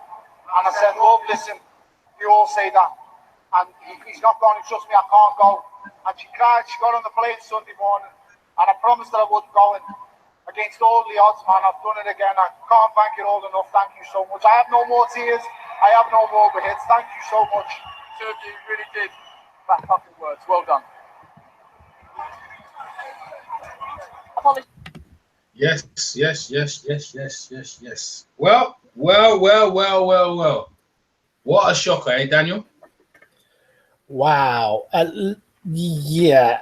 Oh my goodness. Like we literally just saw the up. Like it's gonna have to be an insane type of upset to top this right now. Y'all easily shocked. Y'all easily shocked. I mean, what was to be shocked about? It's nothing to be shocked about. It's nothing to be shocked about. As far as the odds and stupid people putting, yeah, okay, be shocked. But man, it's a heavyweight that throws big, loopy, crazy punches. He don't fight nobody. He thought David Haye was pissed as all get out when people start calling him out. And why? Because he wanted to come in and be that guy to get a Joshua shot. Get some fight where a heavyweight can't block. He hit him, he hurt him. Work his way to Joshua. Get that Joshua. But when fighters sense, no, you ain't fooling me. I want your ass. The people coming to see you, I'm under you. I want your ass. That's why he didn't look interested, because this wasn't what he planned. Didn't go as he planned. The man, this is not a shocker to me. Yeah, the odds are wide, but as far as what you need to do to beat him, it was right in the cards. He's lucky he didn't fight AJ, because AJ would have given it to him worse, man. Come on. Yeah. But he would have got paid. He would have got paid for it. He would have tried to survive the best. He got paid a couple mil. He got paid a couple mil here. Even more versus AJ though. I tell you what, I like Haye in the rematch though. I tell you that, bro. No. No, not like you have to literally do the Kobe treatment. Like they go to Germany, do that secret surgery that people accuse of actually being HGH. Oh, yeah, ankles as well. You're right. But he was wearing. He should have worn boots, man. He should wear boots just to hold his ankle. I mean, the thing. This is what I'm saying about the trainer. David does what McGuigan does what David tells him to do. That's what happens when the fighter starts doing. When the fighter starts telling the trainer what to do, then it's a wrap. You know what I mean? That's what's happened. At least he threw the towel in. Tell you what, he knew that much to throw the towel in. I bet someone told him to throw the towel in, though. Oh, man. Okay, Jordan Belk saying, you're salty, Bellew. Your salty Bellew got his arse handed to him. Yeah, probably talking about me. No, let's see. Rich Taylor, and he made up Bellew, and made up Bellew just made up to $2,000 by winning wrong. You said you're going to William Hill. Make up your mind. And let's see here. And Miss Talamar, yeah, he lost. Bellew lost. You can spell Jordan. Well done. Yeah, wow. Yeah, like that. Just see that crowd, folks. Like, if you're watching it on the feed, if you're watching it on Sky, if you're watching it on American TV, just watch that crowd. That crowd looked absolutely stunned. Now, EJ, like, I don't know how the rivalry between London and Liverpool. I don't know the rivalry between those two cities, but Liverpool's is turning up tonight. Yeah. They're hosting tonight. Yeah. Oh wow. Okay. Now this is leading into. See, if the favorite in the fight winds up losing like this, I'm kind of scared for Erickson Lubin tonight. Mm-hmm. Nah, Erickson Lubin ain't cursed, man. He not blessed or on the curse side. It's just him versus the guy, man. Telling you, man, Daniel, you don't listen, man. I don't listen to made up curses because a guy is too pussy to fight another guy. It's that blunt. It just has to be blunt. But you know what? There are people. Tony Bellew may actually have what's called what I call the Homer Simpson head. Like, you remember the episode in The Simpsons as David Haye flops to the center of the ring again. Episode where they found that Homer Simpson had like an extra layer of fluid in his skull that protected his brain, so he could take headshots better than everybody else. Bellew might have that. And also, what does that say? What it says is Adonis Stevenson does hit harder than David Haye.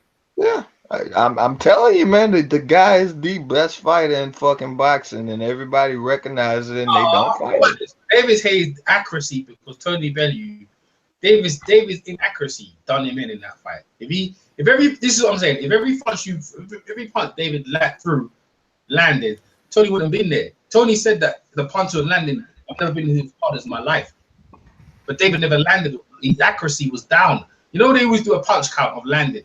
You saw him in big uppercuts, hooks, miss. Well, we missing with these punches. So if you miss with your punches, that's gonna make you tired. That's why he got tired.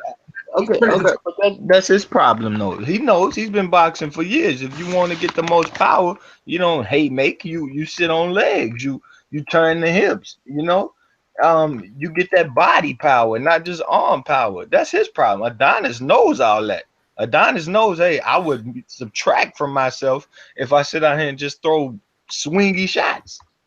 And yet he will not do it against Kovalev. Well, Kovalev, you know, purse bids, and you just pull out and you beg for him and pull out. I can't give you no leeway when you do stuff like that. You know, if Bellew would have tracked down David Haye and finally got what he wanted and then just said, oh, no, thank you, I'd be like, bro, what the fuck? You know, that's just how it works. But I'm being serious, man. When I say it all the time, it's not that I'm a fan, Daniel. It's that this guy is one of the absolute best in the sport. And I don't care if it's win, lose, or draw. I want to see him get the fight the best, because he's finna turn 40 this year. And that's monumental if you knocking out guys at 38, 39. If we can praise B-Hop for beating Tavares Cloud. How old was he when he beat Tavares Cloud? Was it about 45? I don't know. He beat Cloud about 40, 45, 44, maybe. I'm maybe even a little off. If we can praise him for going the distance and tying up and putting on a slaw show, you can't praise a guy for knocking out guys when he's 40? Come on, man. I got to see that stuff. Yeah, we can praise him when he fights Kovalev. Look, man. Kovalev ain't going up to heavyweight knocking out David Haye. Tony Bellew took the shot. He got knocked out when he took it. Kovalev ducked the shot and elected to fight Andre Ward, who everybody felt he would sort of beat, because Andre Ward had been Kovalev had it. Kovalev had everything set up for him to win the fight. No, let's go Twitter and let's go find some good old memes. That's where I want to go. All right, let's go Twitter. All right. Actually, okay. Yeah. Let me look at the Twitter right now. Let's see here. Pat from PSB Sports. Tony Bellew, you fucking legend. Simple as that. Slim Shady. Tony Bellew knocks out David Haye in 11 rounds. Full fight review. Let's see here.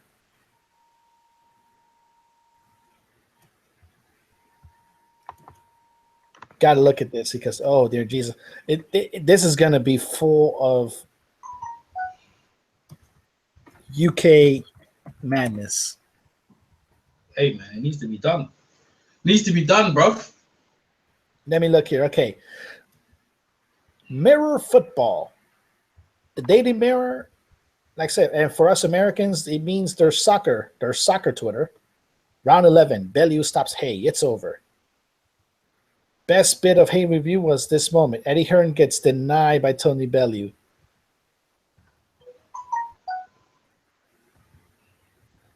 When you're scrapping with your sibling and your mom walks in.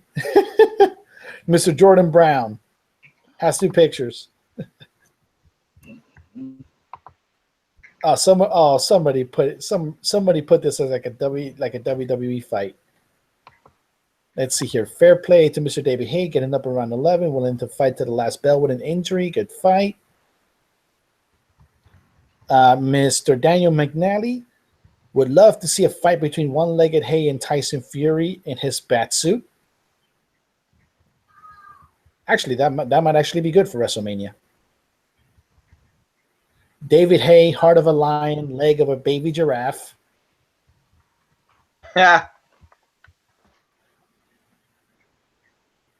Mr. Corin, never thought I'd feel sorry for David Haye. What a fight. I won't say hard of a lot. I won't say he felt like he fought with a lot of heart. I just felt he thought he had one shot to land a shot, and he just stayed the course until he could no longer. Tony Bellew didn't pour it on the way he should have. Sometimes he just looked at David Haye. This wasn't a heart, a gut check or nothing. This was okay. He's fighting slow. Maybe I can load one up and change things. That's what I saw. Let's see here. Dan Robertson, absolutely no interest in a rematch. Yeah, I am. I want to see a rematch. I'd like to see. I want to see Duke Carolina. Come on in an hour or so. Oh my God! What is God's name? Oh my God! It's the last night of the regular season, basically. EJ, conference tournaments and stuff like that are starting it. Last time you was crying badly. Yeah, go on, Daniel. What you said? What you see? Oh my God! You said. Oh my God! Somebody put in a meme. It's literally a dog dry humping a cow. There you go. And it says Bellew and Haye after the fight. Yeah, I told you. Yeah, because they were just being friendly with each other. Because they're happy they con the fight. I get what they saying. It's the dog owning the bigger cow. Oh, okay. The memes are always going to be funny. That's what you need to be. If you could share the screen, Daniel, you could show the memes, man. You know what I mean? Show the memes. That's what people want to see. It's the memes, bro. Actually, I am literally, I can't believe I'm doing this. I'm going to retweet it, and you could probably show it. Yeah, retweet on. You have to share. Yeah, retweet that. Yeah, that's what I want to see. The memes after. That's what I got. He was saying he was going to smash him. He was going to put in a coma and all kind of fuckeries he was saying. And you know what I mean? And the fat scouser is turned into the same rude mouth braggart is turned into a legend. You know what I mean? That's what's happening. Just in Tony Bellew's next opponent, somebody put in a picture of a three-legged stool missing a leg. That's funny. Let's see here, and then he looks like he's buzzing from that victory. They put like the meme of Bellew from Jungle Book. Yeah. People get mad at me on Twitter because I told them that he was gonna win the fight. And they saying, okay, I don't gamble, so it makes no odds to me. Rooting for means I want him to win. No, I told you he was gonna win. I told you he was blessed. I just told Daniel. What Daniel says he's about to get killed. I said, no, sir. He's blessed. He's about to drown him late. Didn't I tell you that, Daniel? Actually, speaking of that Simpsons episode, I'm gonna retweet this. Like that Simpsons episode. What do people know about? What do I know about boxing? I'm wrong. Everyone's wrong. That's what makes boxing. You know what I mean? We watch it to make the predictions. So yeah, I'm right to make you feel good. But you don't want to know the real result. Paulie retires, and so did David Haye. David Haye wants a comeback, man. It's gonna end worse in the rematch. Because Tony's gonna be more confident. But Tony stepped to the game plan, and Penfold or whatever, he was calling him a little rodent, a little rat, came through. Oh man, okay. Let's just see here. Let me look at the chat. Let me see here. Tony Bellew, Mr. Joshua Farina.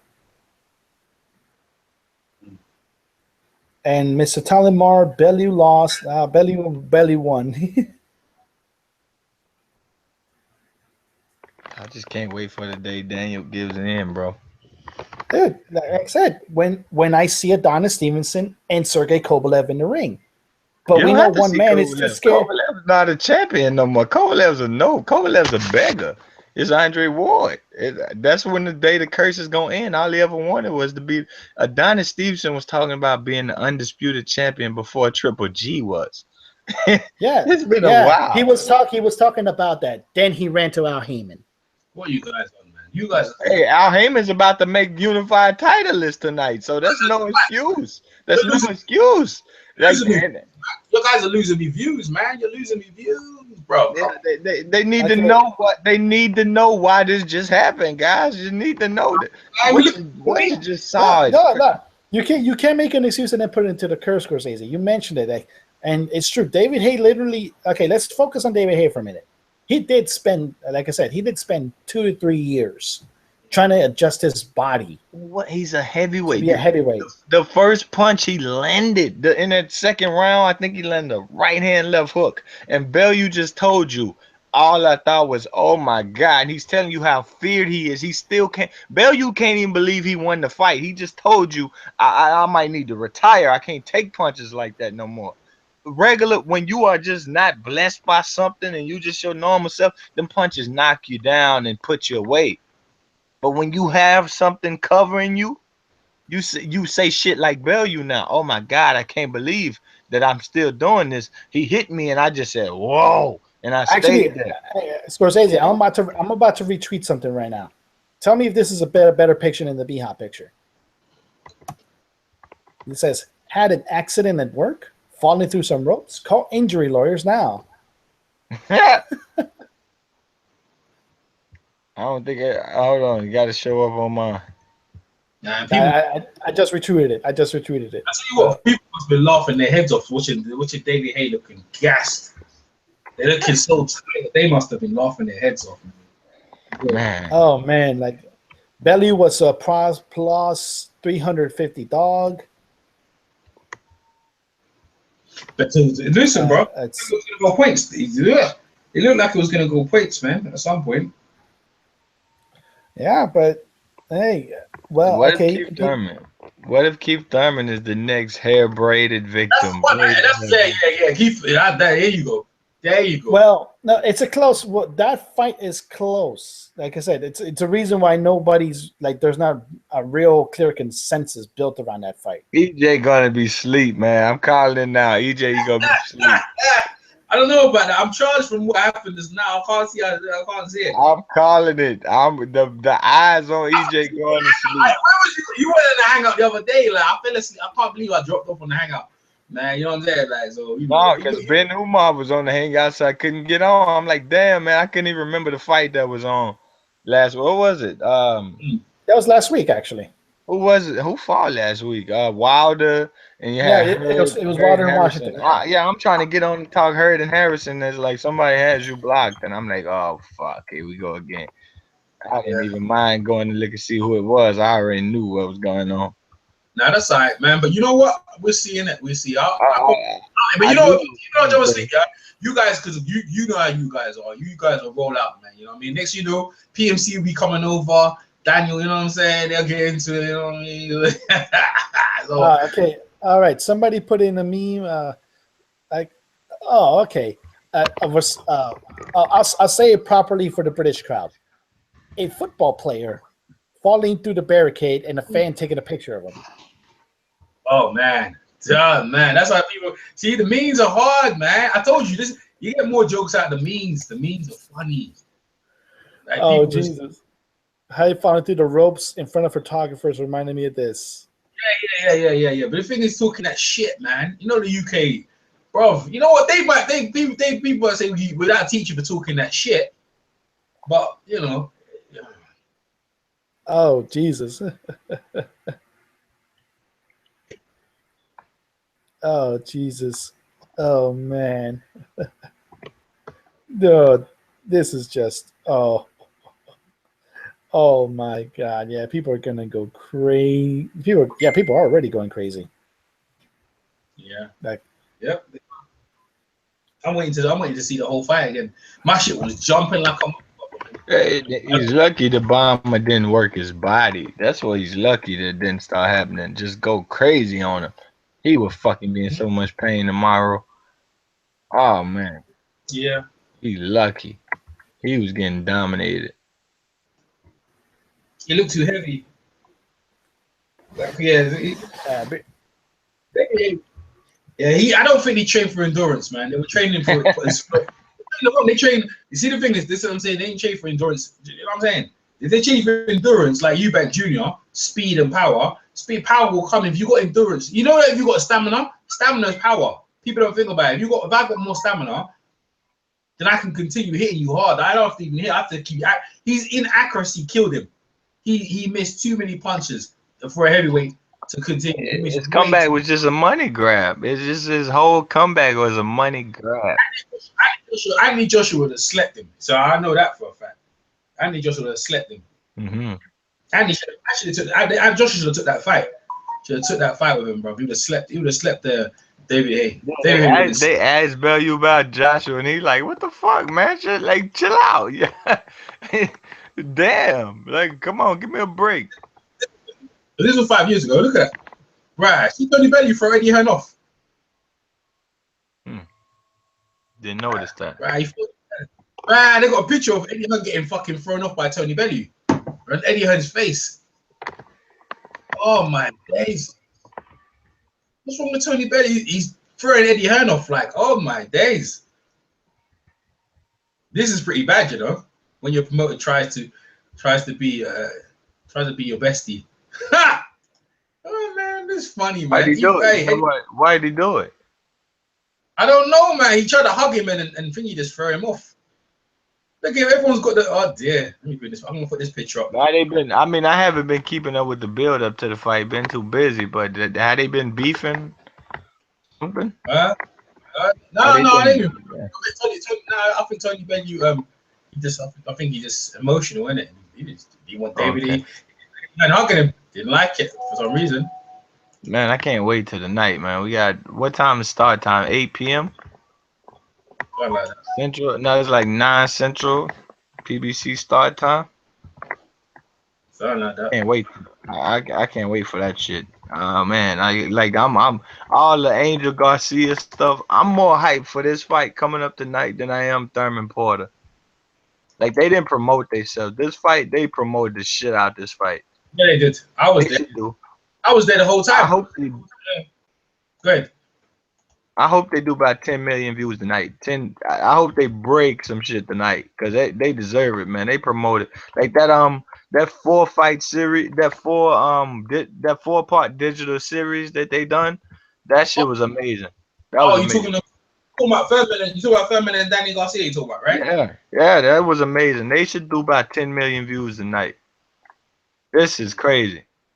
This is Mayweather Pacquiao of our kind of time happening when it's supposed to happen in his own. You know, I don't know how to put it.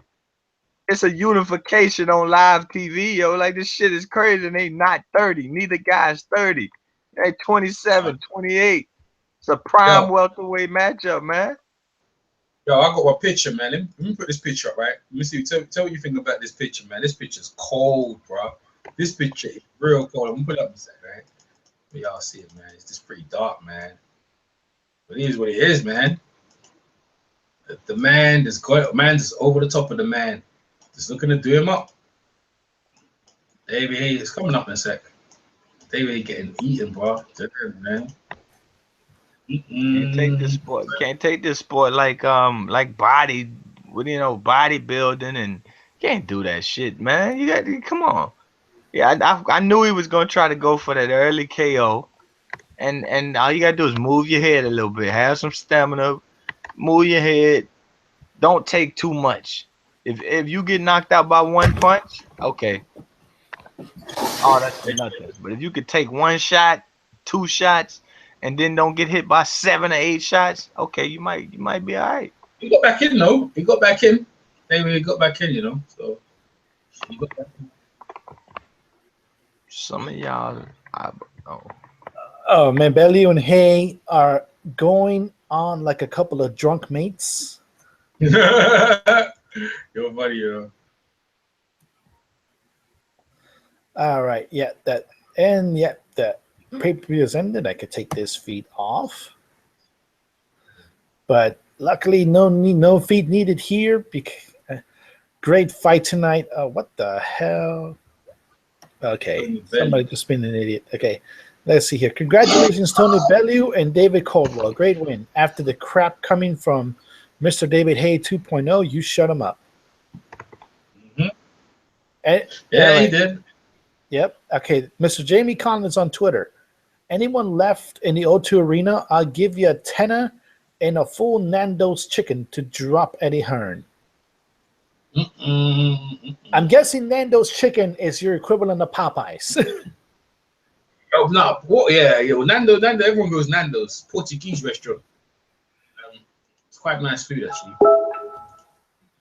Oh man, damn. Let's see. People are already saying conspiracy theory when it comes to the injury for David Haye. Oh, in the chat. Let's see. Oh, you on Twitter? I'm on Twitter, man. Twitter's popping off, man. Yeah. Okay. Let me see here. Oh man, Chris Caban already. He's already with it. I told you, man. The memes. David, the shit's trending, the hardest #1 trend. I told you. That's where you go after a fight. Go to Twitter and all you see is Bellew off like just throwing them off. Look at that. Oh man, no. Chris Caban put the Jordan crying face on David Haye.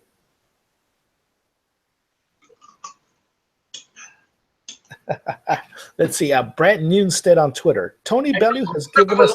Was that worth the pay-per-view? I think that fight was worth the pay-per-view. Because I was saying it was a pay-per-view, but if you look at the end, that pay-per-view is worth it, you know? Oh, wow. Okay, this is Mr. Brandon Newstead on Twitter. Tony Bellew has given us ordinary people hope we can win a title without looking amazing. Liverpool is behind you. Tony Bellew. Oh, let's see here. Mr. Ian Francis McLeod. The bomber Bellew punched a man with one leg 100 times in the puss and nothing. Bomber heaps. David Haye, look. Oh, man. All right. Let's see here. Alex Jano. Alex Jano on Twitter. Eddie Hearn, proper sly cunt. Defo that lad at school who fought 5 donuts from Asada for 5 pence and sold them for a quid each. Yeah, so I like Eddie Hearn. Go ahead. Sorry? And let's see. Mr. Nick Tito. Haye was in control of the fight till his Achilles ruptured. Haye will not recover from that unfortunate. Had a lot of promise. Hey, did his Achilles rupture? Is that what happened? No. Dude, if his Achilles ruptured, he wouldn't be walking. No, you can walk with you. When my cage ruptured, I was still walking. Like, oh, you'd be walking with a very serious limp. Yeah. Oh, yeah. Okay, I got you now. Yeah, you're right. You wouldn't be walking at all. Yeah. You're right. Yeah, like I say, see here, Mr. Liam Wright. What a shame on David Haye, looking dangerous at that point. Well done, Bellew. Grinded it out and won. Fair play. You're funny. You trying to be talk English. Yeah, Daniel. Jolly good. Let's see here. Mr. Davieville and mentioning Tony Bellew on Twitter. At Tony Bellew, this is the greatest Scouser versus one-legged battle since Paul McCartney and Heather Mills had that acrimonious divorce. Oh, Jesus. Oh man, yeah. Oh man, Heather Mills. Yeah. She did some work on Paul McCartney. And let's see here. And hey, Bellew, pull your tongue. Somebody put like the gangster from Snatch. Pull your tongue out my asshole. Yeah. Let's see here. Mr. Patrick Savage, 135 pounds on Bellew. Quality fight from both corners. Mr. Ashley Perkins, replying. Let's see here. Dan Rayfield saying, I'll be on Sports Center at around 7:40 p.m. from Barclays Center to look ahead to tonight's Sturman Garcia fight. And I guess Mr. Ashley Perkins is looking forward to seeing the main event. Interested to hear your take on Haye Bellew when you get the chance. Oh, Dan Rayfield's going to have fun with that one. Yeah, well, David was talking smack, bro. When people talk smack and they get smacked, that's the most funniest thing ever. You know what I mean? Let's see here. Andrew Bellew. Tony Bellew has shocked the world. Tony beat David Haye via TKO. David can still get fights. I like to see David versus Vetkin or someone. David can still fight, man. Just Tony was just you know what I mean? Just I don't know. Maybe he is, but his body is breaking apart. Maybe that's what it is. You know what I mean? And mentally, he got broke by Thing before as well. He got broke by Carl Thomas, and I don't think he ever recovered from that. He's never been put in that situation, as you heard him as well. No one's ever put in that situation since Carl Thomas. Put that much pressure on him, made him have to gut it out. Tony's been through this. He had to come off the floor loads of times to come up. Davies been to the floor, come up. But I'm talking about fighting when you're gassed out, you're tired, and you got no more left in you. You know what I'm saying? Davies had to go through this for him. He still went to fight on, but hey, his legs, or I don't know, man. Shit, you know. Joshua's happy that Bellew took rid of the thing. Joshua's happy that Bellew got rid of him because Joshua would have had to fight Bellew. Joshua was going to fight Bellew, and Joshua wasn't looking forward to it at all. Because the mind game David can play, the mind games, yeah. But that's all out now. Because people see him get beat like that, all their mind games are gone now, isn't it? Like when David starts talking that mind game, people are like, what? We saw you get broke by.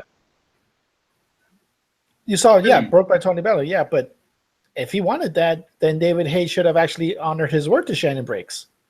What do you think Richard Schaefer's going to do? You think Richard Schaefer is still going to be do a deal with David Haye, or he's going to say, see that and say, I'm out of here? What do you think he's going to do? No, well, that's interesting. No, because it's mainly a promotional deal, though. You can start. He hasn't got no top fighters. He hasn't got no top fighters. Yeah, but the thing is, though, Haye has a mouth fit for a promoter.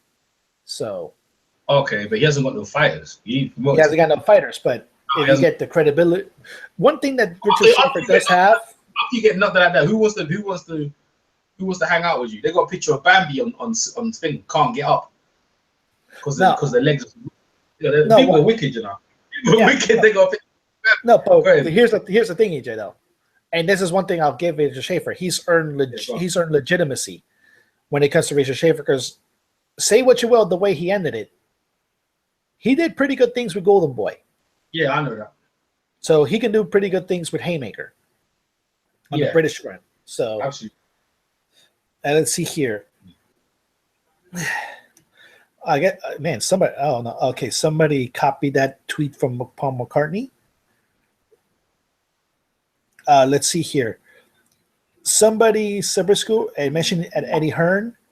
Bet you've been on the phone with Vince McMahon. Stop turning boxing into WWE. I thought it's turned into it. Well, there hasn't been really a lot of action in WWE. Let's see here. Mr. Red's Boomoo, I guess.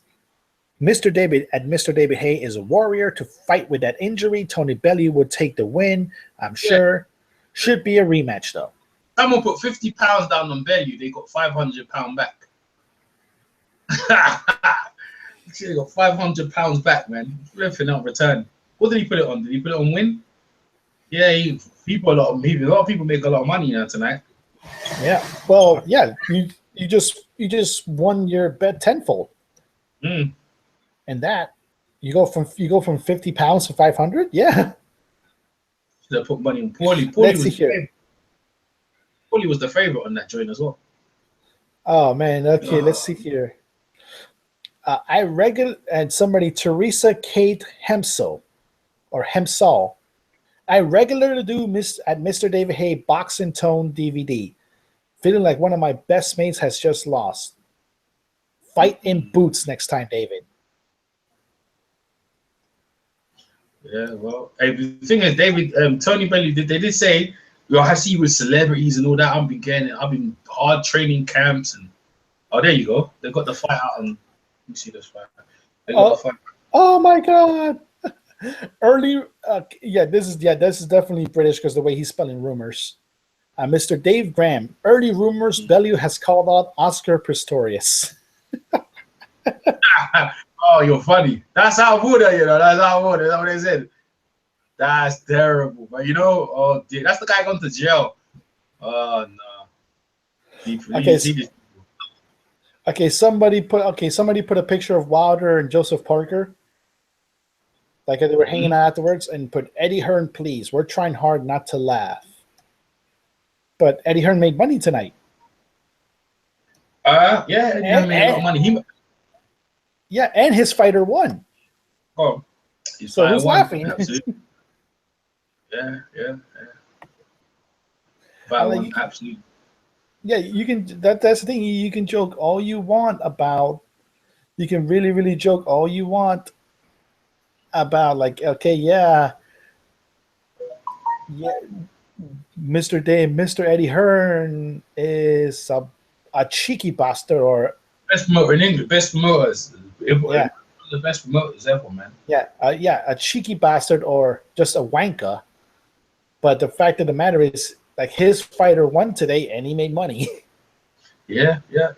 Well, I'm watching. I got the fight on it. Someone just uploaded it. So it's the first time I've seen the fight incomplete.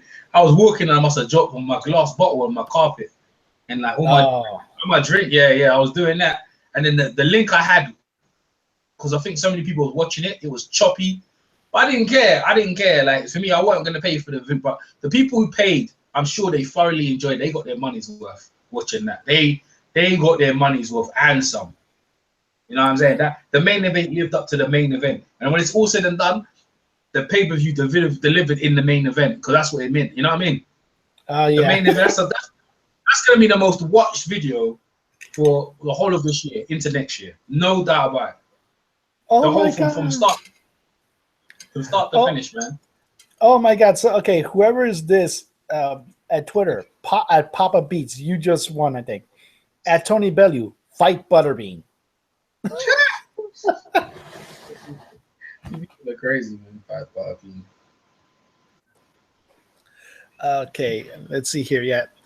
The Twitter's mostly filled like mainly with British heads. Once the PBC shows this, though, oh God, the American memes are gonna come. Oh yeah. True. Let's see here. Oh, that's messed up. Mr. Sanjay, and he has a picture of the second London Bridge, because luckily I know enough history to know that the bridge in London is actually the second London Bridge. The first London Bridge is in Arizona. But Mr. Sanjay Kawan, Bellew and Haye's love child tonight. They literally they mashed in Sideshow Bob from The Simpsons and SpongeBob. Oh shit, man! Sideshow Bob, man. Shit. That's what you called him, innit? Sideshow Bob. Yeah. Let's see here. After Bellew could barely hit but beat a one-legged boxer, Mr. Nigel Harris. Look who Eddie Hearn is lining up next, and they put in Ralph Macchio from the Karate Kid. Oh man. Oh yeah, man. Y'all going hard in the UK for the boy. Oh man. Yeah, we do, man. I told you. Well, you on Twitter, right? You on Twitter? Yeah. I'm on the hashtag. I'm on the hashtag HateBellew right now. Yeah, that's exactly. There you go. Exactly. That's what I'm trying to tell you. That it's just going crazy, and it will go on in tomorrow. Keith Thurman. The only one to take over it is Keith Thurman and Danny Garcia. If that turns into a Hagler and Hearns, that's the only. Even that, like, if that turns into Hagler and Hearns, that's in a couple of hours as well. No. If it turns into Hagler Hearns, then that's worth it. Yeah, but David Haye. You know, in England we've got a lot of pompous characters that people can't stand. He's one of them, man. One of them, like, there's one of them guys that David Haye pisses a lot of people off, but so does Tony Bellew. So because they bring that, people want to see that. That's what's generated the most interest in that, man. I mean, this picture, right? The picture I've got up, I mean, it says it all, man. People love it. Like, they're just seeing that picture. Tony Bellew hitting a right, and I think that's the one that sent him through the ropes, man. Shit. All right, let's see here. Somebody put David Haye should have won. Yeah, well, hey, I'm still thinking he can win in a rematch. Let's see here. Okay. Great plan, but how did that turn out for you? All right, let's see here. Because his handle on Twitter, like his Twitter description is, for David Haye is, Haye vs. Bellew live on Sky Box Office tonight. Book your seat now to witness silencing of the bellend. and right next to it, they put the picture of a journalist that took him when he fell off the ropes. Listen, no, man, people are getting in. You see, Daniel, people are getting in. The memes are going. They're just warming up the memes, man. Eddie Hearn's getting clowned. Have you seen that meme where Eddie Hearn's getting pissed off by pushed off by Tony Bellew. Have you seen that meme yet? Not yet. Oh, wait a minute. Okay. Mr. Luton Airport Transfer, or on Twitter at Zane Farr, then a whole bunch of numbers. Don't start anything. Like, did you watch, like, at Deontay Wilder, at Bronze Bomber, did you watch Tony Bellew call you out at the beating David Haye? He didn't call out Wilder.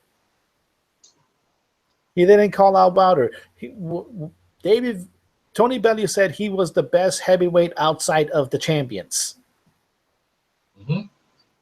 So he's not calling out Wilder. In fact, like I say, his mind should be on the cruiserweight division. His mind should be probably trying to do what he did to Haye on Alexander Usyk. Yeah. Well, particularly after the way he left Mr. Bashir. I didn't like that way. The way he left Mr. Bashir. Hey, you know what? If you go to my Twitter feed, yeah, you'll see when it says when a promoter tries to be your bestie. Yeah, I saw that. Yeah, like yeah. Look at that, embarrassing, man. Yeah. That's it. See Eddie Hearn's face? Yeah, like, how he got rejected. Yeah, we couldn't believe because you know his friend Tony Bellew. He couldn't believe how he got rejected, man. I don't know if David. I don't know, man. He rejected him. Deep. Well, in Tony Bellew's defense, Hearn was trying to hang around his neck. So, nah, but he does that all the time. Let's see here. Mr. JJA. This was mildly more competitive than Haye Bellew after the injury to Haye. Sadly, Mo didn't turn up to the rescue, the Haymaker. Like I said, it's the Simpsons episode. Like, in case folks, like I said, you're British. Yeah. There's a Simpsons episode early on where, like I said, they found that Homer Simpson had extra fluid protecting his skull and his brain. So he could take a lot of punches. So they turned Homer into a fighter, and eventually they had him fight Mike Tyson. Oh shit. And this was actually a parody of another parody. And I forgot what year it was they came out with. It was a fight. It was a movie called The Great White Hype. Yeah, I remember that one. That's good. Yeah, it was pretty much, The Simpsons was a parody of that. Yeah. Well, I tell you what, yeah. Well, it's not the same though, because the fat guy you're talking about as a world champion at cruiserweight, and David, to be honest, was a small heavyweight. But this fight was at heavyweight. David had all the claws. Everything David had. David had all the things for the fight. He had everything. He had where he wanted it in the O2. He had the weight class. He had everything going for him, man. All the advantages. And Tony overcome all that, man. Tony's a strong-minded man, bro. You know what I'm saying?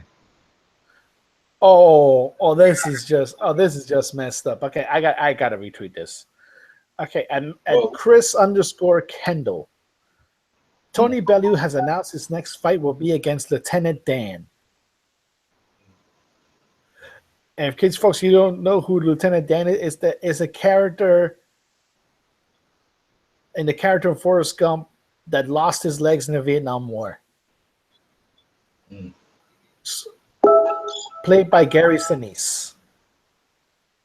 And let's see here. Okay, checking out the Hangout.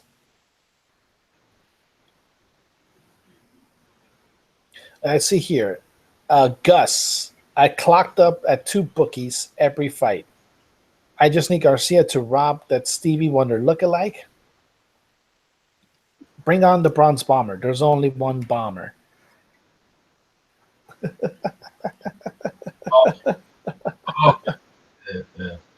Oh man, Gus, you need to jump on this hangout, man. Nah, man. Nah, if you don't want to come, we're good, man. I was looking to be fair, I was looking to jump out this one, but this one's still popping, so we might as well milk it until whenever, man. Because I got the other hangout on the other channel waiting. What's time the Garcia one? All right, let me look here. Let me put on CBS, and let's see here. Okay, it starts at 9 p.m. Eastern. 9 p.m. Eastern. Okay. 9 p.m. Eastern. So. Oh man! Oh, I love that picture. Yeah, freaking David Haye looking dazed as hell. You know what's funny? I can't believe how many dislikes I got. That's man. I help people out. I give links. Me and you entertain. But me and you I got 63 dislikes. Man. That's madness. So I think people turned off the fight and they realized it wasn't. So maybe they found out if they stuck around. Yeah. They would have got links to the fight and everything, man. So you know. Yeah. Let's see here. I'm looking at Twitter. At Blonde Limo. I have no words. She's probably from London then. Let's see. Mr. Charles Bowers at Twitter. Fair play to at Tony Bellew for humility and victory. But at Eddie Hearn, wind it up, pal. He just beat a bloke on one leg. Oh, come on. He didn't have one leg when he came in. So I don't know what was the point of saying that. He didn't have one leg when he came in, did he? Yeah, he came in with all these 2 legs. In the fight, that's what happens in boxing. People get injured, man, and he's got injured. James Taylor, what's his name again? It's who's this? The guy from Australia, Sam Solomon, and he got, you know what I'm saying? So, you know what I mean? You beat a guy on one leg. What you do? Wait for the guy to fix his leg, let's fight again. It don't work like that. That doesn't happen. Let's see here. Mr. Luke Weston, like I said, going after Eddie Hearn. Eddie Hearn is a right cunt. And yet, like I said, he made money tonight. Wait for Let's see here. We're gonna see the post. We're standing around for the post presser coming up soon. It would not surprise me if Haye skips out of that. I think. No, he's not in. He wants a rematch, man. He wants a Haye's okay. He's an ego. If anything, he's ego. I think he's gonna get rid of Shane McGuigan, man. Because the thing is, go back to Adam Booth, man. Because bro, like his pride is hurt. In his mind, it's like, I could never lose. In his mind, he can't believe right now. In his mind, that I've lost to this guy here. That day must be eating him alive. That's what I said. The first thing he said, you remember Lennox Lewis when he lost to Ratman? The first thing he said, I want a rematch. I want a rematch. He said that didn't happen. I want a rematch straight away. You see what I'm saying? That's exactly what he said. I want a rematch. And so, in my opinion, that's David Haye pulls enough power, enough weight to get a rematch. So he'll give Tony all the, wherever at Liverpool, and David would thrive to have it in Liverpool anyway. He'd probably, I don't care where it is. I just want to put him back in the ring. But that's my take on that bit. So let's see here.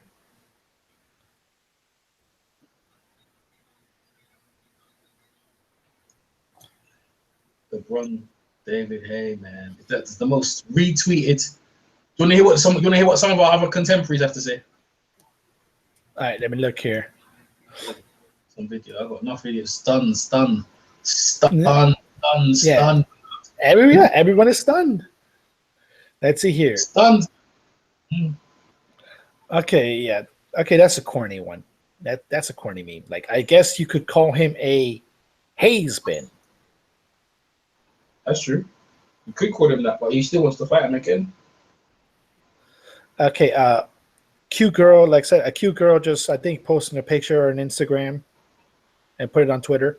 Back the wrong guy, not happy. That's what happens, man. People believe the hype, man. David was saying, you live in a world, sometimes I can't really say the good guys win because Tony is not necessarily a good guy, but he's a professional, man. He conducts himself as a professional. This thing is, like you said, it's not about going on yachts and all that. It's about fucking hard graft. You know what I'm saying? Training. Oh, this one's good. Okay, so at Mr. Michael Dang, and I'm not gonna say his name because I can already tell he's a Nazi, but he put a meme saying David Haye's corner thrown in a towel, and it's a picture of that guy Salt Bay from Turkey. Oh, dear. Some people are crazy. Let's see what Hatman has to say about the situation here. Oh, okay, no, okay, not anti-Zionist. Okay, it's just anti-Israel. Okay. I'll give you a break for a bit so you want to get a juice. Let's see what Hatman has to say. Tony Bellew knocks out David Haye in the 11th round. Now, let me just say right off the bat, I, like most people, picked David Haye to win this fight. In my personal perspective, I picked David Haye because he is the more talented fighter and just a much better fighter all round. But in all my pre-fight videos in the lead up to this fight, I kept saying, including in my final thoughts video, I kept saying that an upset would not shock me. He's been out the ring for so long. He's had injuries. He hasn't had a real fight in 5 years at 36 years old. Whereas Tony Bellew has been fighting quality opposition. So that's why an upset, to me, wasn't off the cards. And I'm not shocked by what happened at all. I mentioned in the David Haye Mark Demori fight and in the Jurjai fight that, to me, his stance looked off. He was throwing punches in an awkward fashion in the Demori fight and in the Jurjai fight. And a lot of people left comments in the comment section saying, Hatman, you don't know what you're talking about. He looked the same. He looked like the normal David Haye in those two fights. What are you talking about? There's no difference in his stance. There's no difference in the way he's throwing punches. Yes, there was. Again, I'm not making it up. In those 2 videos, they're still up on my channel. I was saying his stance don't look right. He looks, you know, weird the way he's throwing his shots. And you saw that here in the first round against Tony Bellew. He was very slow on his feet. His foot speed is totally gone. You know, that old David Haye foot speed is a thing of the past. That was evident very early. And he looked very wild. The punches were not crisp and snappy and well delivered. They were sloppy and wild. Yeah, they were sloppy and wild. And as the fight progressed, you could see the anxiety setting in with David Haye because things were just not going according to plan. He really thought he was just going to go in there, hit Tony Bellew on the chin, and that would be it. But perhaps David Haye underestimated how much ring rust he would have going into this fight and how much age would play a factor, and his injuries, because we have to talk about his injuries. We know we don't like excuses and so on and so forth, but it was very clear in this fight that David Haye was injured. He seemed to throw out his right shoulder at one point. He went for a huge right hand, missed it, and seemed to throw out his right shoulder. So that old shoulder injury perhaps reoccurred. He wasn't throwing much right hands after that. And also he seemed to injure his ankle. So he was a guy with almost one arm, or at least a badly compromised right arm, and an injured ankle, which could have been that Achilles that he apparently went to a specialist to check out in the week of the fight. It could be those 2 injuries that actually reoccurred during the fight. But to David Haye's credit, the fight wasn't fought at a murderous pace at all. Tony Bellew was very cautious, and this is another thing I mentioned in my final thoughts video. I said, if Tony Bellew sets his mind on surviving the first few rounds, don't be surprised if he actually can do it. Because he's a veteran at this stage, Tony Bellew. If he wants to be able to survive, don't be surprised if he can do it. David Haye's never been an offensive juggernaut. David Haye is a guy who is primarily a counterpuncher, a guy who likes you to come at him, and then he'll either pot shot you or hit you with counters. When he's forced to come forward, David Haye, he's not that effective. He's not a guy that's going to swarm all over you and hit you with all kind of punches. He's never been that kind of guy, which is why I felt like if Bellew was defensive, very defensive, as he was, he's got a good chance of surviving the early going. And I felt that even against a prime David Haye, he'd have a good chance of surviving the early going if he's ultra defensive. But here, this was certainly not a prime David Haye. David Haye, let's be real, looked like a shot fighter in there. Timing totally off. And that's one of the first things that you notice when a fighter is shot, is their timing is just totally off. And Haye's timing, for all to see, was terrible in there. Missing wildly from the very opening bell. Awkward stance, slow feet. He just looked horrible. And he needs to thank his lucky stars that he didn't actually get that Andy Joshua fight, because this fight ended badly for Haye. The Joshua fight would have ended a lot worse for him. Yeah, it would. Yes. You know, you can't jump back into the ring with an Andy Joshua after 5 years out with all those injuries.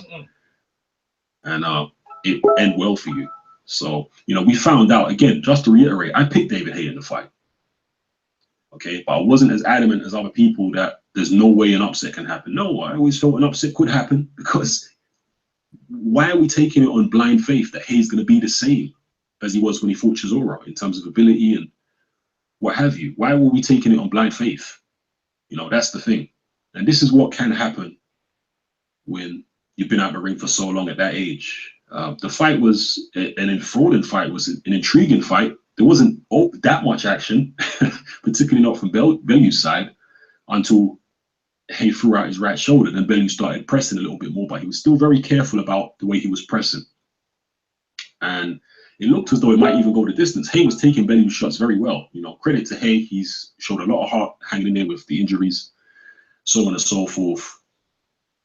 Showed a lot of toughness and showed a decent amount of stamina in there. You know, it's something I've criticized Haye for in the past, but he showed decent stamina in there to be, particularly under the circumstances. But in the 11th round, he finally got caught by Bellew with more shots and he was knocked out of the ring. I don't think Haye was particularly hurt in terms of concussed, but because his body was so mashed up by that point, his ankle and everything, and his balance was all off, that he just got knocked out of the ring. And when he got back in the ring, his trainer, Shane McGuigan, threw in the towel. And I think that was the right thing to do because, you know, it took him an age to get back in the ring. And the trainer is there to protect the fighter at the end of the day. Haye had no chance of winning. He couldn't get any real power on his own shots because his ankle just wasn't there to be able to generate the power, or his right shoulder. So it was what it was. Haye's career appears to be finished. He took this fight believing it would be an easy walkover job, easy money, and it backfired in spectacular fashion. This is what happens. And for those boxing fans who are older, like myself, many of you won't be shocked by this, particularly if you are a really hardcore boxing fan, because you would have seen countless upsets over the years. And this upset right here does not rank, in my personal view, particularly highly. You know, I think Lennox Lewis versus Oliver McCall, much bigger upset. Lewis versus Rackman, much bigger upset. Obviously, Douglas Tyson, way bigger upset. You know, and there's many, many others on down the line. Even Tommy Morrison against Michael Benn was a bigger upset than this. This is not a particularly massive. I know that they're going to hype it and all this kind of stuff because of the perception people had of David Haye. But again, just to close out the video, he ain't had a real fight in 5 years. And Bellew's been fighting quality opposition. Not quality. So it's you shouldn't be shocked. Yeah, even if you, like me, picked Haye, you shouldn't be shocked by the result of this fight, to be honest with you, given the circumstances. So it was what it was. I mean, just the fact that Bellew took so long to get rid of Haye when Haye was clearly injured shows that, you know, let's be fair, David Haye is the better fighter. If that was the David Haye who fought Derek Chisora, I've got no doubt that David Haye would have won the fight against Tony Bellew. It might not have been particularly easy, but I've got no doubt the Haye who fought Chisora would have beat Bellew on that evidence, based on what I saw Bellew do in the ring tonight. But we don't have that Haye no more. We've clearly got a shot fighter. So where from here for David Haye? We'll see. Drop your comments in the comment section below. Let me know how you feel. It's happening. I'm out. Rematch. That's where they go.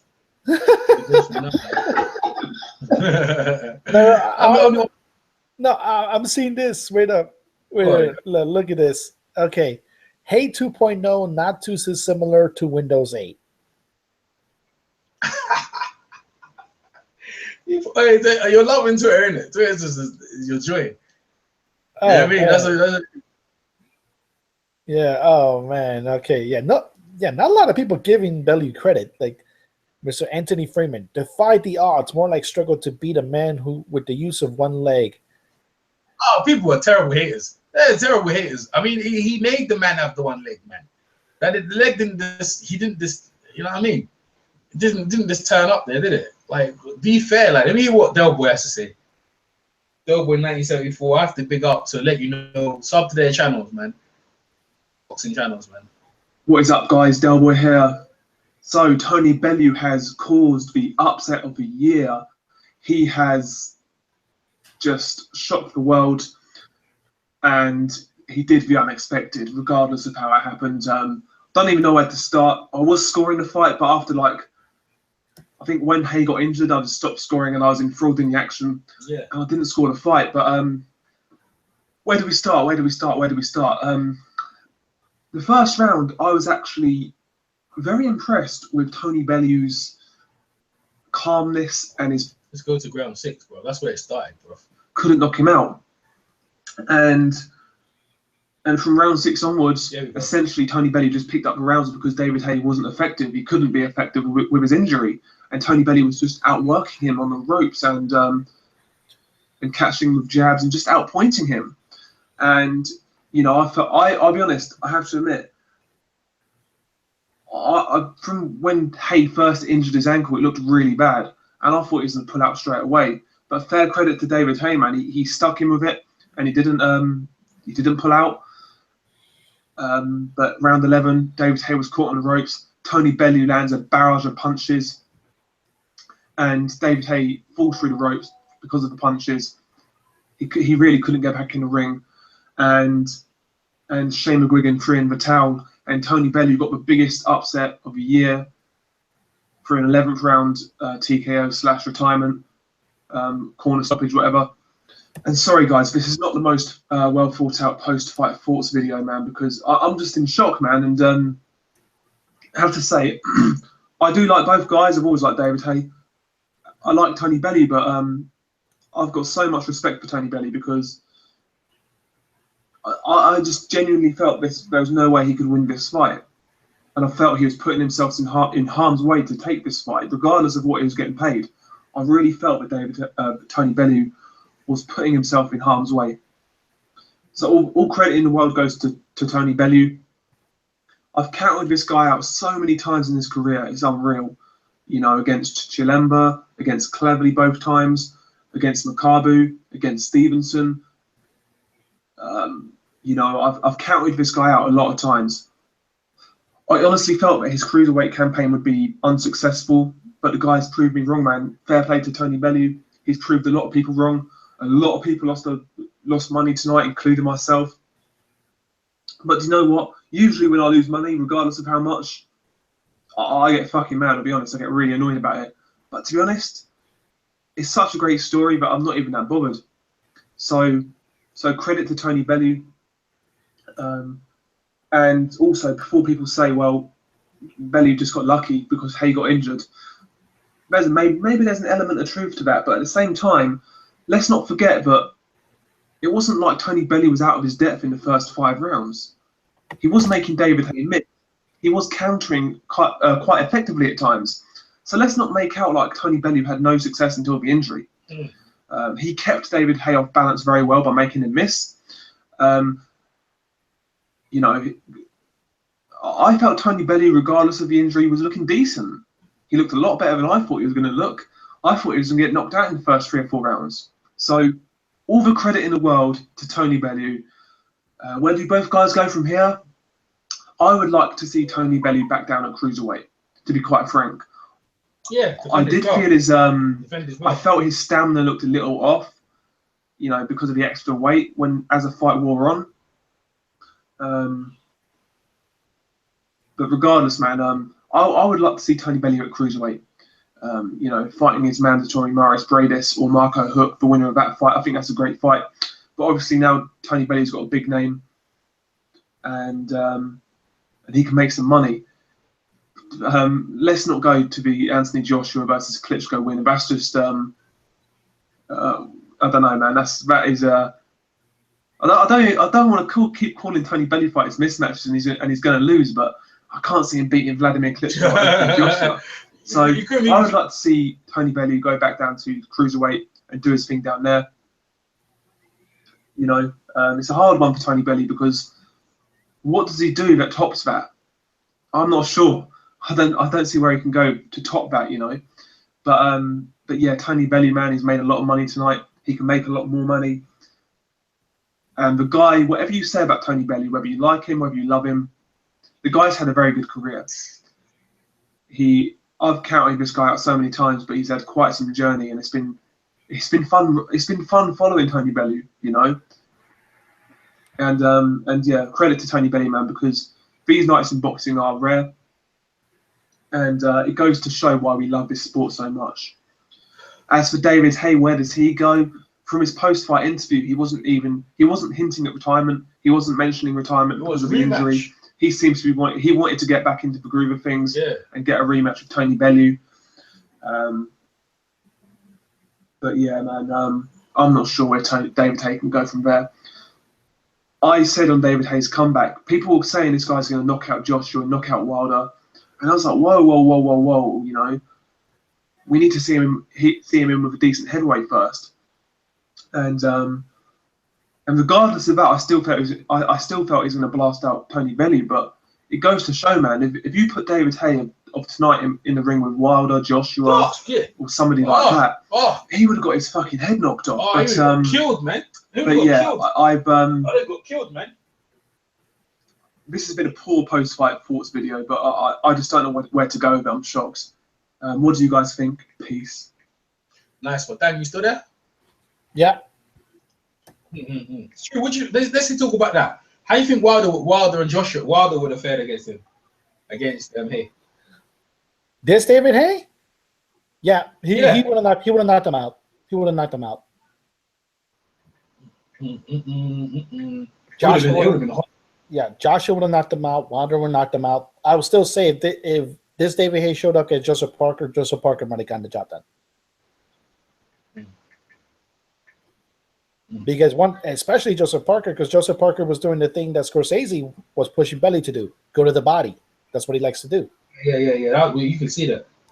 Yep. So, and that's the interesting thing. That is the interesting thing. David Haye, for this fight, took himself out of the running to be the mandatory for Joseph Parker. He needs to leave with them guys. He needs to retire. Them guys are killing. Man, if Tony Bellew is not even Tony Bellew, let me tell you put it this way, right? Anton Tarver would have gave fuck Tarver versus Tony Bellew. That would be, you know what I'm saying? Them guys, Tony Tarver would give it. Because all they got to do is just make him miss. That's how you beat him. Make it, you know what I mean? Make him miss and counter him. Tarver would have been in there. Tarver would have been looking at it. It's like, what the fuck? I would have beat the shit out of him. All of them. Because it make him miss his big punches. And then he's tired, man. He still hasn't got over the Carl Thomas thing. Grit. But I give it to him, he had one leg, so he was still trying to fight from one leg, and he did pull himself back for the ropes, man. But, man, I'm telling you, man, Wilder would have given it to him bad, man. What's the mean saying? What people saying in the memes and all that? What's all that?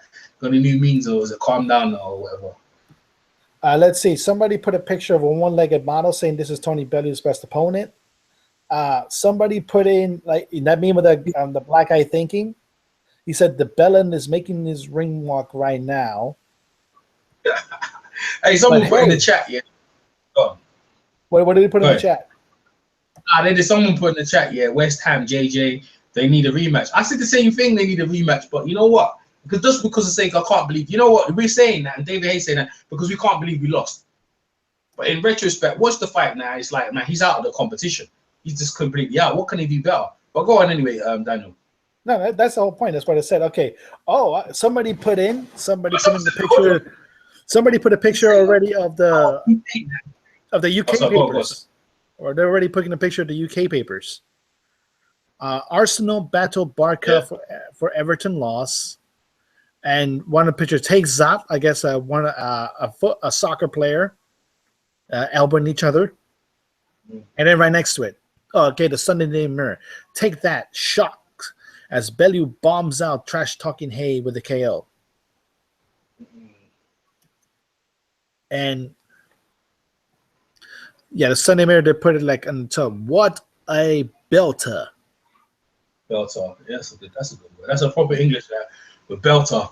I mean, Haye stunt as Scouser wins in the 11th round. What is this? What is Scouser? Scouser is a person who lives in Liverpool. Okay. Person from Liverpool. Okay. Gritty Bellew finds Londoners' Achilles heel. I'm watching the papers as well, yeah. See, all the newspapers have got it. The Sun. Look at that. Bloody hell, man. What a belter. Woof. It's a good newspaper article. Yeah, okay. Nick, let's see here. Bless this Scouse. Oh, man. Oh, wow. Has David, somebody else asking, has David Haye retired yet? I tell you what, bro. I tell you, people are wicked, but hey, David Haye would have been loving it if it was Tony Bellew that way. So just to bear that in mind, you know. So you know what I mean. Okay, let's see here. And there's already the conspiracy theorists. Mr. Duran on Twitter. That fight looked like a fix from start to finish. Please, man. David got too much pride to be losing. David got too much pride to be just losing. I mean, come on, that's not happening. Go ahead, Daniel. Keep going on. Okay, let's see here. Somebody put in a little gif of like the Karate Kid, the scene from the Karate Kid where he kicks the kid after having one leg. For Cobra Kai. Next time, David. Next time. Let's see here. Number 1, Bellew couldn't hurt Haye. 2, Haye didn't gas. Barn injury. Haye wins that fight 10-10. Bellew should buy a lottery ticket. He's got bad footwork as well, you know, David. Footwork's bad. The Hatman, I'm looking at his foot. Oh, he got hit with a wicked right hand. Right over the top of his jab because he's lazy.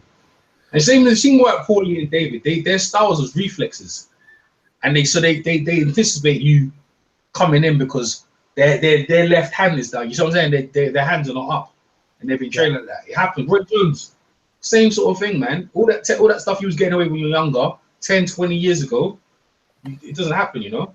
Yeah. Okay. Now, apparently, from the BBC, within the last 5 minutes, David Haye is to undergo surgery on his Achilles in the next few hours.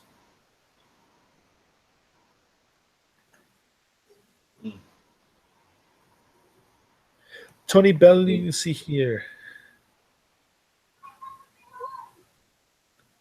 Let's look here, and let me see here. There's got to be other memes. I'll hate on Tony Bellew, man. He turned you after he come over and give David enough respect because he come over and give him enough. You know what I mean? He made David made him rich. You get me? So it's hard for Tony to hate on him. Made him money. Oh, that's messed up. Okay, EJ, have you seen the American movie Old School? Old School. Who's in that film? Will Ferrell. Yeah, I think. Yeah. Yeah, somebody put in this live coverage of Haye entering the ring after his after party. They put the scene where the Will Ferrell character got drunk and fell in the pool. Yeah, I remember that. Shit. Let's see here. Let me see here. Liverpool, man. They've only got they ain't got no fighters, man. But bro, Bellew came through. Bellew poor. They haven't got no top fighters, mate, in Liverpool. But Bellew's probably the most popular Liverpool fighter since John Conte. Right now. Yeah, man. Because Liverpool, they haven't got that many fighters. But Bellew, that's his town, bro. Oh man. Okay, people are like, it's official. Boxing has become WWE. Absolutely embarrassing. But what's he talk? What's that mean? What's that? I don't understand that. Like boxing has always been like that. If anything, yeah, Muhammad Ali took some certain things from him from back in then. He liked to be the villain. He chose to be the heel and tried to be entertaining. It's always been anyone who's any good at boxing, because some boxers are boring. They have to have some sort of charisma, man. You know what I'm saying? Have to. So if you call it WWE, the matches they know who's gonna win. That we never knew who was gonna win. But as the fight was getting longer, you saw that it was going Tony Bellew's way. It quickly switched, and it switched bad. Oh, this one's good. From Tracy on Twitter. When Anthony Joshua is asked to speak about David Haye in future interviews, and have a picture of a black girl, like dressed up like in a Sunday dress, like saying, "My grandmother told me to never speak ill of the dead." Oh man, David's dead. It's deep, man. Hey, listen, people. Listen. So what happens, man? You talk shit. The thing is, you know, it's funny. I talked to Don Charles, yeah. Derek's and he said, I go, who you picking? He said he's picking Tony Bellew. I goes, really? He goes, yeah, I think he could do it. I goes, you sure? He goes, yeah, I think he can do it. I goes, why? He goes, David, nah, he's not the same. Not the same anymore. All you got to do is to stay away from him and let David do it. David did it to himself. That's boxing, you know. If you're talking about suicide, that is boxing. Using someone's own ego and thing to whoop their own ass. That's what he did. Yep. Didn't he? So you know what I mean? That's what he did to him. Oh, this one's good. Mr. David Smith. Has David Haye used the Brexit vote for his defeat? Oh gosh. Oh gosh. The same Penfold little rap manager who's been getting slated all the time, man. Where's Scorsese? Scorsese bounced out into the chat to cause trouble over there. Yeah. What's he got over there? He's there battling Gus. He's always battling someone, isn't it? No, they're not battling Gus now. Remember, like with this whole Stevenson curse thing, there's like they put Fonfara at the wrong side of the curse because Fonfara wanted to rematch Stevenson, even though I think Fonfara up to the Joe Smith fight kind of earned it. But in that sense, like they're saying, like, oh, Fonfara is the next to be cursed. He's gonna lose to Chad Dawson. I'm like, have you seen Chad Dawson lately? And like Fonfara got hit with a hard puncher in Joe Smith. That ain't Chad Dawson. He hasn't been like that since Andre Ward put him down. So let's see here. Extra time on Twitter. It looks like eating those extra pies worked for Tony Bellew as he defeated David Haye in 11 rounds. And they put Haye and they put a picture of Haye versus like an severely obese body with Tony Bellew's head. Memes are crazy, man. Yeah. Okay. Yeah. Obviously, somebody has the meme. Like say, Chris Caban put this one, like the David Haye with the Jordan crying face. Yeah, saw that one. Let's see here. Post-fight interview.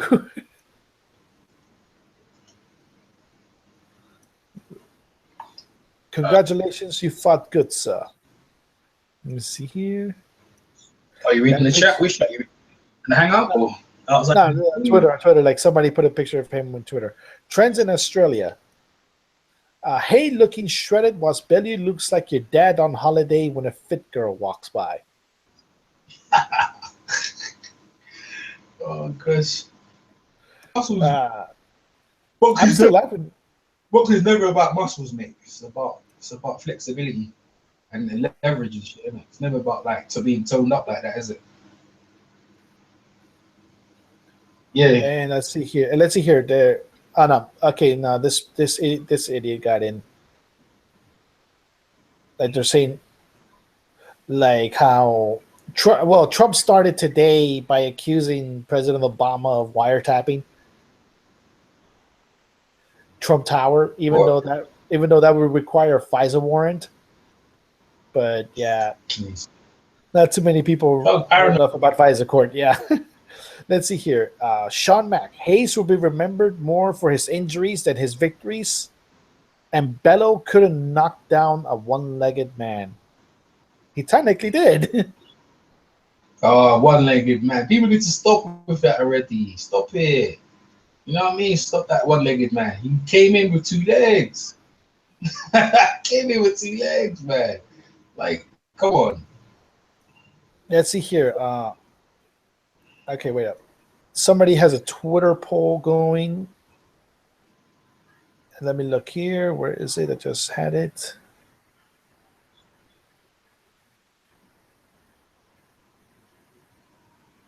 Oh no, people are just putting in like their betting tickets in the UK.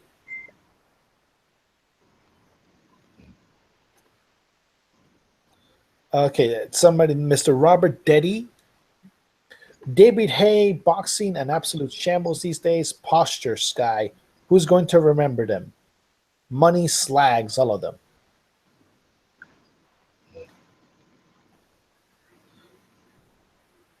Paul Mills, boxing would be even better if there were triple threat matches and interferences like WWE.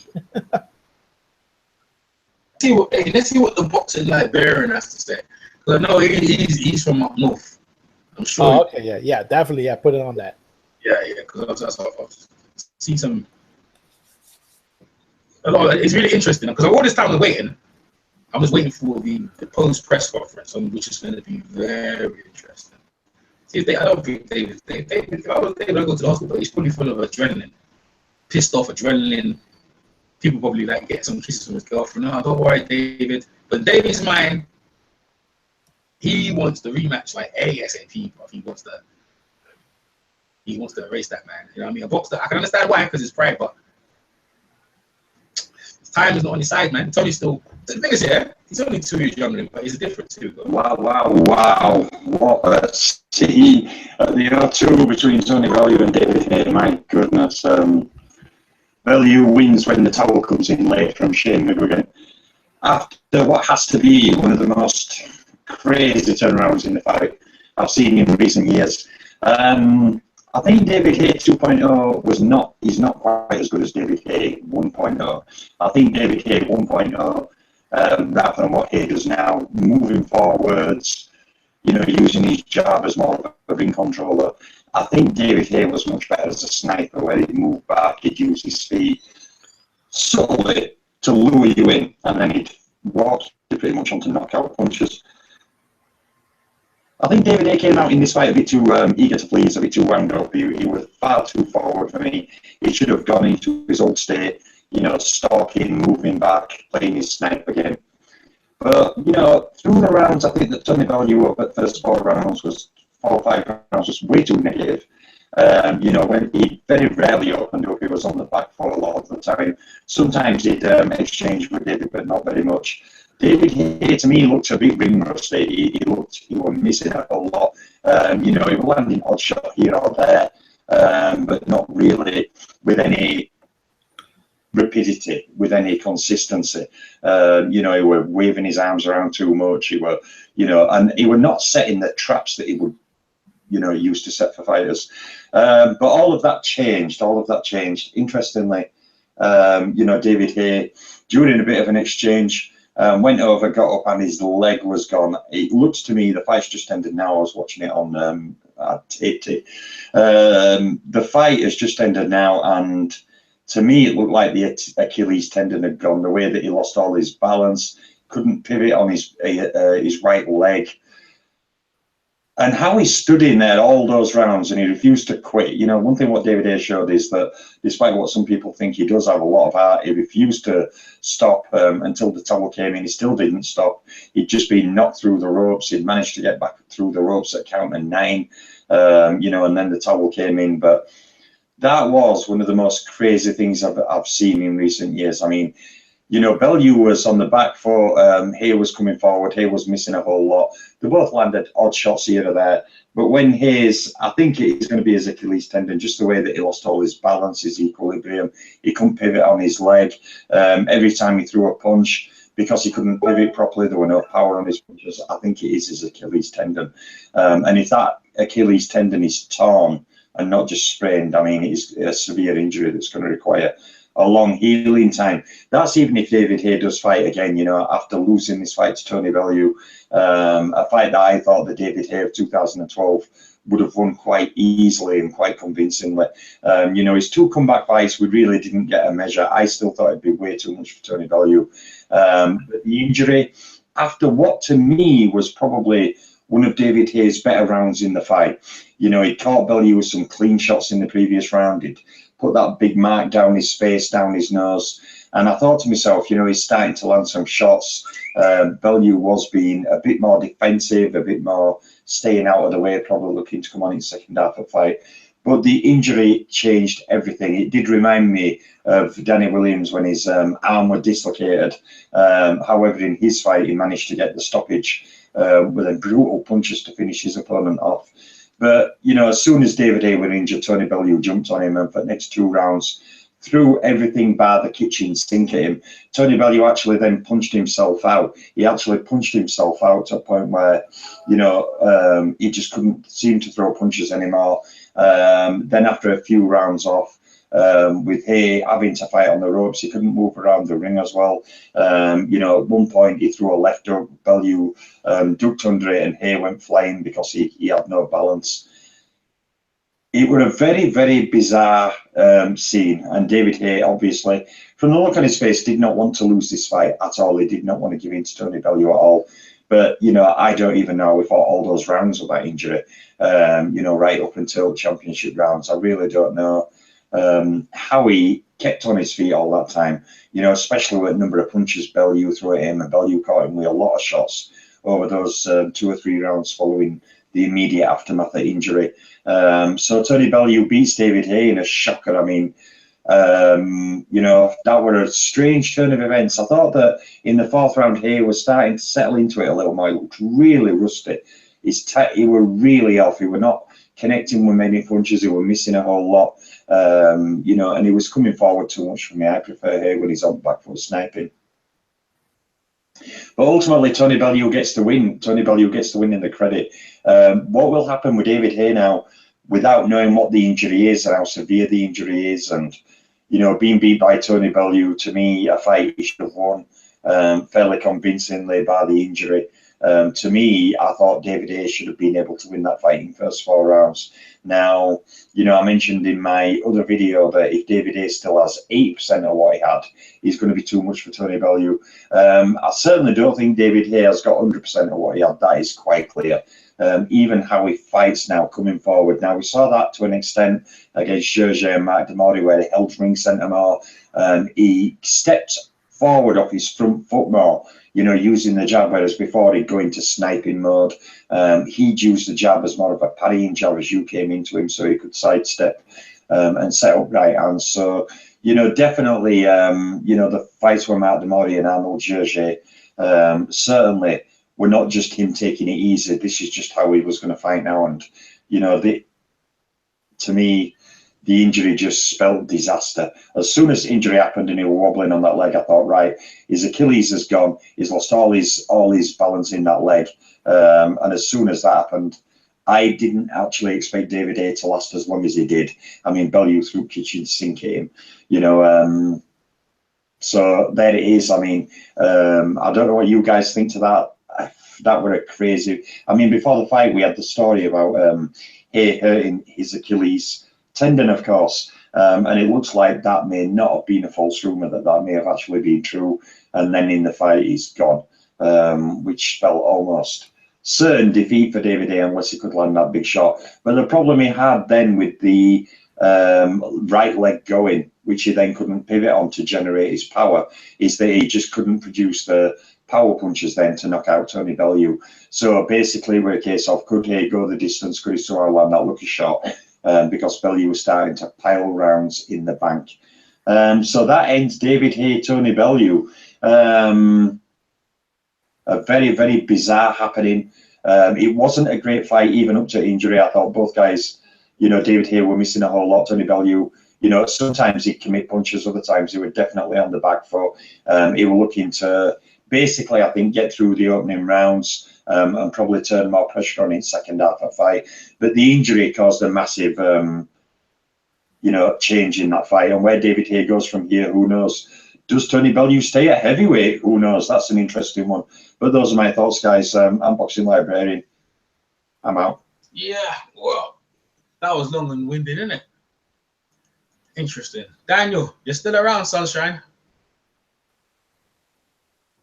My good old friend Daniel. He's probably taking a Kit Kat.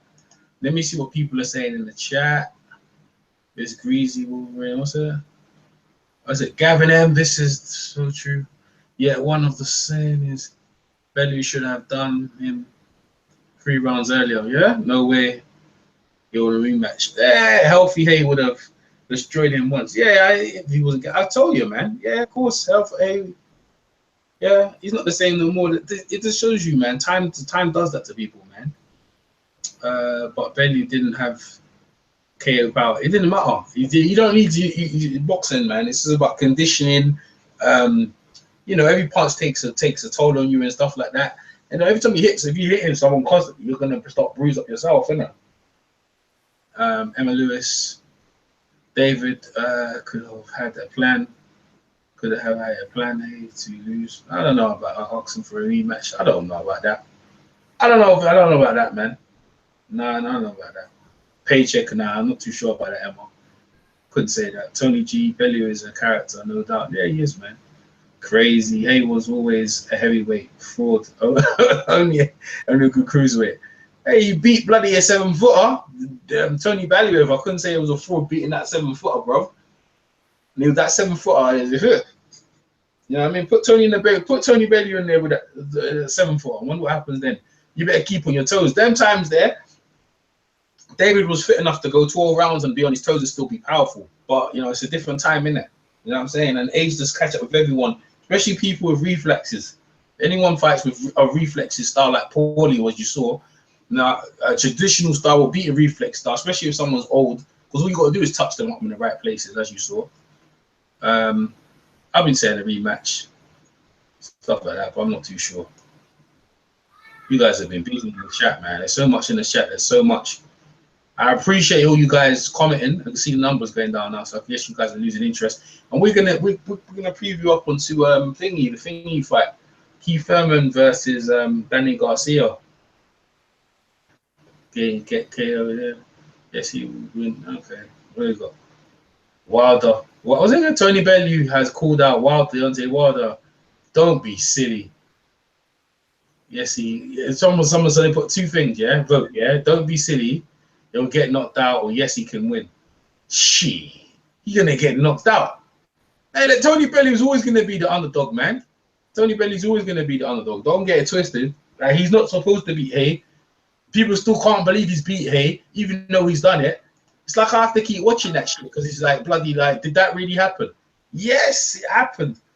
Tony Bellew bashed up and stopped, knocked down, knocked through the rope. David Haye. That's the haymaker got paid. He got doomed up in one of the biggest upsets of thing you're gonna see.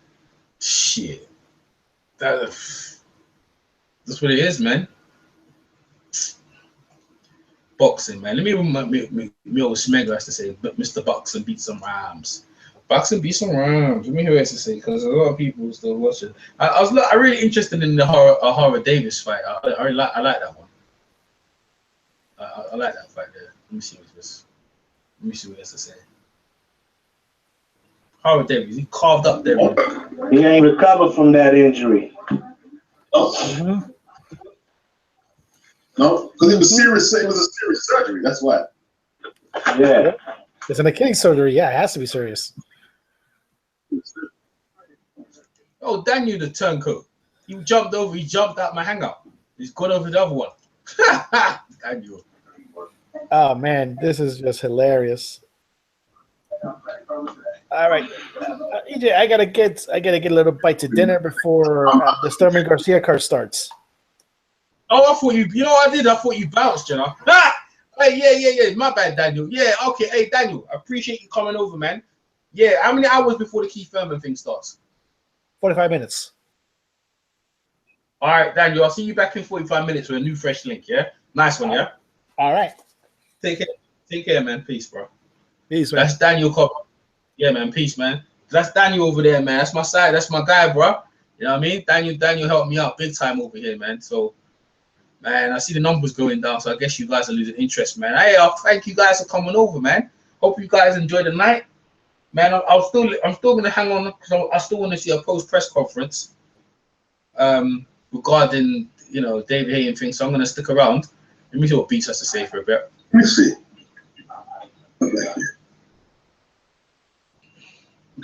But yeah, Box Nation is going to be televising it though. They didn't show this fight though. So you just let me hear what Ingram has to say, because Ingram's. Everyone's talking about this, Joe. It's the most talked about topic. That's original. Ever, man. Bish, Rash, Bosh.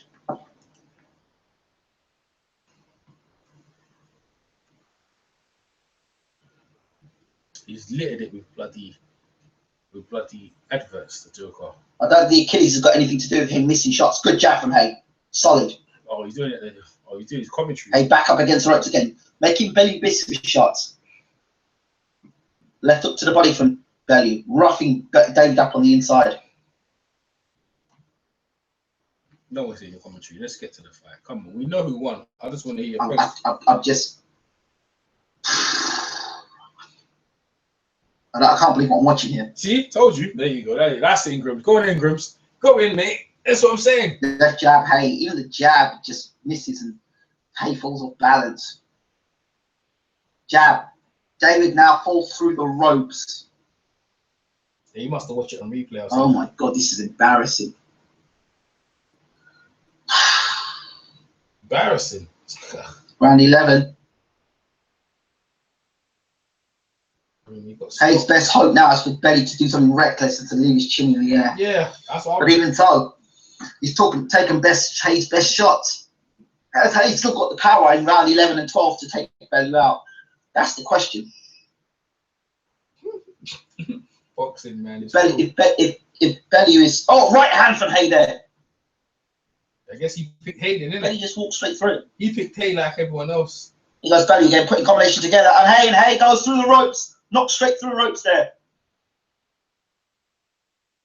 The count is 4, 5. Haye's trying to get through the ropes. 6, 7, 8, 9. And Haye is, oh dear. Shane McGuigan has thrown the towel in. Tony Bellew has beaten David Haye.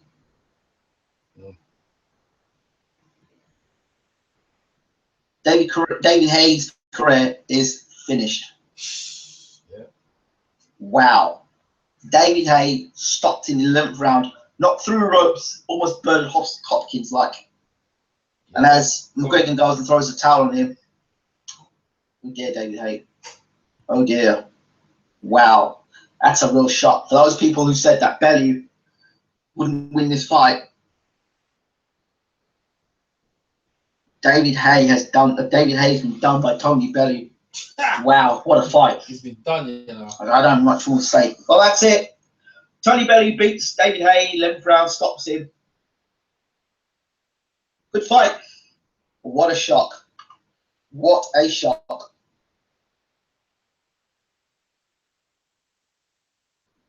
Where was the big right hand? The Achilles had a big, you've watched the Achilles, the Achilles had a lot to do it, but no excuses for round 1 in a fight night. Tony Bellew shocked a lot of people tonight. Congratulations, Tony Bellew. Thank you all for watching. Commentary. Bellew took his best shots. He came straight through. Wow. Thanks for watching again.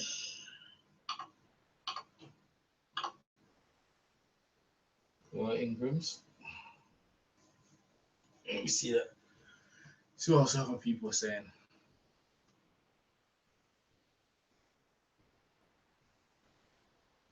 I thought he looked really bad. Who was that guy? He was an Eastern European dude. I thought he looked really bad in that. Oh, I know.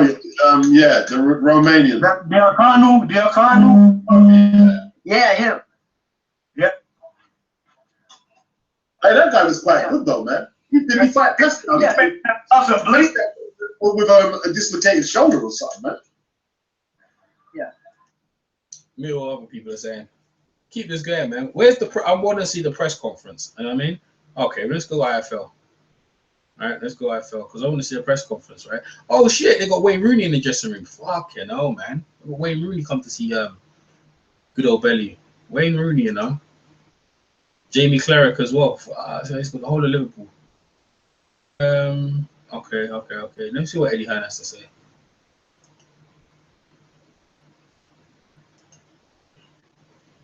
You see what Eddie Hearn has to say, man. Oh, I ain't giving up on this year in terms of like I want to hear a press conference. I know there's gonna be one.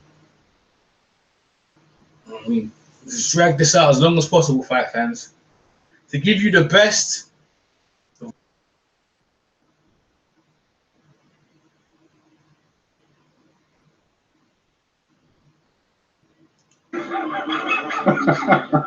Eddie Hearn, in association with Everything Global.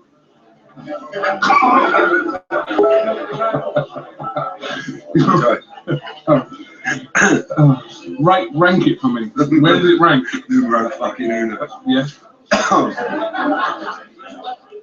Just the I can't believe you. No, actually, I'm gonna. Hang on a minute. I spoke to you earlier on 5 o'clock in the Metro office, and you went, quote Eddie Hearn, do you know what? He's gonna fucking do this time. How much?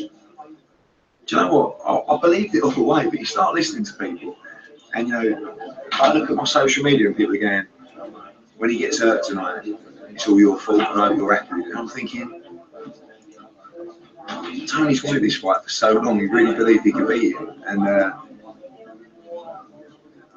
you know, I'm so proud of him because tonight was about fighting against the odds, but also, being honest, securing his future for him and his family for the rest of his life. You know, but when I come in here earlier into the changing room, he was so calm. He was like, and in the ring before, he was dancing to David Haye's music, and the performance, like he boxed so well.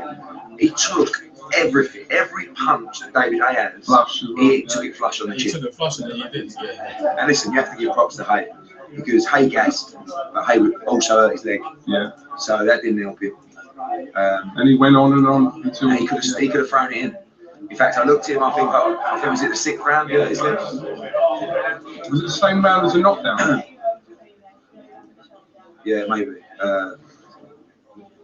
And I thought he was going to pull out. That's what everyone did, yeah. And, you know, he showed a lot of heart. He showed a lot of heart. And even in the 9th, I mean, Bellew looked like he emptied his tank in the 6th or 7th. I was thinking, no, please don't throw this away. And he was walking in and trading with him and just taking flush shots. Just one of the most incredible, enthralling nights I've ever seen. Yep.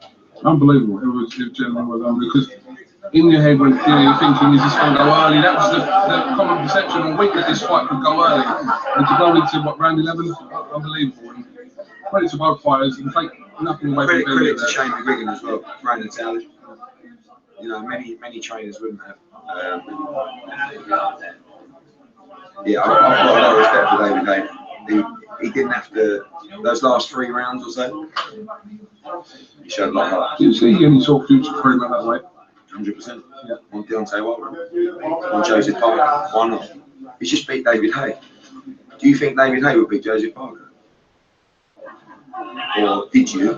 Yeah, or did you think that David Haye would beat Deontay Wilder? A lot of people thought that David Haye would beat Anthony Joshua. Yeah. So that's not a fight we're looking at. Josh has got Klitschko. But first, I want to secure Tony Bellew shot world heavyweight title. I want to do it back in Liverpool. It's fairy tale over here. Oh shit! That's going to give him It's Joseph an Parker. unbelievable story. I'll tell you what as well. What some people don't know is he signed with me. There's a lot that we'll save it for the book one day. But he backed me, and we went to Canada, and he boxed Adonis Stevenson. He was like a skeleton sitting in the change room, 12 stone 7. 12 stone 7, nearly 3 stone lighter than what he is now. And I said to him after that, mate, you have to move up to cruiserweight. We moved up, got a couple of good wins, boxed Nathan Clever, got him on a box office show, big undercard. Everyone was slating me, oh, what a joke, box office. And you know what? The fight stunk the place down. And he was half a laughing stock. And he went away, he worked, he got in a Rocky film, come back, Dave Caldwell's done an unbelievable job. And he got the fight against McCarver at Everton. And he knocked him out, he won the world cruiserweight title. And he said to me, you have to get me, Haye, I'll beat him. And he called him out, and listen, he got that fight, he called him out, he made that happen. And tonight he beat David Haye. Where are you on Monday? I want to come see it. I just want to leave this on Tony Bellew. Pleased with Dave Caldwell, obviously, as well. Yeah, chuffed with that. And disappointing defeat as well. Dave Caldwell has a huge, he has improved Tony so much. And I'm so proud of Tony Bellew.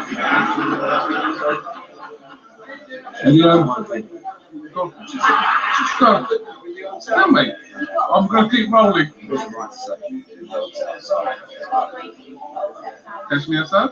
No, catch me outside. How about that? No, so thank you for everyone who tuned in. And what a night. Thank you. Thank you. Yeah, man. Yeah, well, Eddie's emotional. Let's see what Dave Caldwell has to say, man. The trainer. See what he has to say as well, man. Hope you guys still sticking with me. Yeah, well, the ones who are sticking with me, appreciate. It's all about respect at the end of the day, man. It's all about respect, innit? If the game is serious, you have to have respect for your opponent. And then all of a sudden, like, you say, well, he ain't this and that with you, and you say you're going to beat me, but trying to put people in hospitals and stuff like that, man. To back that, David didn't really. I mean, was he trying to put him in hospital? He probably was for the first time round, but you know what I mean? To be saying it and doing it is another thing. I could say I could do a lot of things, but for me to actually go and do it is another thing. A lot of people talk big, like on the phone or thing, but actually going out and doing it, it's another thing, man. You know what I'm saying? That's something, man. Some people don't back their talk. But Bellew backs his talk. Let's see what his trainer has to say. Dave Caldwell. MCK Global, because we've got Dave Caldwell. Well, David, listen, I want to bring this up now because everyone else has been out before. You've had a difficult month after Price and McDonald. It wasn't a difficult time tonight for you. No, it's been. I'll be honest with you. It has been hard. No.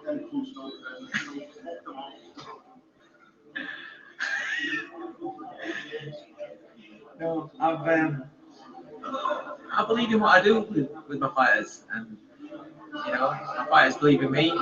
And sometimes you win, sometimes you lose. I said all along, this is boxing. When you fight any fights that are tough fights, you might lose occasionally. You might win as well. And tonight we won. Tonight, Tony Bellew did. I said beforehand that if he concentrated and if he did what we've been working on,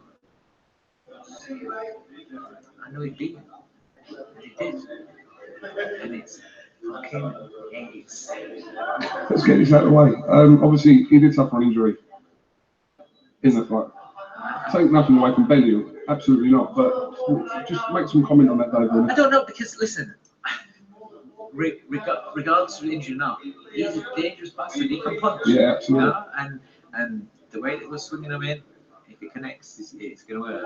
But that's where I had to win.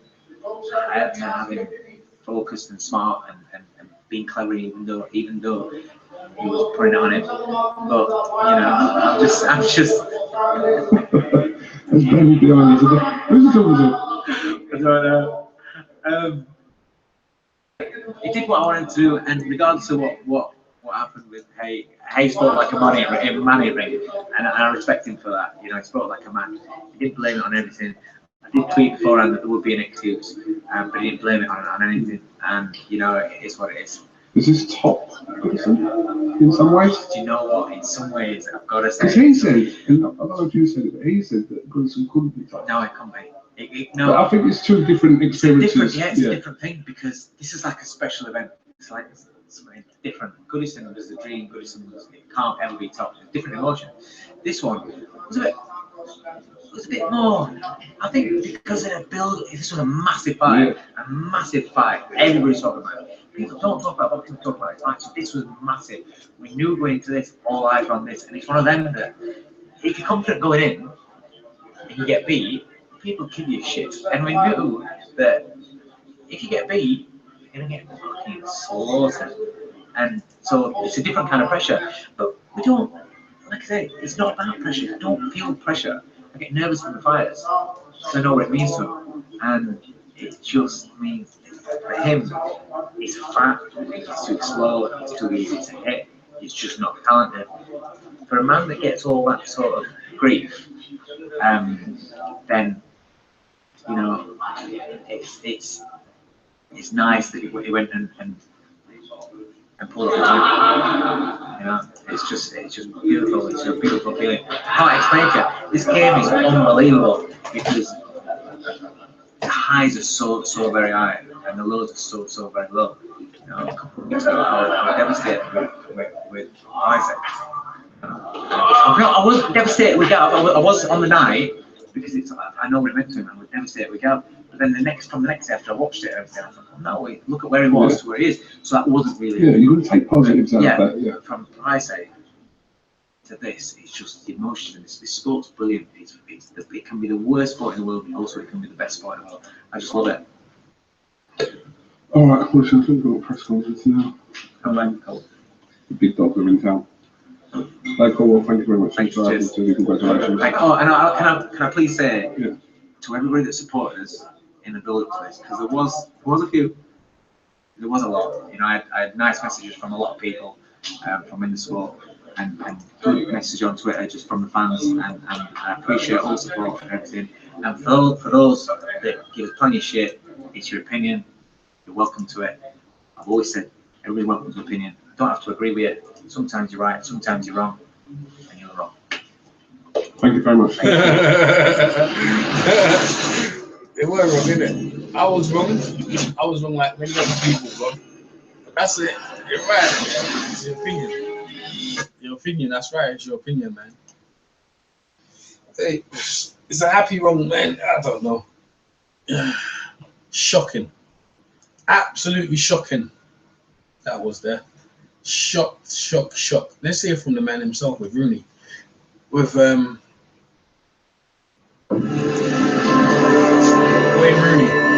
I'm a question. Wayne Rooney. So you got the man of the hour, too sweet to be sour.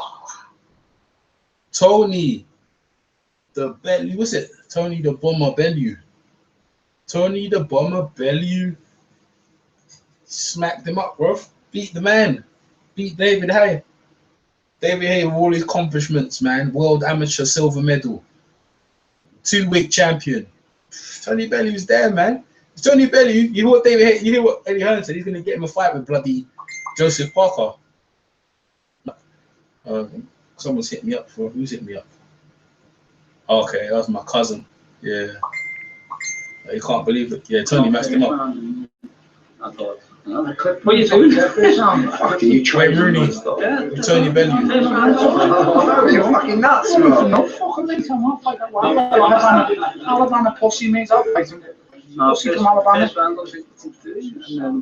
I hit him in the first round, and I'm telling you, he's just told him on the Radio 5 Live, he said he hit me with the left hook in the first round, and I felt it made him wary about reaching. He couldn't get his range, and I knew it, lad. It's done, innit? Fellaini was with us, by the way. It's Fellaini was brother. It's Selby. Gav. Selby's still over. I spoke to him. I come to South of France. Gav, that'll be my phone answer. See where someone is. Get back here. What did you reckon? What did you think? No, brilliant. I was nervous, but just happy for him. Buzzing. Evertonian, fucking Blues, champion of the world, and pulls up a weight and can't keep doing this. David Haye, who's one of the most powerful heavyweights. Exactly. Thank you very much, Ross. Thanks, mate. Ready for rematch in Goodison? That's what he wants. I'm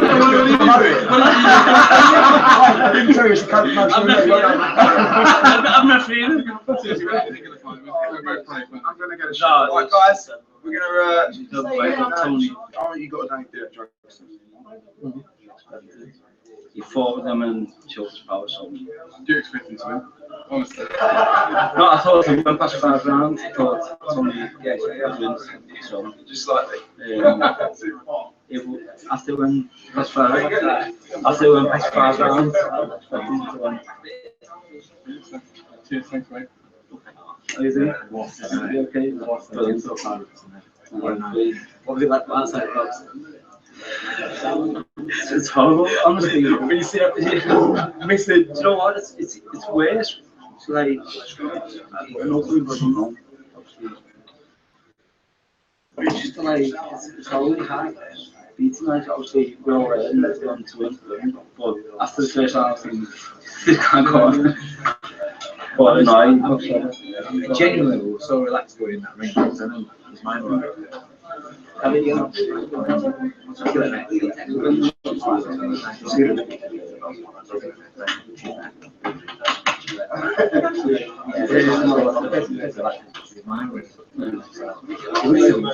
did just what we were, and that's what we did.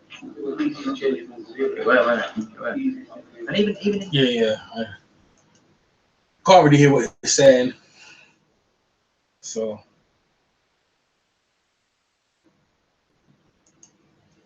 let's try and get some more. Right, the views have gone down tremendously. Guess no press conference work for now. What a friggin' night, man. That is, I guess what Eddie Hearn delivered in terms of what you'd have a pay-per-view. You know, if you're talking about a pay-per-view, let me see Golden Boy's on right now. Who Golden Boy's on? Golden Boy's got something going on right now. They delivered it. If you call that a pay-per-view, they delivered. You know what I mean? Okay, they'll be streaming soon. They delivered in a pay-per-view. Shocked. Hitting the newspapers, everything. TK. Ain't heard him for a while. Oh no, Davies paid a lot of money on trading partners and all that. They couldn't help you in the ring, man. No one could help you. Yo, what's going on, YouTube? Man, you know what? I don't think there's a YouTube video out there that can do this fight justice. David Haye, the pretty boy versus the tough guy. You know, Tony the Bomber, Bellew. You know what I'm saying? Bellew. I mean, he looked good, man. You know, I know. It's like, wow, you know, and I wanted to bet money on him, man. I wanted to put some money on him. Should have, like, man. nah, he ain't gonna do it. I make Adonis Superman Stevenson knocked this dude out. You know what I'm saying? Mm-hmm. But man, he's been looking good. You know, I mean, he's been looking good. Not great, but just the fact that you know, as far as like boxing technique and stuff like that, man, this dude was like spot on, man. He was spot on because David Haye. You know, those haymakers were coming, and Haye looked sharp and everything like that. And Bellew, you know, he caught a few of them. He rolled with a few, but more than once, man, he was just like slipping and spinning David Haye and everything, man. It was sharp, man, up until like the 5th round, until David Haye got injured. It was looking good. I was pleased with what I was seeing, man. I was really pleased with what I was seeing, and I really liked how you know, Bellew was able to step to dudes when he wanted to. You know what I'm saying? He's able to put it on them. I wouldn't say he's necessarily defensively responsible, but you gotta take risks, man. When you attack, you know, take a little bit of risk. But yeah, man, Dave Haye, man. That dude's a legend, you know. Yeah, you know, I don't know. Yeah, can't nobody really say nothing about him, man. Like, he can't really say nothing about him. He went out. He went all out, man. You know, he didn't try to preserve himself or anything like that. Nope. You know, he's supposed to be the pretty boy and whatnot. But dude's the haymaker, you know what I'm saying? And then I think as many times guys like, man, hey, don't let that, you know, his looks fool you, man. This dude's tough. He's a tough guy, but I think his body's breaking down, man. I think his body's breaking down. It was a total Klitschko shoulder injury.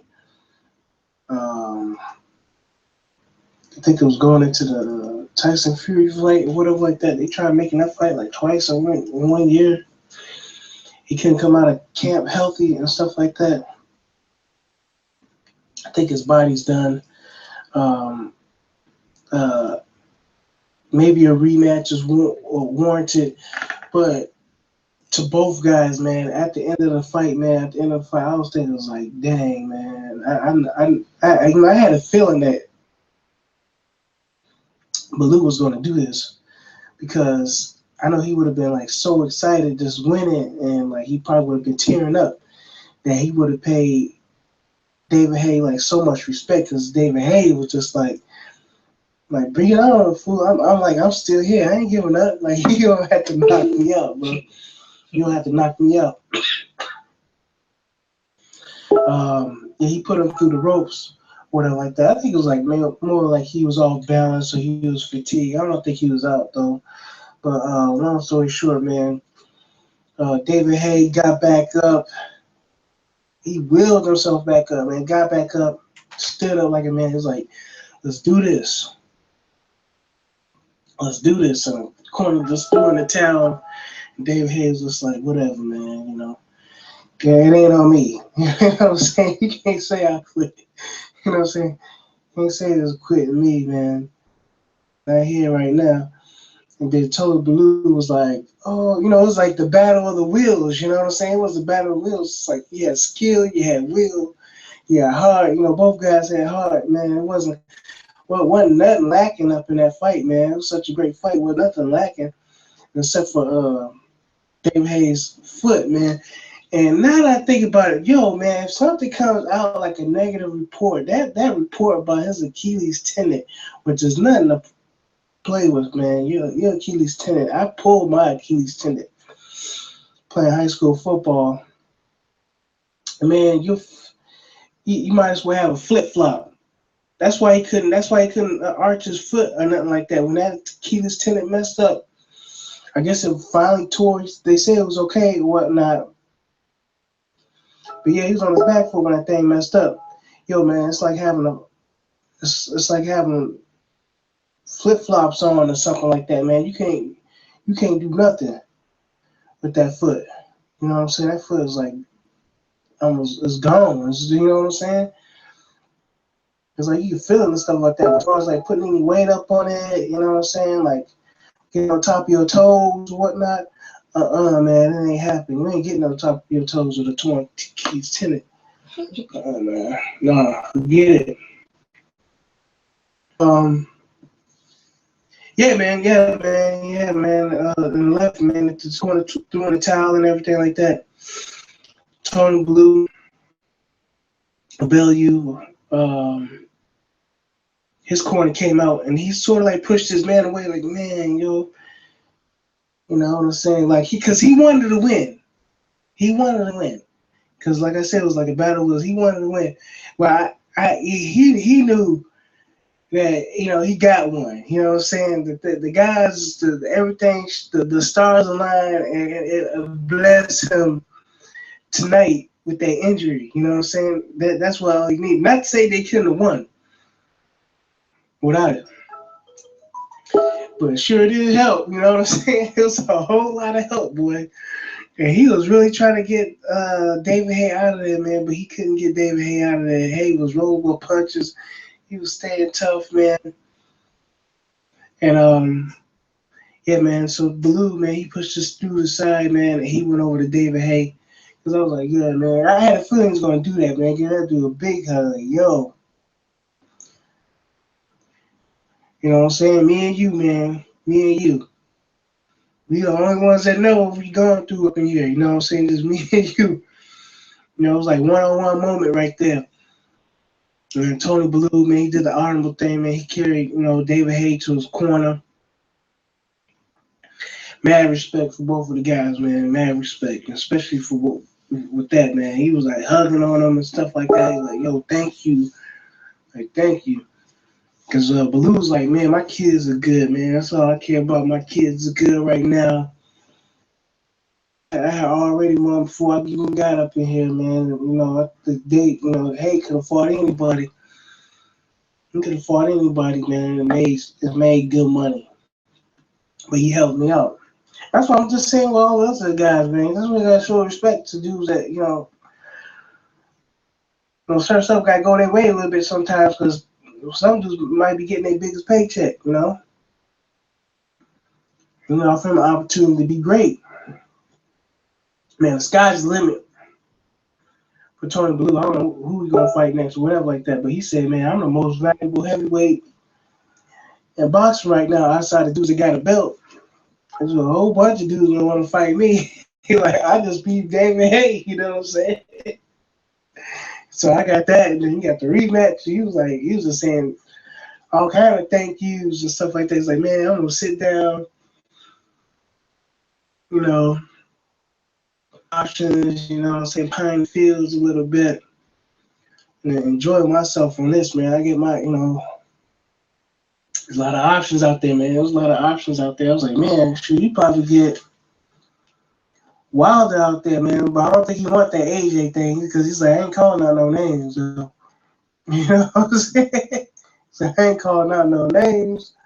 Just know somebody writing some checks. You know what I'm saying? We good. We good. I ain't going to try to look thirsty. I'm just going to sit and wait. Y'all come to me or whatever like that. We'll see what we can do. And that's what's up. But as far as David Haye, man, David Haye was like, man, we could do a rematch and everything like that. And then the crowd had the nerve to boo. I'm like, what the hell are they booing for? I don't know what's going on over there in the UK, man. You know what I'm saying? That dude, you know, he went out on a shield. You know, he showed a lot of heart and stuff like that. He didn't disgrace the sport. You know, he didn't lay down or nothing like that. There's no doubt in anybody's mind that the dude was like injured and stuff like that. So, yeah, man, it's tough for brothers, man. You know, you can't have a cup of warm urine without somebody wanting to spit in it, you know? So, yeah, man. Y'all let me know what y'all think, man. What's up with Tony Bellew, man? Bellew, or whatever you want to call him. David Haye, man. Yeah. I still want to see David Haye, man. He was looking good the first 5 rounds. That foot got messed up. I don't know what he's doing. Hopefully he's not taking. No, that's what Wood said. Yeah, what Wood said, man. Wood, man. We gonna go into this. No words. Let me hear what now to now has to say. But now, y'all guys hanging out with me, man. Or Beast done made a killing him with that. With he's hanging out.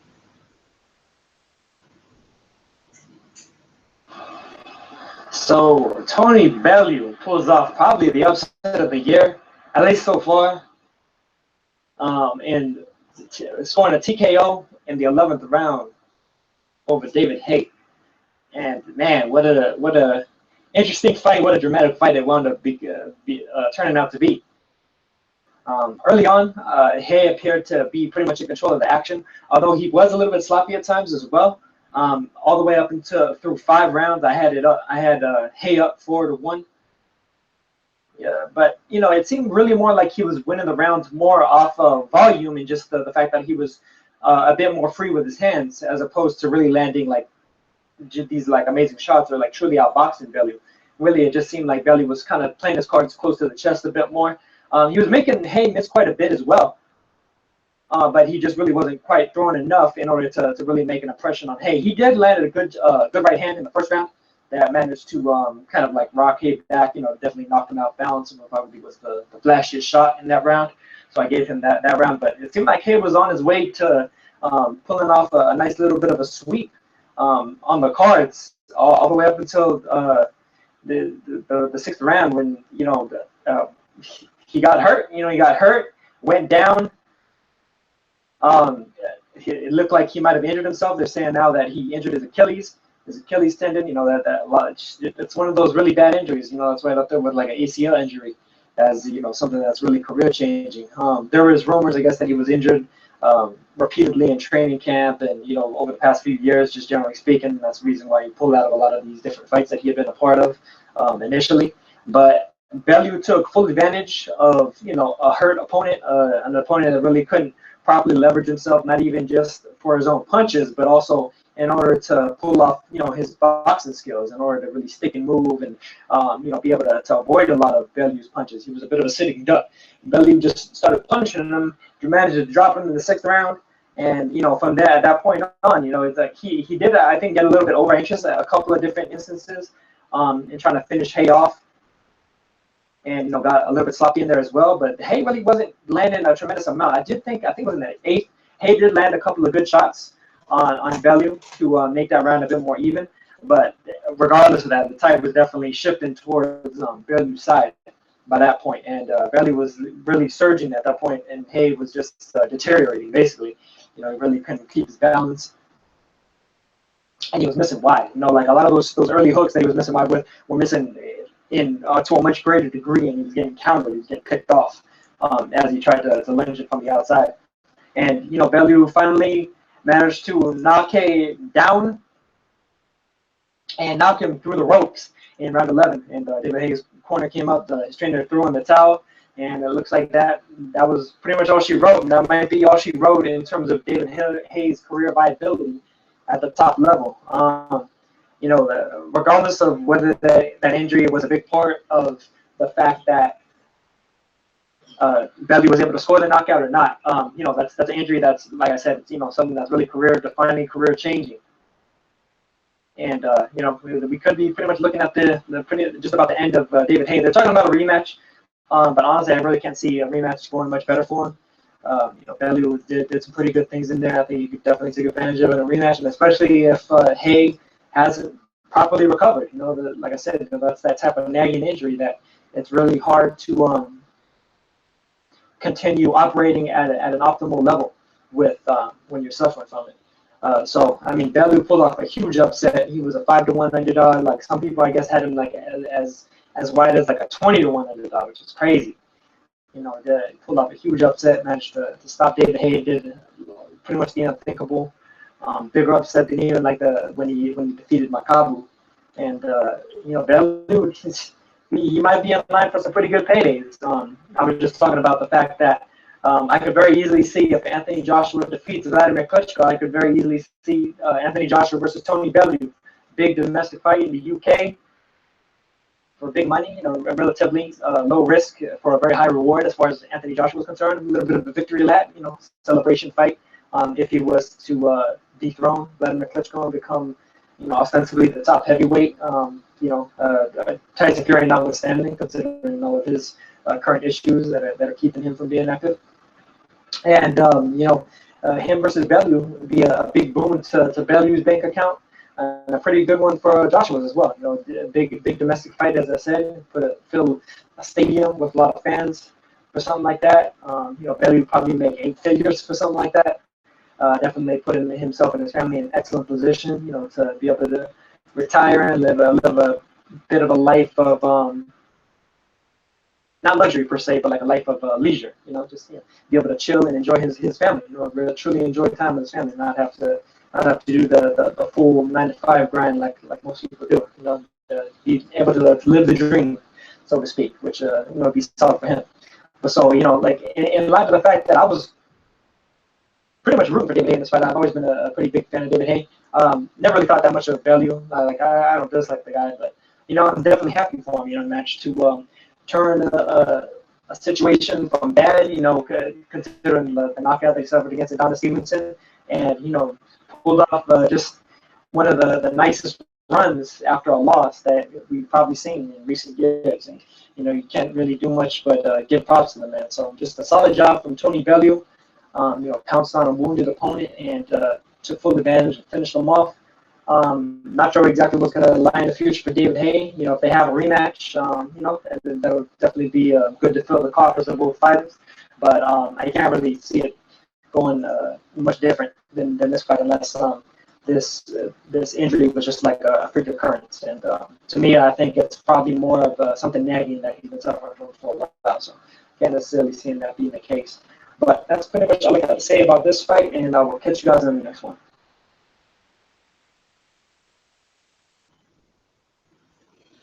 Of Now TV, man. So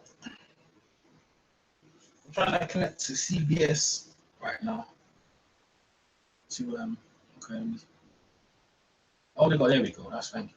They've got the post press conference finally. That's what I wanted to do. The post press conference, then I call it a day. So here we go. What I'm gonna do, I'm actually gonna show it as well. It was just the most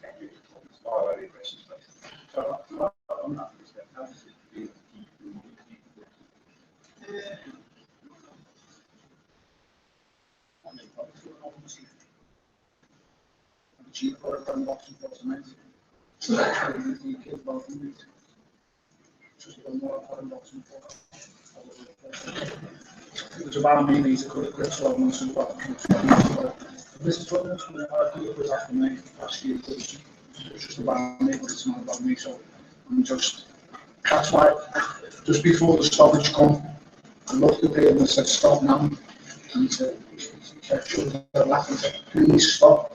And I needed it. And as I said, please stop, I looked at Shane and I said, stop it back. And he hit him with the right hand, leg wobbles with the left hook that he didn't. He can take, she has got a little chin, he takes shots to the back and sees, we all do. and he took the right hand all night. The left hook I didn't see, and it just made him collapse and fall. But anyway, they didn't. So, and I'm not here to hate him. I know that he said, well, I can't do it, but we can't. How he wants to put me in hospital and leave me on the surface. That isn't ever my intention. I've got 2 kids now. Disney Plus, exactly goes on say tonight. So tell us what you said to each other again. So thank you. Tell me to be in the future. And he said, no, thank you for making such a great fight. I said, I can't believe it's this one. So you understand when I walk that ring tonight, you don't understand what I was prepared to do. And you have no idea the place someone's for. I keep telling you, and I think you think I'm taking the piss. I'm not even going to say the way I just keep saying, I'll go as far as I have to go now. I've got no switch off button. No matter how hard it is, no matter how painful it gets, I can't stop. I've flagged myself a table beer tonight, and I don't believe in anything, man, but I just said prayers, just please get me home safe to these kids tomorrow. And I know you don't understand what in my mind, I was thinking I was going to be hit by a bus. And you know what I was going to get up and roll over. But in my mind, I just kept thinking I've got to go to whatever he hit him with, because he will tire, he will fail. And I kept doing it, I kept doing what I had to do, and I'm just, I don't know, it's just crazy, isn't it? I've now got what I wanted to do in the fight, but I'm more confident now. And just this nonsense, this is going to keep following me down on. And I don't actually like all this. I started to actually hate it, honestly. You know what, I've just got to embrace it and just do the best I can with it, because I'm not perfect. I'm not a perfect person. I make some bad mistakes, I make some bad moves in life, and don't make me out to be perfect, but it's roughly still my life is not perfect. I put some into my life, so I just want to be left alone, just enjoy the time, because I've been away from the kids for 14 weeks on and off. Even though I'm not in my mind thinking, I've got to go through hell. You know how he is, he's exceptional, but he does see how fast and dangerous he was, and then this, and I hit him 2 shots. And it's that mental fortitude I've got here, I can't give in. Can't give in, and that's the only danger to me in this game is me, the danger to myself. So, you know, just keep there's a certain amount of time keep doing this, and it's not very much time, I'll be honest. It's just the way it's that meant it's going to take years, and so you see, you know, that was stuff about the opportunities, see what's good, that's it, but now I'm not usual thinking, one of the election monsters that when you everyone wants to see that art and the fact that I want to see like I just fucking slowly in it, but I don't know how far from that the other night, and I was just going to want to that. I just can't get in. I just can't back it out anymore. I just need to, I don't know what I'm going to do. I really don't. All I'm waiting for is then to catch that plane somewhere. That's what I'm waiting for. So no, we son came to now. I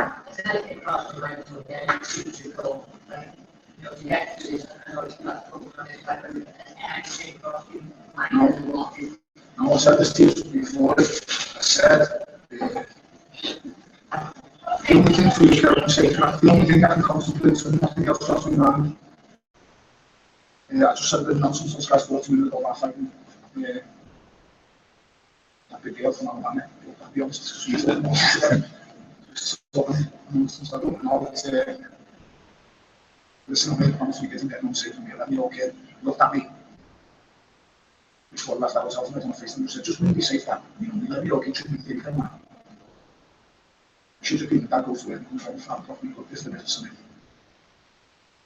And I don't what I need to do. So it's supposed to be an opportunity to start doing potentially the last 12 months. There is some realistic in what we're going to have. Gago, I thought, look, I should be so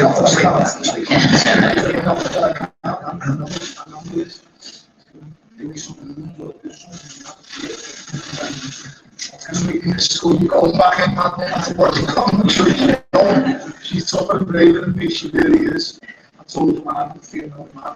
I really don't have the skill, I don't fear anyone, I don't fear nothing.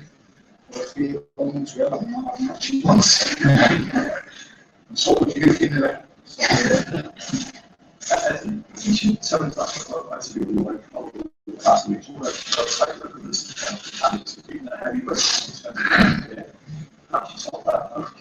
Well, I think a lot of it very cold as well. He's improved so much as a fighter. It wasn't just the way he boxed in those first couple of rounds. And I have to say, what surprised me as well was he took every shot that Haye landed on his chin flush. He's really good at the fight. He's stunned a couple of times, but not seeing him wobble around, take a knee. Incredible. It's like, you know, sometimes in life, free roll. You know, you get to where you want to be, and then you just say, let's just go with it and see what happens. And that was after Goodison Bar. That was what he really was doing, just free roll. It was like, whatever happens, there's a bonus. And now he's being David Haye. And everybody before tonight was saying David Haye is one of the best heavyweights. There's no way.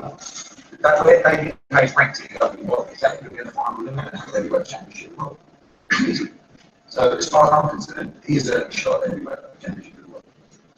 Now, Klitschko is fighting Joshua, 80-39. That's not. Joey Parker and Leon's Connell. They're the two fights. I don't disappointment. Towards me, we had a good chat on Thursday for the FaceTime. No man's wild. Remember before round, Sam first off swallowing, we become confidential. And he was asking me advice on what he thinks he should do, where he thinks he should sign. And because he was getting a lot of big offers, and he was still on the manager, we knew $4 million. And so I'm not giving him advice. No, I'm not trying to say that my advice that he took on, he asked a lot of people, he went everywhere, and that's advice. We've always got on since then. I admire that because he took boxing to a different level. I'd like to think tonight that I took myself to a similar level, I think. Similar level, the same level, so, you know, new shouting time. You said that, Tony, though, you were there sparring the super middleweight that day.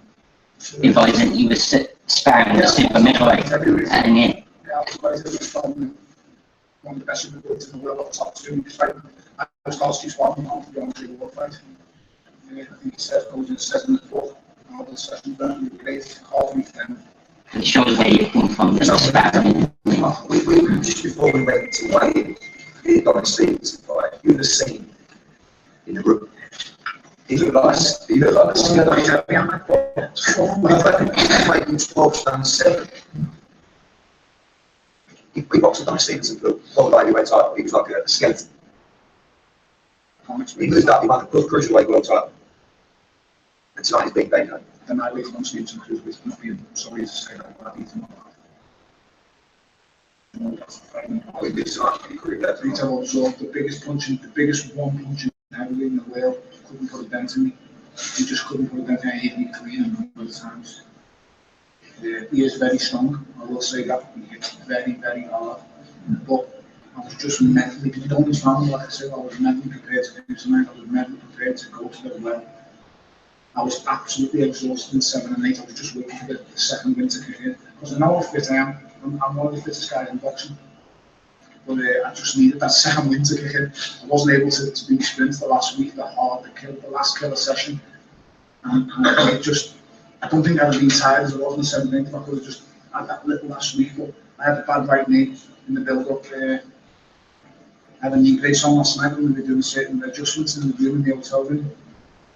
You know, it's a mad weekend. And like I say, if the shoes on the other foot tonight, wouldn't have heard that I'd have a bad knee. I know that he's now, I don't make excuses. There was no excuses tonight. No excuses for me. Win, lose or draw, a fight. It's a fight, and that's all it is. And, you know, I came good tonight, show me what I'm about. Tony, when you said you were saying that Haye stop it, etc., with him so incapable of defending himself, how worried were you that you could seriously hurt him? I'm very worried because as soon as he can't block me left foot in rounds 4 and 5, and I've got him on the ropes and he's physically gassing, he's blocking the left hooks and he's blocking them. As soon as we got to 9, my second win kicked in, and I kind of, it was physically, I felt myself on top of him. I could feel myself walking down, panicking. And I think it was 9 or 10, whatever it was, I hit him with a body shot and then I hit him with the left hook on the top of the temple. And I knew when he hit him any tempo, his legs were kind of frayed. And then we came off the 11th, touched him again with a body shot to the right, and a left hook on the head. And he like stumbled into the ropes. And I just said to him, stop it, man. I said, stop, Dave, just stop. And he went, no. He said, no, he's brave, man. I know he's brave. I've said he quit all people. No, honestly, he's a fighter. He's got to eat a fighter, and he really is. But, and then I looked at him and said, stop, Shane, stop, man. He didn't listen. And then when he went down, I just wanted to go. That's it. We had enough chance to in this sport, in this business, where I'm just happy with the 1-6 business. Dave, would you have let Tony continue that condition? That condition, no. There's more to life than you've got. And, you're in there with people that are laying in shots and that can punch hard. And now, did you change the right thing and stuff like that? I respect you, because he could let his own ego get in the way of that. And what was another round, he could get through this round, he could get through another round. We're almost there, but he didn't. He looked after his man there. I respect him. So should he have been taken out even sooner? Sorry? Should he have been taken out even sooner?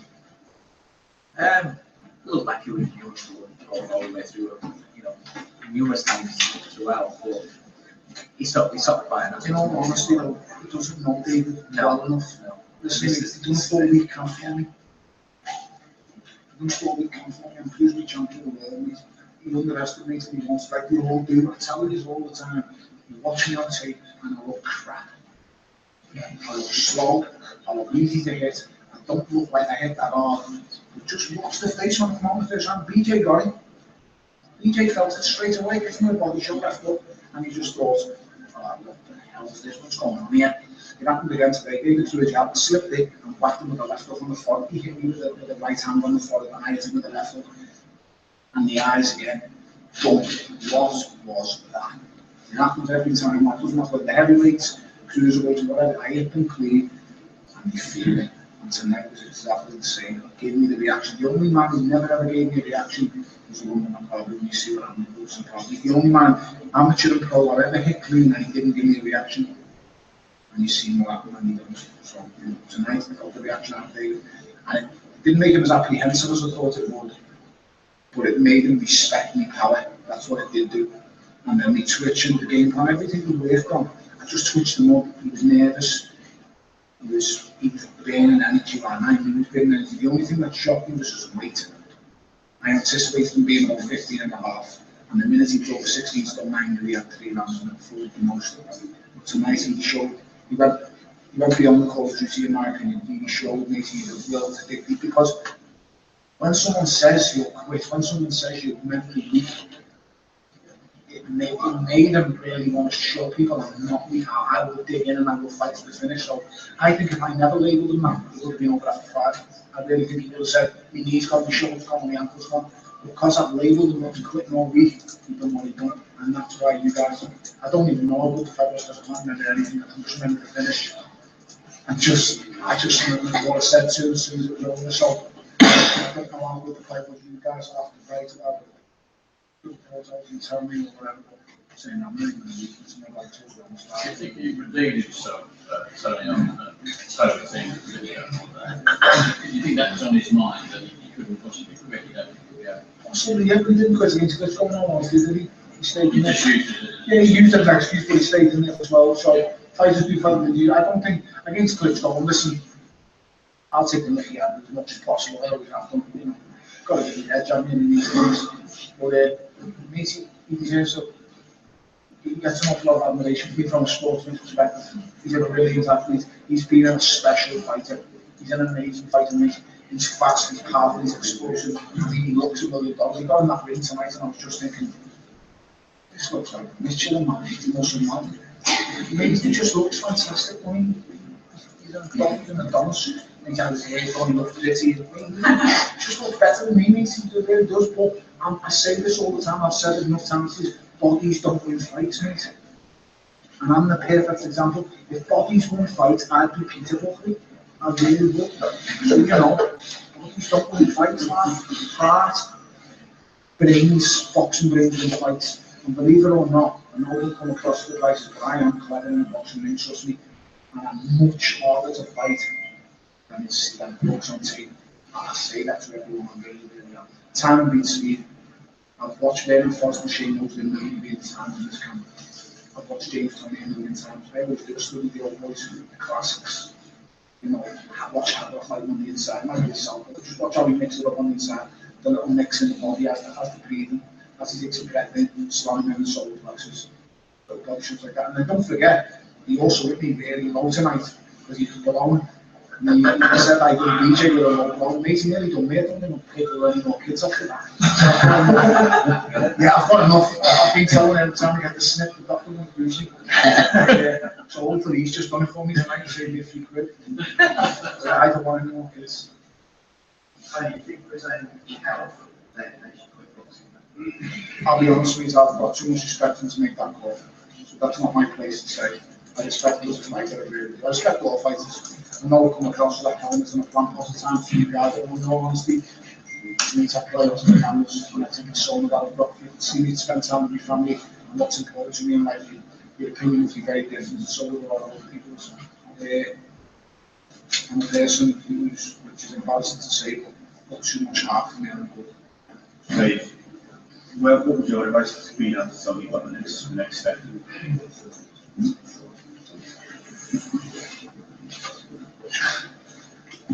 I would be up to welterweight. You know he's going to come to something like, you know, I can't. Yeah. For me, the dream was to win a world title at cruiserweight. And then we won the world title at cruiserweight. That's checked. Then when you win a world title at cruiserweight, then I want to secure his family's future, his kid's future. Tick that box.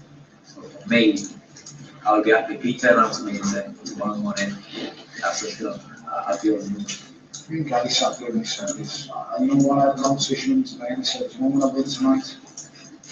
Very few people listen, and we told very few people really deep down believe that I was going to win.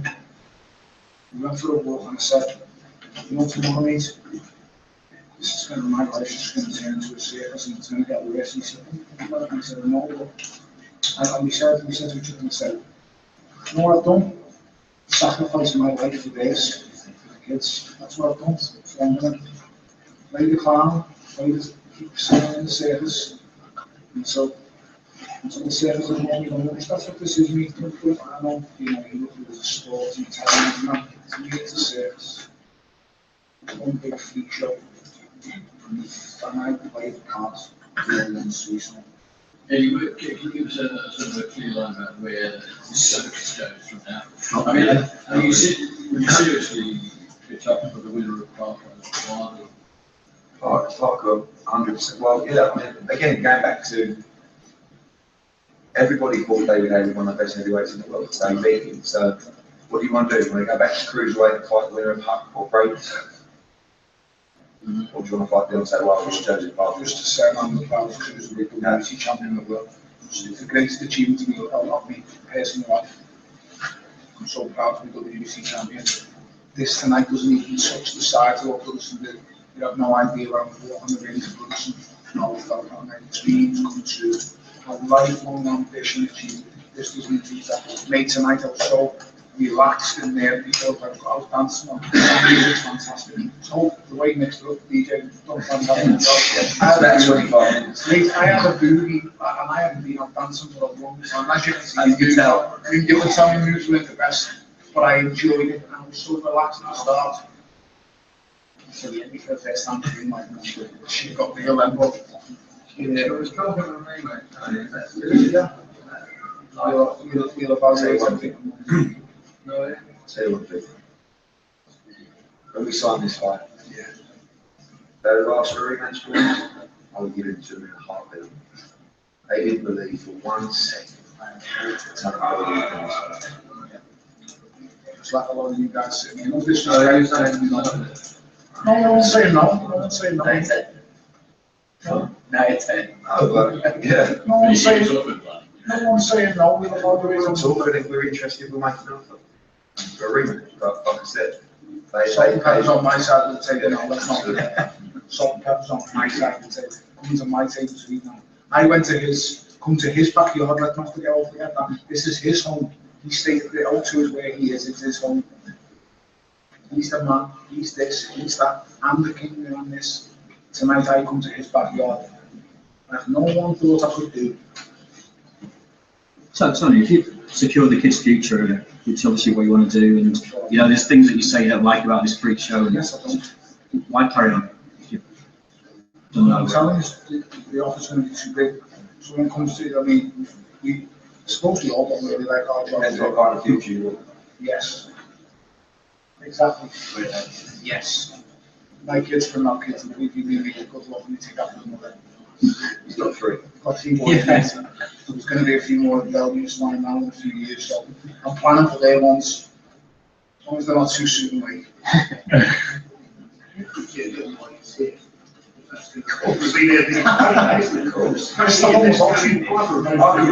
could bring Josie Parker or Deontay Wilder to the UK to fight Tony Bellew without any. Get up to a nearest match. No, really. Wilder's making what, $1 million a fight?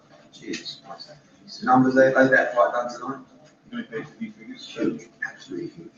Anything that you to say about this? So, over 600,000. Yeah. Dave, you That was on good, didn't he? Summed it up quite well, didn't he? That total wasn't too bad after all. Obviously had a positive relationship with Haye. It became personal between the two of you recently. Was there a point in that where you started to feel sorry to him? But he wasn't? Do you know what I've been calling him? Little rats and all that, mate. He's made up, he's happy with me. I can't say it. And that's what he just, I was coming back the corner, and to be fair, every round, he told me exactly what to do, mate. I've got the best coach in boxing. He told me what to do. It was his game. I don't listen, I don't formulate game plans. I go in there, that's what he says. He formulates the game plan. He told me what to do. In between rounds, he wouldn't need a fight. I'll be honest, I was absolutely exhausted. And round about 7 and 8, I think it was, I was below because I gave a big barrage in the 6th, I think it was, and he was hurt and gone. I don't even know how many times he went down. So I was spent, and I was just waiting for the second one to come in.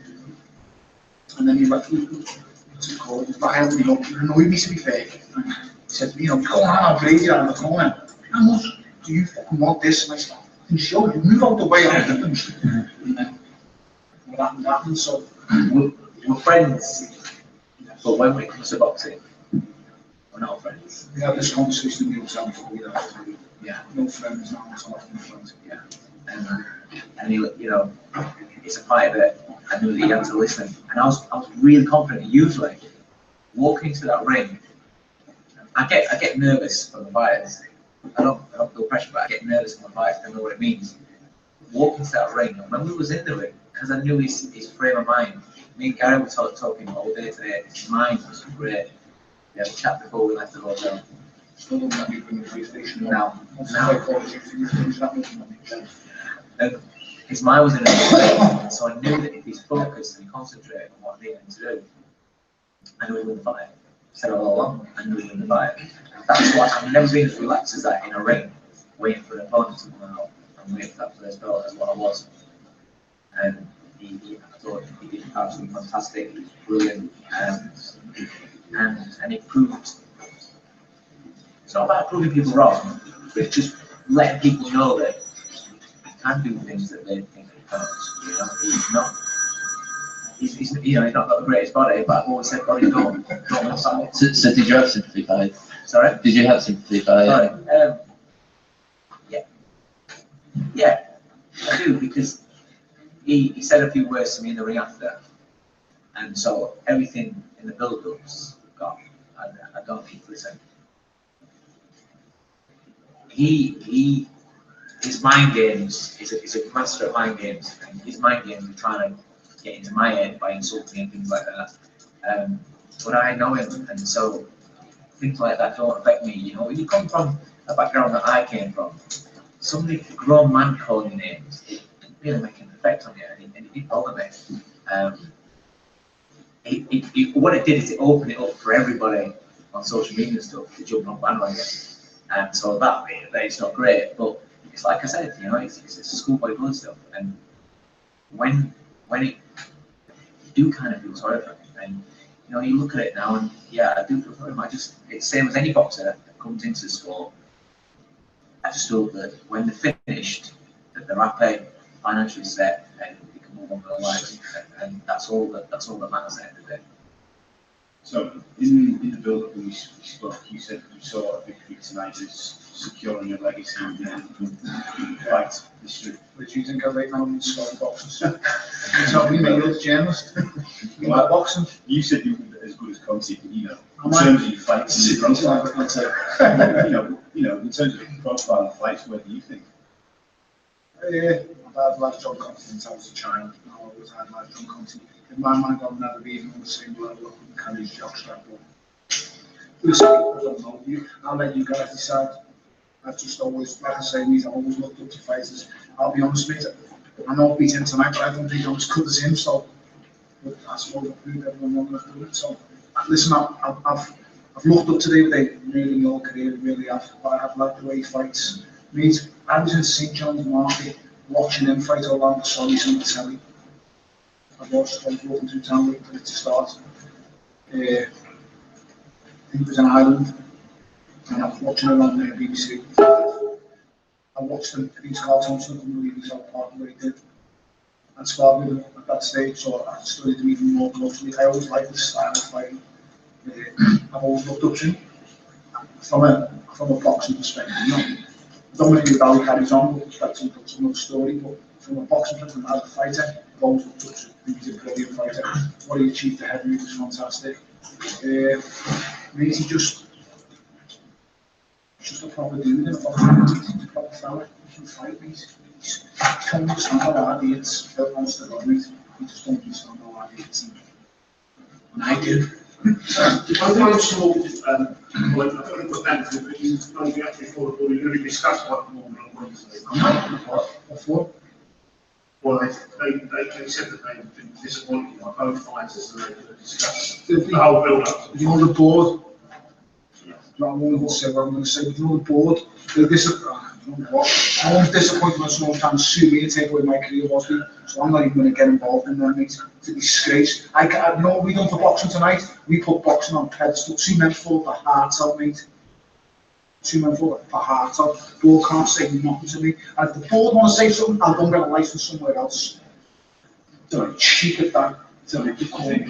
As you're getting older, you're getting even better. I don't know about that, mate. What he tells me different to mine. If you look at your performances and your results, you know, over the last like 2 or 3 years. Yeah. You know what, mate, don't judge me career as a light heavyweight, because people have no idea the depths of despair I went to. We can't just dark me to go hard places. Tonight, I actually had to lose a bit of weight to get on the scales, but I wanted to get on as light as possible, so I didn't eat anything from Thursday after 6 o'clock. It wasn't 6 o'clock, but after 7 o'clock, I didn't eat or drink after 7 o'clock Thursday night to get in the way, because I just wanted to kind of get everything, looks like I got you know what I mean, it's never been that, but I just wanted to be lighter and be as light and fast as possible. So I tried doing what I have to do. Usually I have to lose about half a stone the week of the fight and fight week to make cruiserweight. I just wanted, originally I wanted to come in as a cruiserweight because I feel so sharp and great at cruiserweight. I feel like I can endure anything. I usually get in the ring of 15 stone, I'll be honest. I think I got in the ring of 15.5 stone tonight and I felt great. I really did. Don't get me wrong, I definitely think the reason I tired in 7 and 8 was purely down to I was a bit heavier in my body.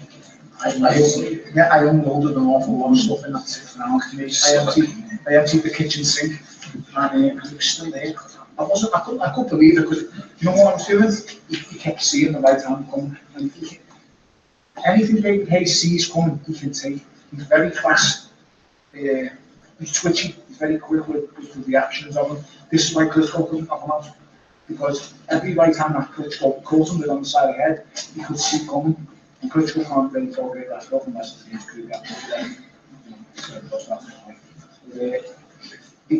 he doesn't talk about looking at with David. I knew it was going to be the left foot. That if I was going to stop him, it'd be the left foot of God because he won't see it. And if his mind rattles me, plan was I was hoping he didn't get that airplane to be honest. We're giving him more time to it. You know, never played it, didn't he? So when he turned up that presser on Thursday, I'll be honest with you, I'm a bit gutted. It just made his head really small. It's amazing how much smaller he is as the fight gets closer. He shrunk. He physically shrunk this week. And when I got to the to the last presser, I got cut from, I looked at him and I just said, lad, you've shrunk, and you don't believe what you're saying. I knew it, the eyes never lie. I looked someone in the eyes and I said, you're in trouble. I said, you look in my eyes and you see darkness, mate. You see a driven person. I look in David's eyes and your left eye's twitching.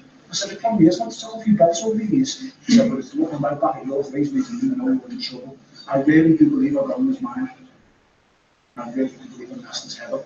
The big thing for David Haye is he has to get in your head, and he couldn't get in mine. He couldn't, he really couldn't.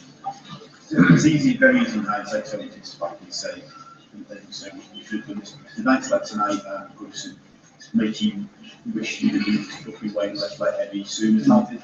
No.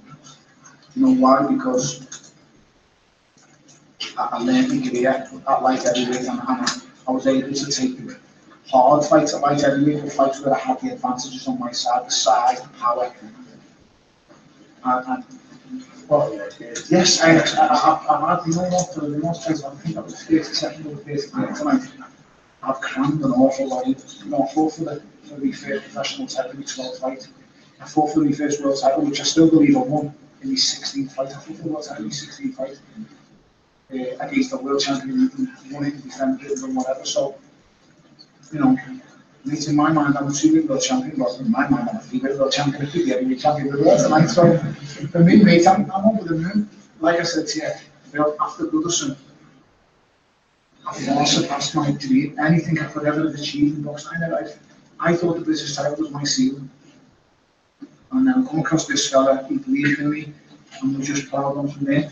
When I won the European title against Mathews, it was a 50, going into that about 50-50 fight, really was. I said to you tonight, you fought for your career twice at this venue before. Isaac Chillen. Yeah. You stumped the place out. What a fight. What a fight. And the second one. Number 3, Nicky, how you never get number 3? Yeah. He's talking about me okay with you start tonight. Isaac's actually number 3. But you were fighting for your career that night. And against Mathews, you were fighting for your career. Yeah. So, mate, after winning the European title, in my own mind, I really did think that was it.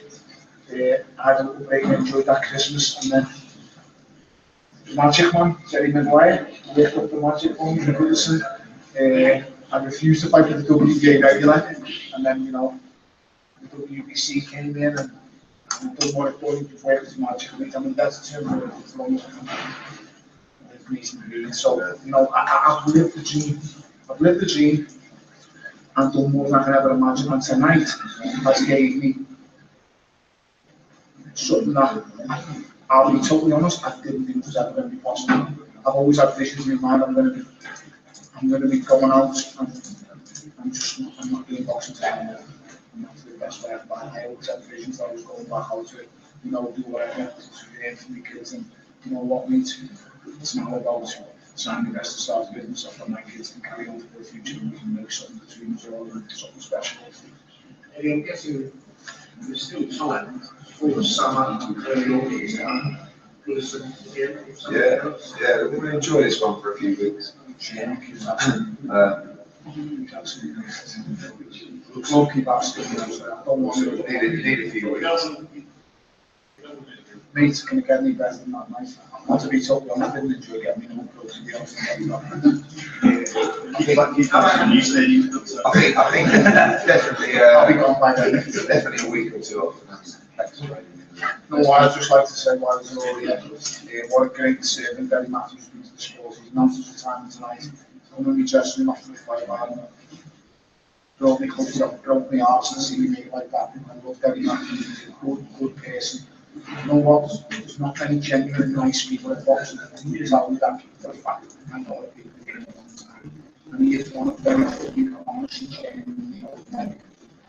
See what like that tonight. One of Davies was fantastic tonight, kicking the pan so that's 2 jewels that kids broken about 3 months, 80 years old.